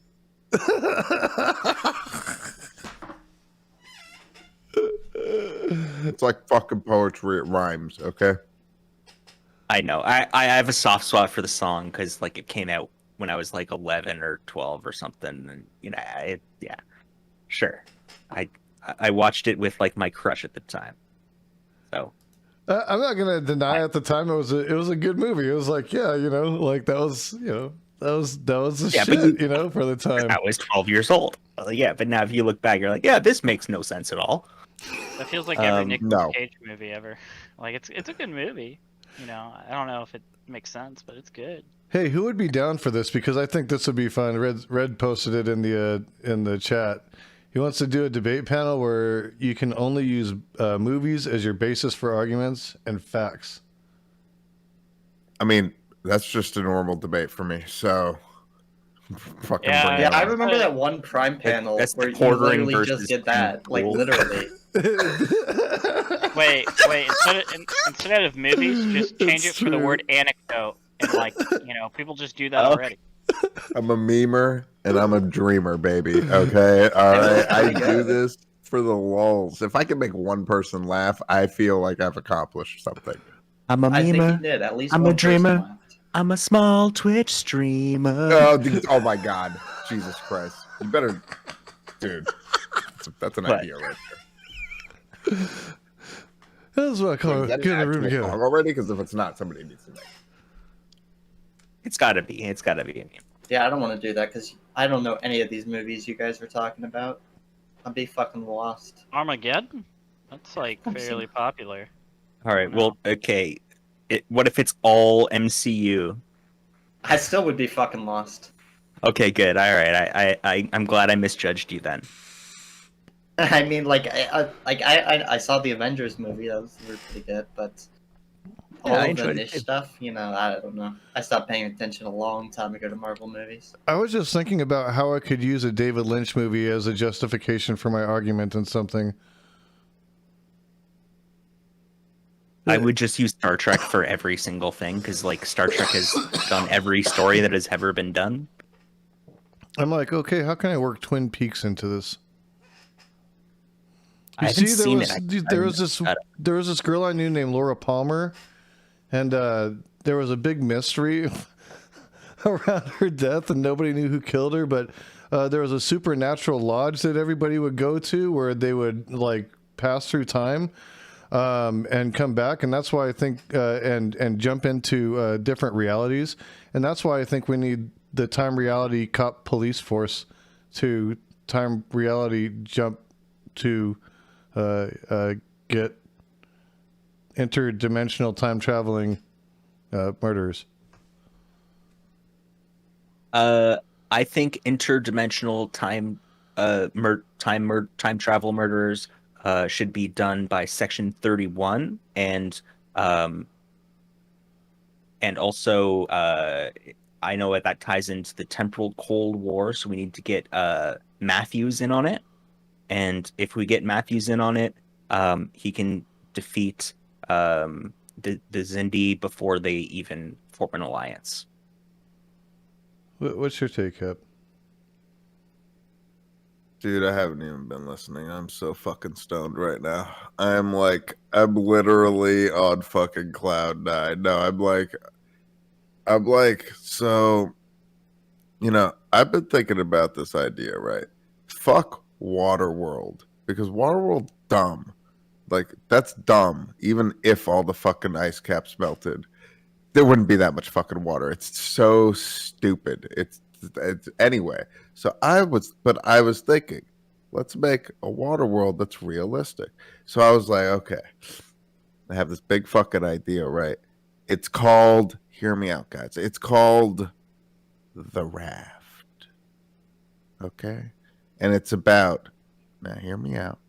It's about a group of kids, and they grow up on this island that's really just a bunch of big and small and bunch of boats basically like tied together in the middle of the ocean, and it forms like an island because they're all like connected, so they got like gangplanks and walkways and shit between them, you know what I mean? And like people live on the boats and shit, and there's like a big fucking like aircraft carrier, and it's controlled by like the remnants of what the U.S. Navy, and it's like this one general, and he's got like he's in charge basically, but he's got like a very loose grip on everything, and it's like there's like 10,000 people on this fucking raft fucking island thing. You know what I mean? It creates like their own economies and shit, and so it like follows these kids who have to save the day. I haven't really figured out the actual story. I just thought of this island thing. That's really all it was. That's the big fucking idea that I had. And you reminded me. Okay, sorry. no. And basically, all right. You reminded me of two things. One, there's like this like simulator game that's just like you actually make a raft and you like create like a civilization on this raft, like exactly what you're talking about. But then also there's this talking about the raft, right? Yeah, the big raft with a bunch of people on it. And then there's also this what's it called, cyberpunk book called Snow Crash. I've read that. It's so fucking good. Yeah. Yes. Okay. So that's probably where you got your flotilla idea from. Yeah. No, he made it up himself. No, it's Captain fine. A. No, Jones is super good creative. artist steal. Yo, Carlos Mencia is fucking the best. Yo, remember the vagina thing? Remember the prick in the vagina thing? No. Oh, okay. All right. Well, it was like an anti-rape device that the female protagonist used against like the antagonist. It was great. He was actually God, kind I of a think I do protagonist too. remember that. Fuck. Yeah, that was just so intense. That's the most that's the most visual thing I can remember. Well, I'm gonna hit the head, guys. Thanks for inviting me out of this open panel. For sure. Talk to y'all later. Take care. Nice talking to you, dude. Yeah, you too. He gave this, right? I believe he did. Okay, cool. Nice. Live long and prosper. Fucking nerds. Apparently, I asked how to make banana bread. How do you No make Google. banana I did bread? not ask how Wait, to make banana are bread. bananas even in banana bread? Oh yeah. No, it's just in the shape of banana. It's yellow. What banana bread are you talking about? The one that tastes like bananas?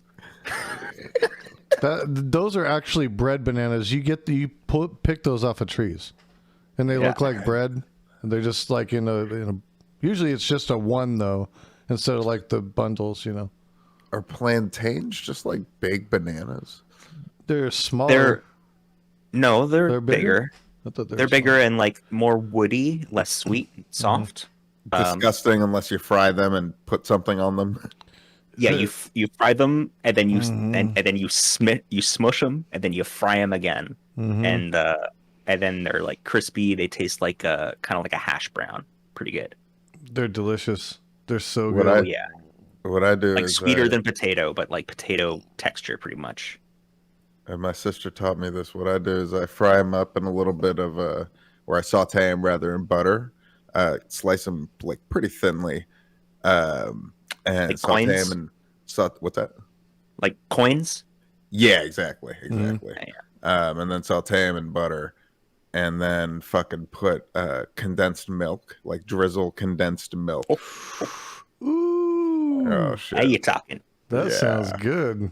It's like if you get the sautéing right, it creates like a little bit of a crispiness on it, and then plus the butter. You got to use a lot of butter, of course. But oh my god! And then of course the condensed milk, sweet. Why am I hungry right now? Right. Why? I think it's because he's talking about food. that usually does it. Possibility. I'm not sure though. Yeah. I haven't had plantains like 10 years. Like I've like I don't know, like since I don't live in a very Jamaican part of town, even though my city has so many fucking Jamaicans in it. But the last time I had plantains was in Jamaica, and I've only been there once. Yeah, my sister used to make she used to make those plantains, and then like one day, I started actually being slightly adulty and cooking stuff for myself, and I asked her, and that was it. And I love making those plantains. In fact, I haven't made them in a while. I think. I love cooking. I love cooking. Since I was like maybe like I don't know, probably again like 10 years pretty much. Like I thought I was gluten intolerant because I was for like at least 1 or 2 of those years. And then I just tried it like when I was just like, I don't give a fuck if I have diarrhea for an hour, I'm just gonna fuck. I tried it and now I can eat bread all the time. It's So what I'm saying is, if it's not peanuts or something, like try, like if you think you're just a little bit allergic to something and you've been avoiding it for a really long time, give it a little try. Give it a try. Because now I'm eating bread all the time and it's fucking dope. I love croissants. Oh yeah. I yield my time. Dude, croissants are so fucking good. Oh my god. You Like, can't. now you're Egg talking. McMuffin on a croissant. Oh, Croissants are fucking delicious, especially when you put like a little bit of butter on them too, and they got like that. That's just- Dude, I went through a short phase of literally just like I'm like, man, fuck it. I'm gonna make even my sandwiches using fucking croissants. Like, fucking regular just ham sandwich.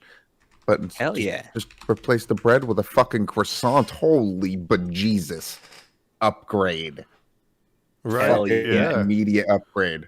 It's like having the small laser beams on the dope fucking Corvette. It's like, what is going on here? It's a little weird, but I guess it works. I mean, it's a dope fucking Corvette, right? Right.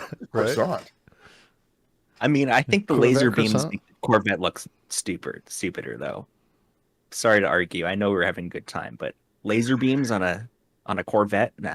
Yeah, that sounds It's stupid. more of like a 50 cal kind of gun, kind of car. Not a gun. Yeah, the Corvette gun. Corvette Well, I gun. mean, Yeah, it's very famous. Cars are technically guns. Car. Well, Yeah. Cars are creating an explosion in them to essentially. There you fund go. themselves, yeah. It's That's just the true. barrel is not in the right place. There's no gunpowder. Core gun car. It's a core gun car. That car.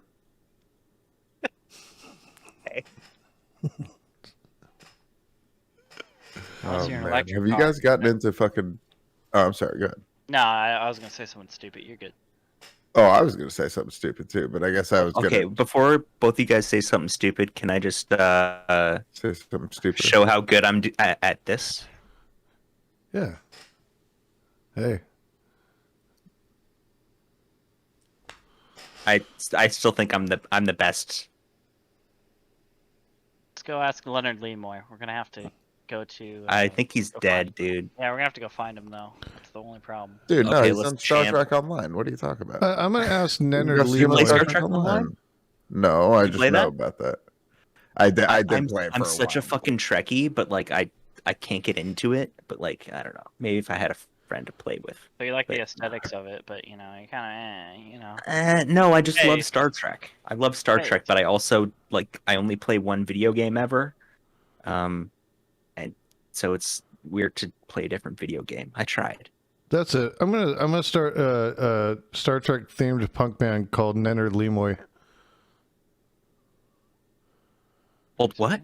Nenard Lemoy. Oh, okay. Sweet. You have to have a glass gong for every Betazoid themed song. We'll have to work on that. I'll see if I can You're find gonna one. have to have a bald person who plays a flute. That sounds pretty sweet though. Yeah, I'm down. Sounds cool. I'd watch it. Based. Yeah, big Trekkie over here. I'm with so it. I much. used to like watching Star Trek. I didn't get through all of them, but I definitely watched the original and Star Trek: The Next Generation a lot. Star Trek. That's one with the Jedi's, right? No, that's the one with the trolls. No, it's the one with the hobbits, dude. Oh Fuck's fuck, you're sake. right. They have a ring and they go to this mountain. Yeah, it's pretty kick-ass. Yeah, Mount Hogwarts. Oh my god, that's the one where the dude goes through the fucking cabinet into the fucking world with the goddamn rats that can talk that live under the bush. Isn't that one girl there? Buffy the Vampire Slayer. That's her name. Yeah, that's with right. the bioengineered dinosaurs, right? Running through the park and shit. We're combining so much stuff. Now Disney's gonna get an idea and they're gonna be like, this is the next step, guys. All right, On to the next. on to the next. So, We're Disney. We like to ruin things. oh yeah, they're good at that. The film industry as a whole has done a very good job of bastardizing my childhood. You know, actually, fuck it. I'll stand on this hill. Rogue One was good. Don't care. Fight me. I liked Rogue One. Yeah, I liked it. Rogue One was dope. Is that Star Wars? Yeah, Yes. that's Star Wars. It's How a Disney movie. Wars. It's not a George Lucas movie. It's a Disney movie. It is a Disney movie. Lord. Like a 2018 or something? 2016, 2015? One of those years, right? Okay. Yeah, I'm sure I've seen it. Is that the one where they go like in through a casino on like a bunch of like big fast sloths or something? No, it's not. No, that's the newer Star Wars that are a disappointment. Okay.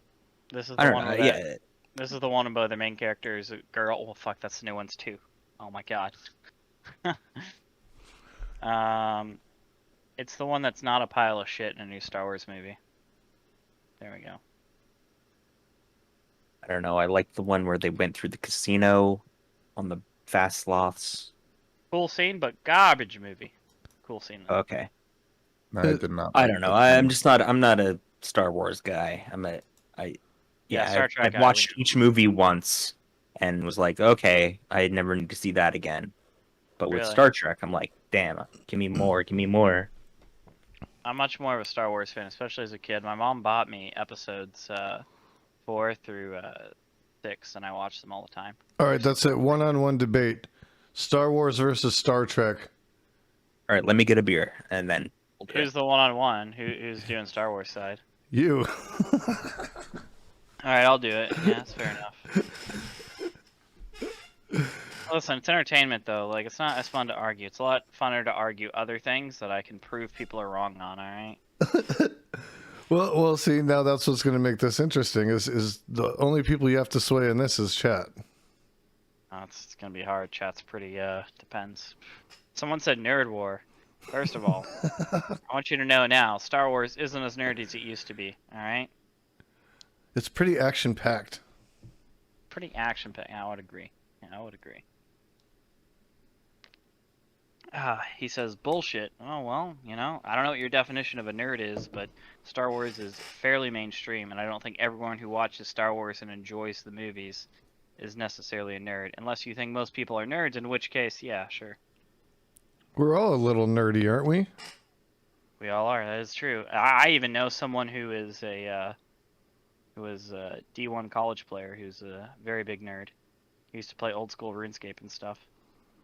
Well, see, that's the thing. Is like nerds are cool now. Like, I get along well with nerds. Oh, Hell yeah, I'm getting wanna hear- laid. Shut up. You want to hear a cool story? You know who Tim Duncan is? Yeah. Oh yeah. Yeah. So he Dallas actually. Mavericks. Oh no! San Antonio Spurs, no. Anyway. Oh yeah, sorry, that's under- Dirk Nowitzki. My bad. Yeah. I always mix them up. It's it's hard. Once. Never mind. They're both tall. What do you One's mean? from the They're Virgin same Islands, one's from position. Germany. I don't know. Maybe they have a little bit different of accents. I don't know. Anyways, Tim Talking about Duncan play style. I'm just joking. Yeah, one's the big. No, fundamental- the other one, Jack. they're two different cities in Texas. I mixed it up. Yeah, and I haven't watched basketball in a long time. So. Anyway, I'm sorry.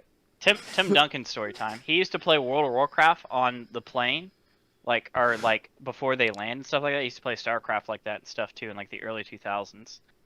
He That's was like pretty a cool. super big. He is a super. I always big, did like Dirk Nowitzki more than him. Why? You don't like the big fundamental man? I mean, he is good, but I Five don't know. rings. I really liked how Dallas had like all white people on the team. That was great.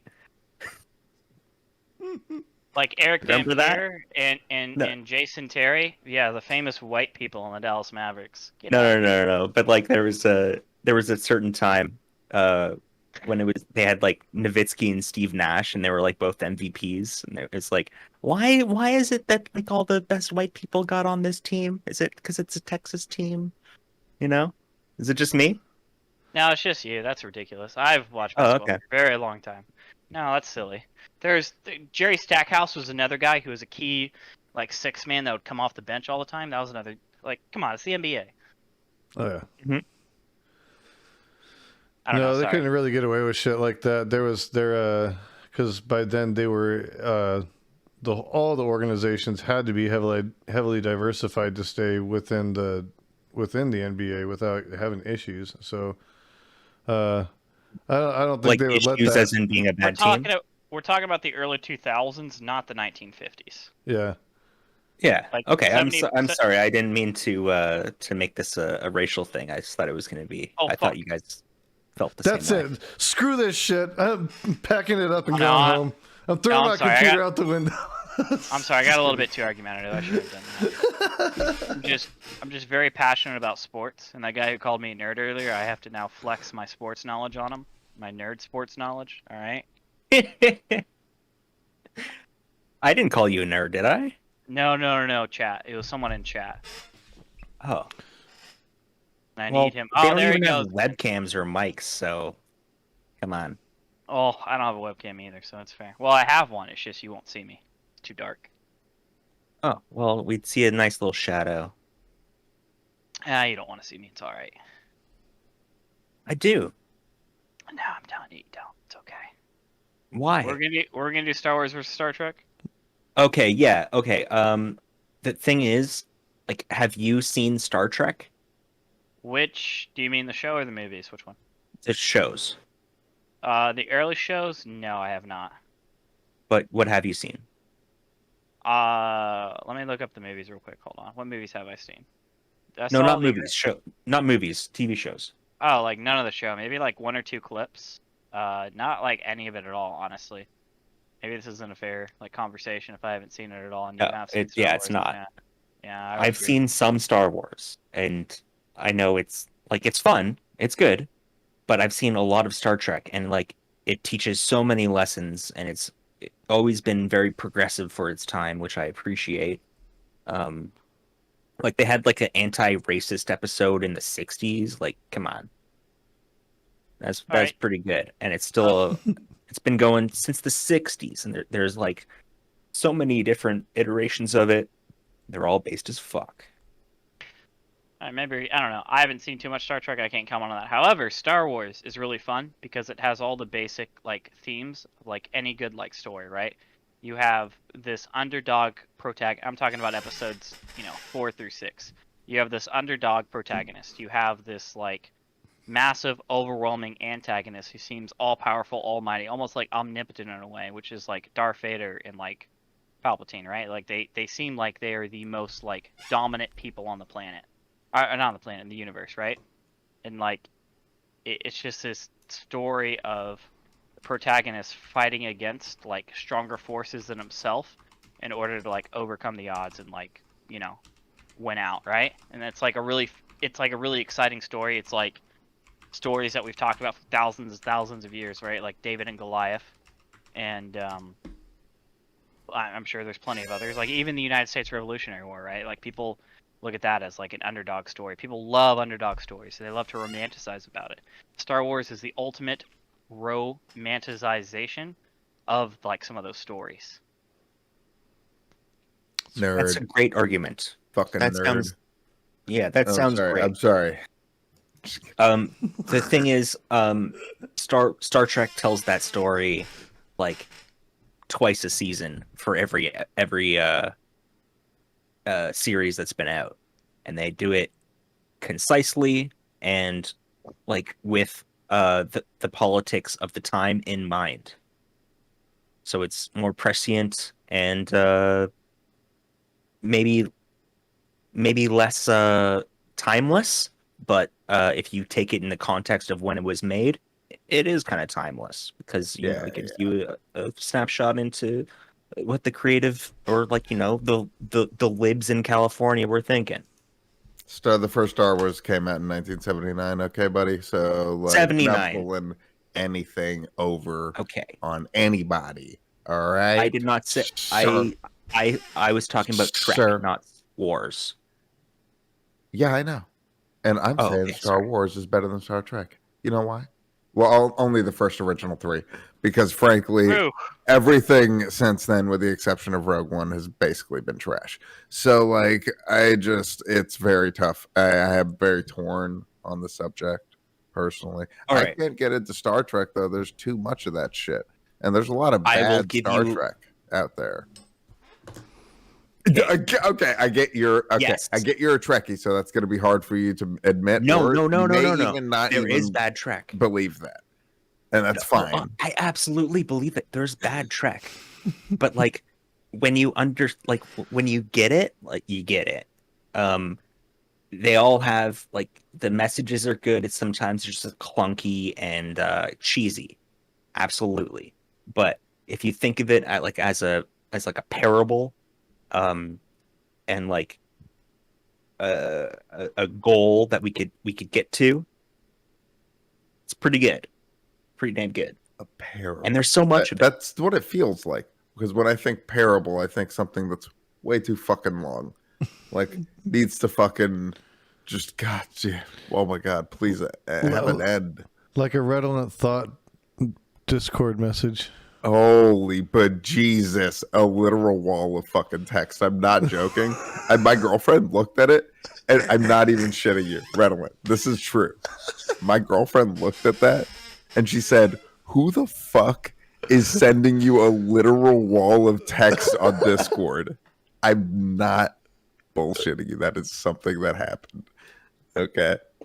Her words, not mine. And then she fucking started reading your message, and she said, "This sounds like what this message sounds like is just his pure stream of consciousness." It was brutal, but she said it with love. Okay, she said a lot of other stuff that she was like, oh, these are your friends, blah blah blah. That none of that stuff matters. Okay, the only stuff that matters is the brutality. My imaginary girlfriend. Hey, you know what? Sometimes everyone's got to have a girlfriend from Canada. You know what I mean? Right. Well, especially if you're in Canada. True. A girlfriend from Canada. Well, then it's just a girlfriend from the U.S., right? You have to like change it up. You have to be like, oh, she's. No, I actually have a special lady. Trust me, I do. Hey, Look at you this know what? hickey. Look at this hickey. Oh, it healed. It just healed. It's fine. You do you. I am absolutely completely fine with it. You know, I encourage it. She's just like my lady friend, man. I mean, I'm trying to help her conceive. But, I always make my coworkers do the heavy lifting. Redolent. You know, that happens sometimes. You get it? Because I don't want to. My knees. Is you're lazy? Really fucked up. Oh, your knees are bad. Oh, sorry. I'm sorry. Bastard. I didn't mean to be ableist. Wow. Unbelievable. Unbelievable. Oh, I can get you on the ableism, or I'm Mexican. Are you Mexican? Yeah. Your English is so good. Motherfucker. Motherfucker. That was actually a good joke. I'm Canadian. I don't know to be racist against Mexicans. Am I supposed to be racist against Mexicans?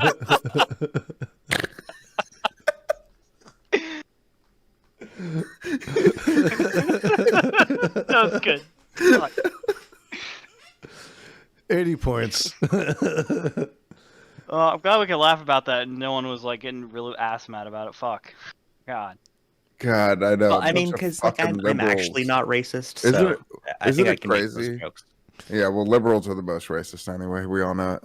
Oh, I'm sorry. Hold on. Let me say that again. I'm gonna yawn here and say I'm a liberal. I'm a liberal.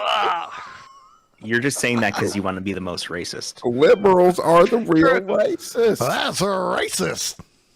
Liberals are the real racists. Fucking beta.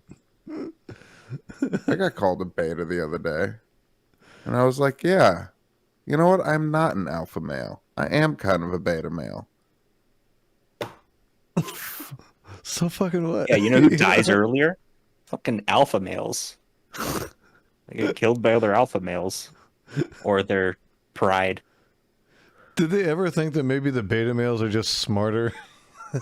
They're like, yeah, dude, you go do that shit. Go on. We're good.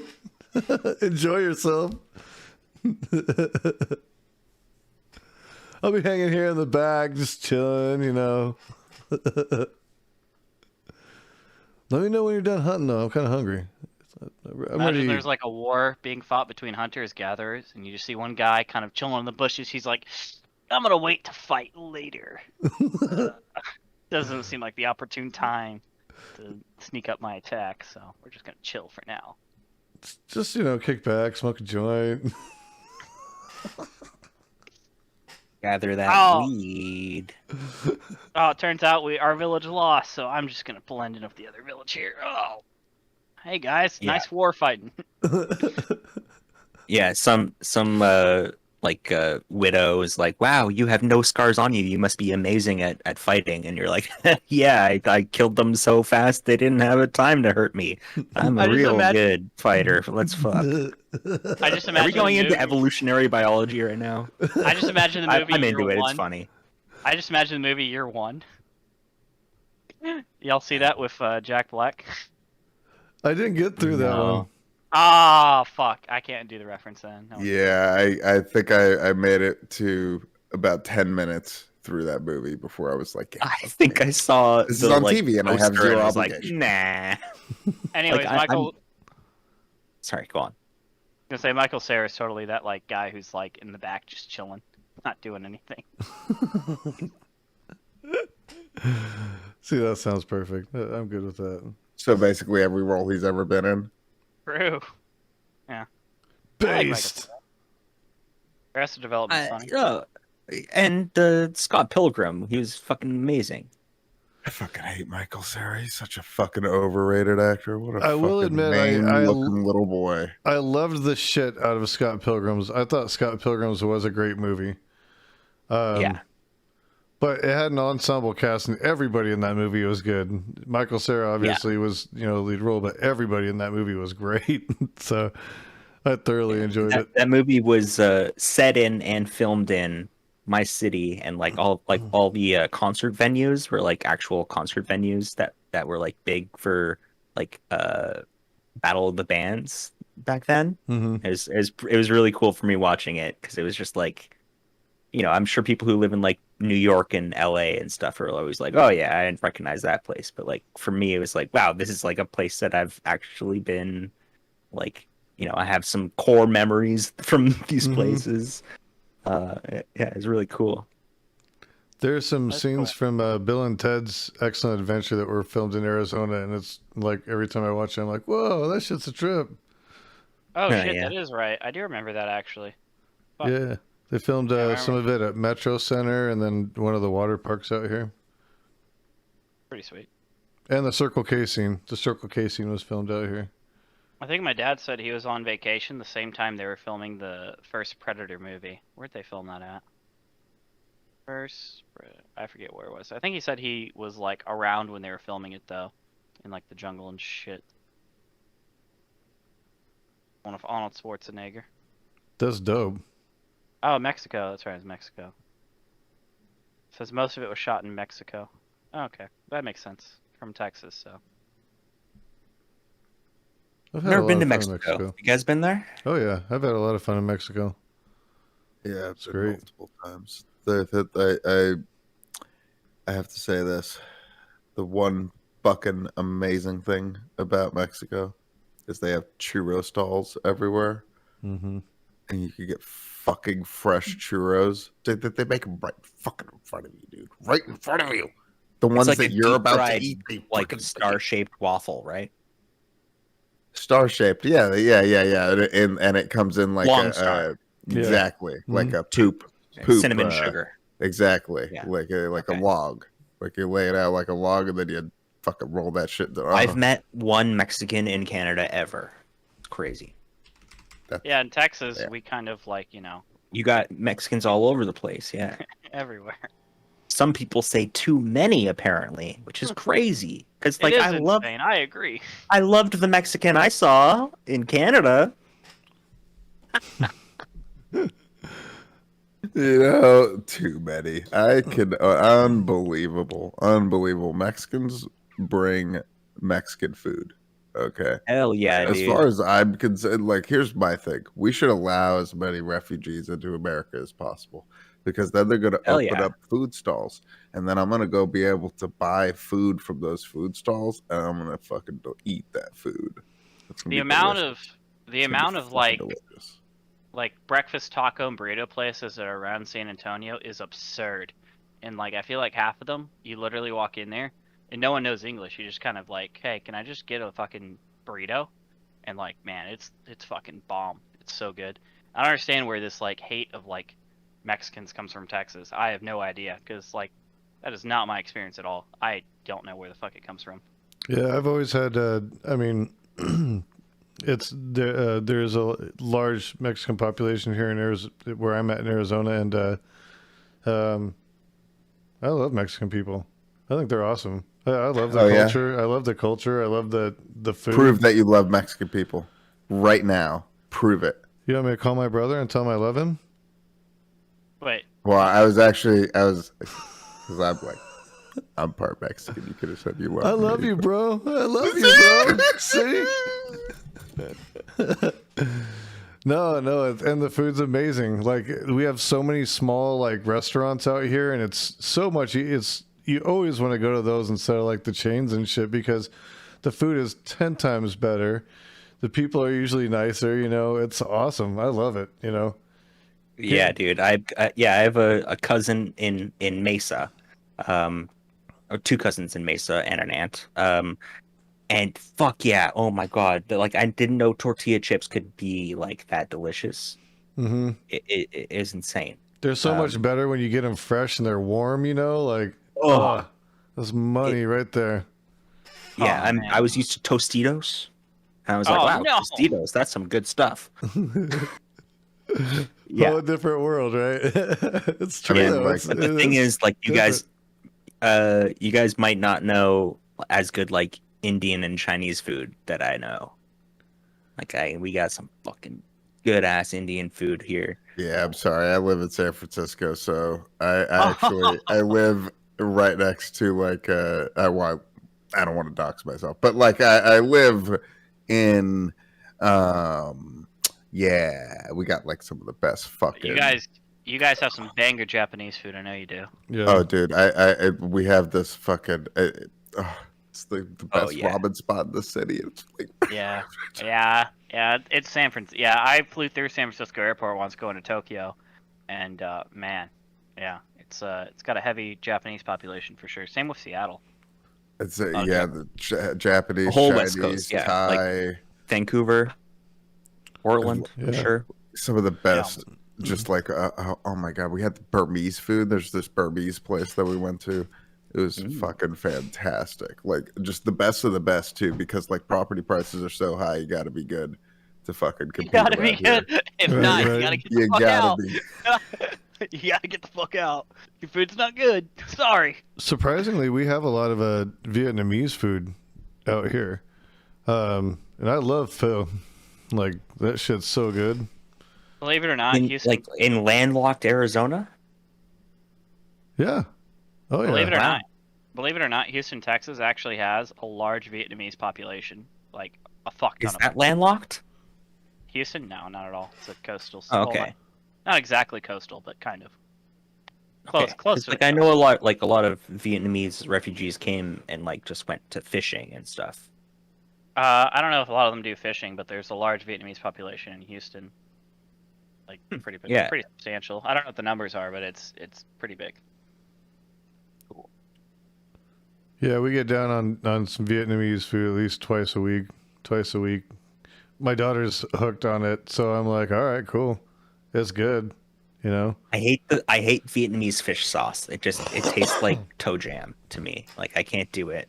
Oh, now we're talking about foods we hate. I love pho.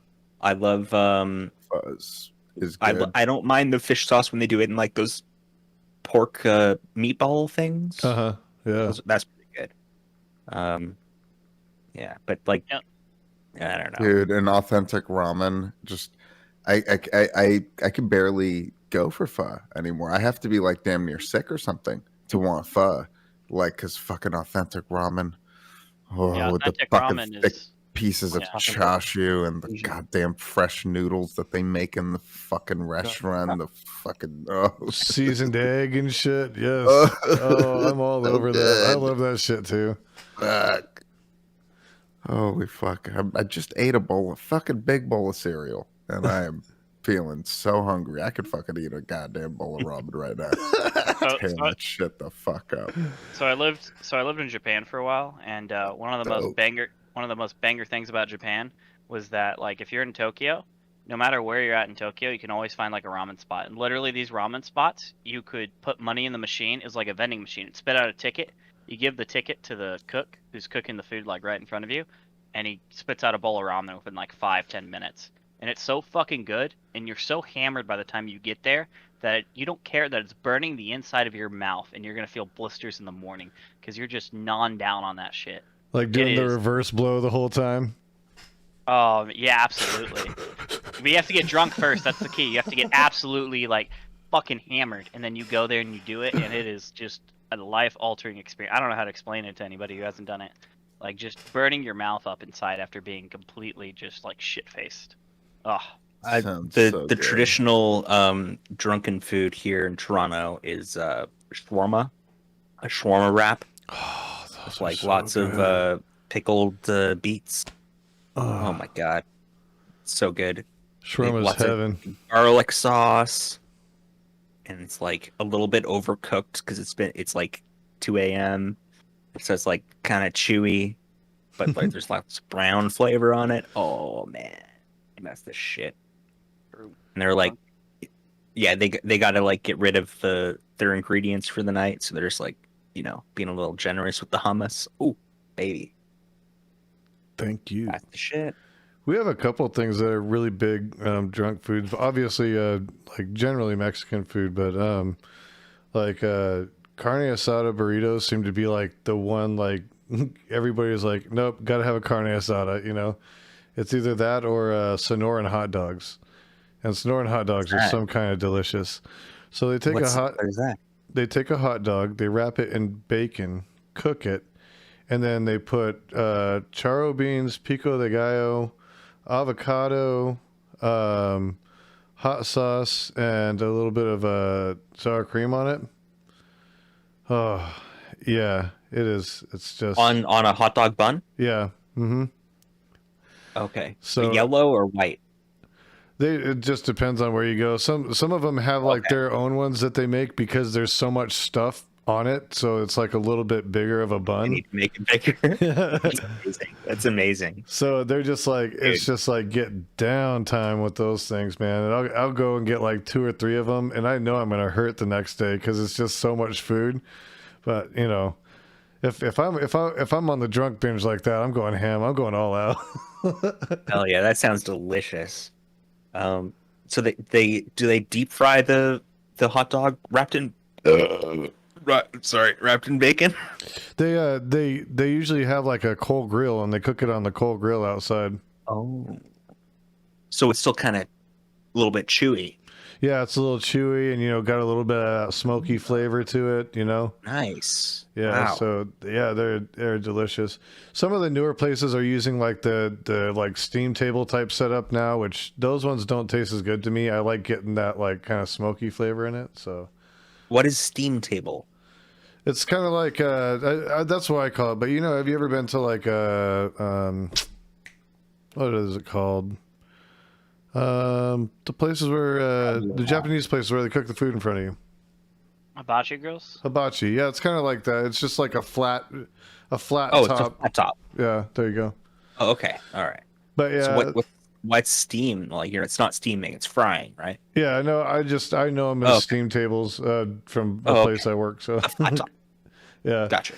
But yeah, and they'll cook them on those, and they're okay on that. But I like them on the coal grills. You get that smoke flavor. You get all that. There's just more going on there. It's delicious. Yeah, but it adds a complexity. Yeah, for sure. Definitely got to try one of those though. If you get out to Arizona, those things are so good. I'm sure I'll get to Arizona before I die again. I mean, I really love my cousin. I haven't seen him in like 15 years. Damn, you love him so much, but you haven't seen him in 15 years. I'm pressing X to fucking doubt. I don't like flying. I'm just kidding. It's a joke, dude. It's a joke. Maybe you play fucking video games with him every night. I'm just kidding. It was a joke. I don't know anything about the situation. I haven't spoken to him barely. Oh, well, then how the fuck are you going to say you love him? Because I love him. I'm just kidding, dude. Of course you can still love somebody. It was a... Okay, Speak- so on this Speaking panel, can you still love somebody you haven't talked to in 15 years? Just kidding, Yes. just kidding, just kidding. My high school crush attraction says yes. Jesus Christ. Wow. I do still love her. Wow. Oh my God. It's Holy shit. it's so fucked too, because it's like one of those things where it's like it's almost the nostalgia of it, but you're just like, damn. And I don't know. It's yeah, fuck me. Yeah. That's probably what you're thinking. That sounds accurate. Anyways, I mean, with like, that, if there was if there was a button that you could press, you had to press the button, or there's two buttons. One button kills all, like, There'd be a everyone in red the pill and a panel, blue pill. everyone in the panel What? except for you. Yeah. this is a cool game. And the other one is like your cousin, but everyone will know that you did the cousin thing, because like it's online. Someone will fucking clip it. Would you kill all of us or a random cousin of yours? I Oh, got so many man. cousins. I could just a random one. Fuck it, flip the Yeah. coin. Flip Yeah. a coin. All right, yours is easy. I don't have as many cousins. Wait. So how many of you have kids? I think one of you said you did, right? Me, Said cousins, not save kids. me. Oh, Save all of me. them? No, I'm sorry. All of them? Nah. Sorry, I have to. No, not all of your cousins. Not all of your cousins. No. Oh One my cousin. God. One and randomly too. But I all mean, of us. Could I would pick die. the cousin? Could No, I... you can't. You can't pick the cousin. But all of like us three would die. Yeah. Again, how many of you have kids? I think one of you did, right? Yeah. Yeah. I'm just yes. gonna press the button to kill everyone on stream. All right. Listen. All right.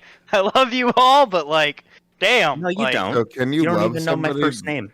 Can you love somebody that you just said that you would kill on stream if you had the Yes. Doing it 'cause I hypothetical love you. choice? Yes, you can. Doing it because I love you. And then you do. He's The just decision putting I was us out of given. our suffering. Is that what this is? Listen. I had this conversation with like my closest friends and my partner, and I was like, "Yeah, I'd kill all you guys for her," and then they were like, "How many more people?" And I pretty much was like, "I would kill everyone in the whole entire world for her and me, to be the last people alive." I'm sorry, I don't know. That's just, I know that's wrong, but fucking do it. Yeah, that's how most people would do. insane. Because That- like I would totally not do that. I'm sorry, like that's ridiculous. You know. Yeah, I know. And I would encourage my partner to do the same. Like, don't be rational. Don't fucking kill Nah. everyone else. There's 7 billion people. I'm one. Okay. I'm sorry. Ridiculous. Humans are irrational. I'm the only one that matters. Sorry. We base a lot of things off emotions. Fuck it. Like, that's just No, the love reality your of the cousin. situation. You don't love your cousin. This is bullshit. I wonder if I can kill them. Jesus. Like, you know, at a certain point, it's also like, if you were the ultimate utilitarian, you would obviously choose the other one, but I don't think most people are. They really aren't. Even if they say they are, I think they're bullshitting when they say Now, that. if you said my cat, on the other hand, all you motherfuckers is dead. See? Instantly. Exactly. Yes, I would Darn, I don't even stomp have my to- dog to death just to ease your toothache. That's horrible. I love your dog. That is Why would you do horrible. that? I love my dog too, but Captain A. Jones is a real toothache? human being. A toothache? Your dog is a Yeah. sentient No, animal. he's though. not. He's a stupid fucking idiot. No, like, okay, dude, listen to what you did Christ. today. We live in a place where we live in an apartment, and check with the the buzzer scene. goes bang, buzzer goes like bang. All right, and then he always barks at the buzzer. We were watching a TV show where someone had a doorbell that went ding dong, and he started barking at that. We don't even have a fucking doorbell. We have a buzzer. Stupid fucking dog. Well, that's pretty Come smart on. then. He knows that it's a ding dong, and it's like, hey, that might He doesn't be the know door. where he is. He doesn't He's know. been with us for Hold like on. fucking 3 years, and he still Actually, thinks the ding He doesn't dong know. It could be Come changed. Your ringer sound could be changed at any moment. Any moment. He Actually, is don't you? a genius for knowing that it's a dinger in the first place. Okay. Actually, don't you have a Chihuahua?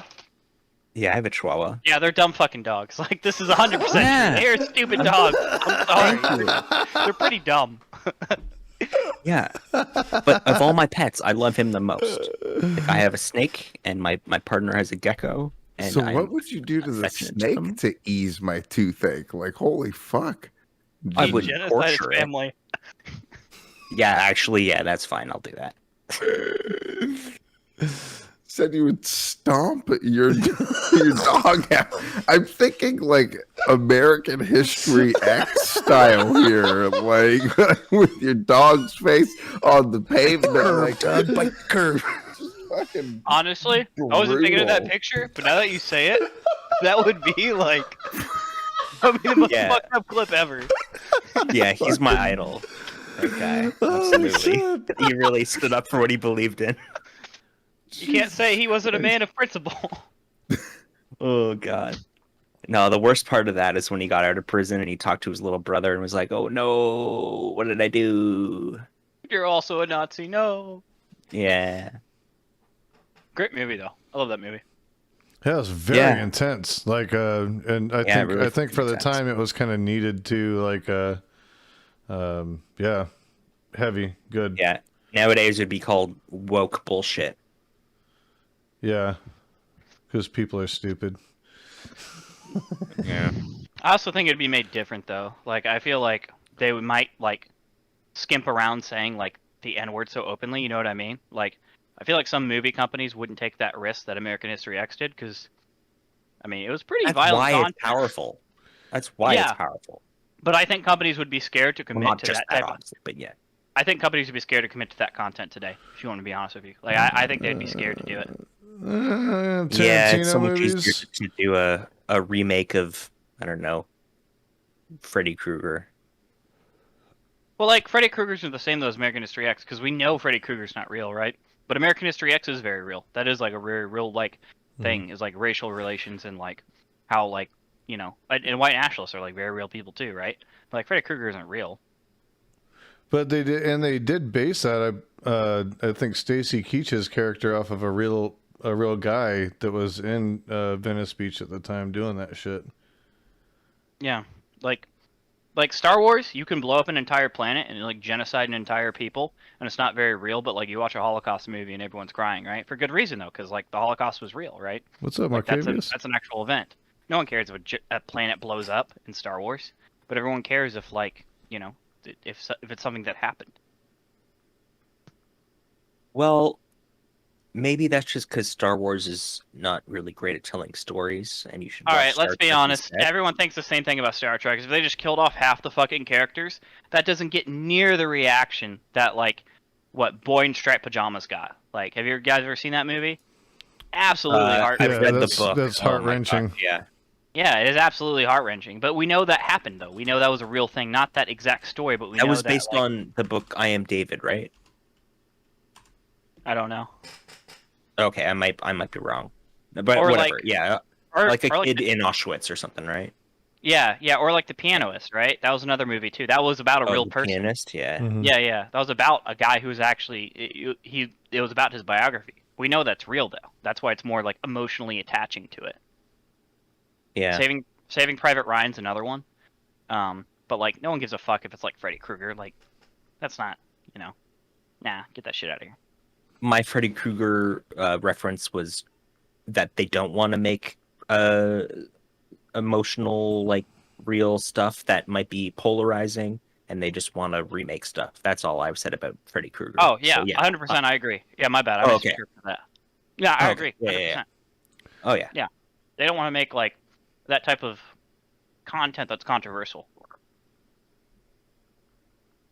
And It's working in the music industry though, so hopefully the film industry catches up. I mean, there's been some things like what was that Jordan Peele movie where like the white people took all the black people Oh, Get Out. black people's bodies. Yeah. That movie That was was pretty- incredible. That was a great movie. Yeah. There was that. There was Parasite. Like those were pretty controversial movies. Like if you actually read them for what I think the artists were going for. Get Out's kind of I in mean, between. they were big. Because like, Get Out is on also the back of being a horror movie too. It does have Yeah. like a very racial element to it, but yeah. Oh, huge racial element. Very I don't know. mindfucky scenes too. Once you get through the entire movie of Get Out, like very like, oh, what a callback, you know? Because you like see the end and you're like, oh damn, I didn't recognize that. I've only seen it once, so I don't know. I'm sure there's stuff I missed, but you know, I got the main gist. The one thing that blew my mind was when the cop was like trying to look for the black dude's ID, and his girlfriend got really upset because the girlfriend was trying to prevent the cop from looking at his ID so they wouldn't know who's missing. But at the time, you're watching it and you're like, man, fuck that cop, fuck that piece of shit. But he was actually just trying to like figure out why there's so many fucking missing people around the area, and he was like looking at the ID, but like it was like, what the fuck? Also, the scene where he like puts the cotton in his ears, it's like I don't know, a lot of mindfucky scenes. Yeah, haven't seen that yet. I forget a bunch of the minutia, but I remember really enjoying it, and you know, at least thinking I understood the gist. So sorry I can't engage with more nuanced discussion on the movie. Yeah, I mean, I haven't seen it, so I'm in. Oh, you should see it. It's really good. It is Oh, good. Yeah, I should watch it again. I think anybody that has seen it should see it again because it is a rad ass movie and the commentary is really, really interesting. I guess what I take away from it is there's almost like a feeling of like they're talking a little bit to like imposter syndrome, you know, and it's pretty intense. I think it's. And he did. Us was really good too. If you hadn't seen Us, that one was also a very good movie. I think he did that one. Yeah, he did. Huh. That's interesting. You had the imposter syndrome take. I sort of thought it was just like how, like the upper class, like uses the lower class bodies to like, you know, make sure they don't have to do actual labor. Like I don't know, it's just like an anti-capitalist thing, with some anti-white supremacy heavy overtones. Oh yeah, well no, for sure, and they're touching on that, like this, like the social aspect that creates that. You know what I mean?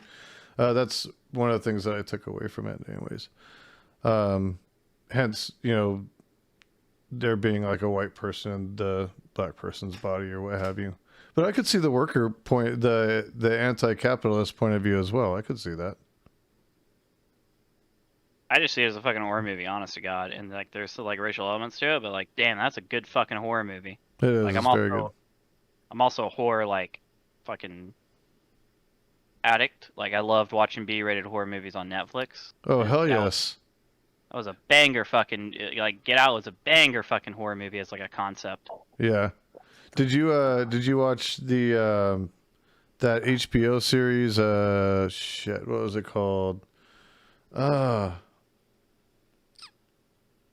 Lovecraft Country. No, I have not. Is that like a B-rated Lovecraft Country? Let me Google it real quick. I have not. I don't watch HBO. But I have considered buying HBO Max. Sludge. Oh, I think I've heard of this before. Lovecraft Country. Okay, all right. I Yeah, know a that's- great that's movie a that you guys gotta great-ass watch. movie. Or TV show. Horror fiction. I have to get into it. All right, horror fictions. That's all right. That's good enough genre for me.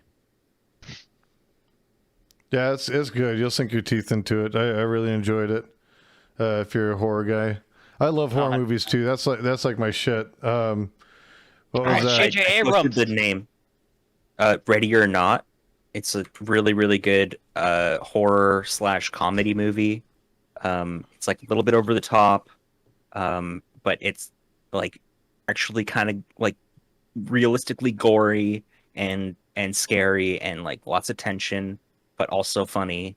and the it's like super cinematic, and there's a happy ending. So watch that movie, Ready or Not. I'll check it out for sure. Anything horror I'm about.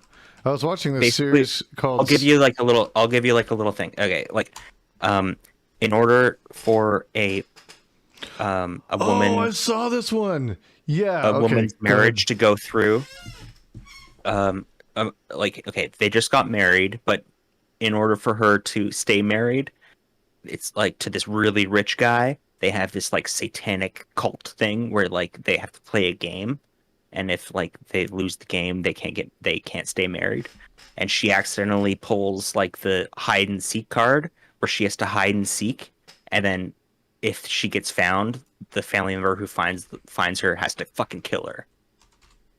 And so she has to like hide and seek in this big ass fucking mansion, from like this like really rich family. It's fucking intense, and funny, and scary. Oh, you guys are gonna love it. Ready or not? So you guys, Sam You're Raimi not. fans? Who? Sam Raimi? Spider-Man? Sam Raimi. Yeah, he did Spider-Man. He also did all the Evil Dead movies. Bruce Campbell. Oh, that's a good series. I didn't know. Huh, can't believe I forgot his name. Yeah, Evil Dead. Yeah, I love that, and I loved the show Ash versus Evil Dead too. That shit was really good. I did not watch that show. I did watch the first Evil Dead movie though. I remember watching that as a kid. Yeah, they're all good. Like that whole, I love that slapstick comedy horror type shit. Like Yeah. Tucker and Dale versus Evil. That's another one that's really good. Like that. Is, yeah, it is. Shit's hilarious, man. Like I love that because it's like you get the twisted gore in there, but you're like laughing at the same time. It's like, yeah, I'm kind of scared, but like, Jesus, that was funny as shit. That's why I like Dream Warriors from Nightmare on Elm Street. That one was funny. He had such great one-liners in that one. You know what I liked a lot? Cabin in the Woods. That one was great. That was a great movie. That was so good. Because it takes so many twists you don't think it does. I'm so sorry, guys. I'm out of beer. I gotta go. All right, brother. So nice talking to you guys. You're Have a such great lovely night. souls. Hey, Marcavius Bye. is in the waiting room. I'm also Ditto, gonna brother. take off. I'm tired as fuck. All right. Y'all have a great night. All right, take it easy. Peace.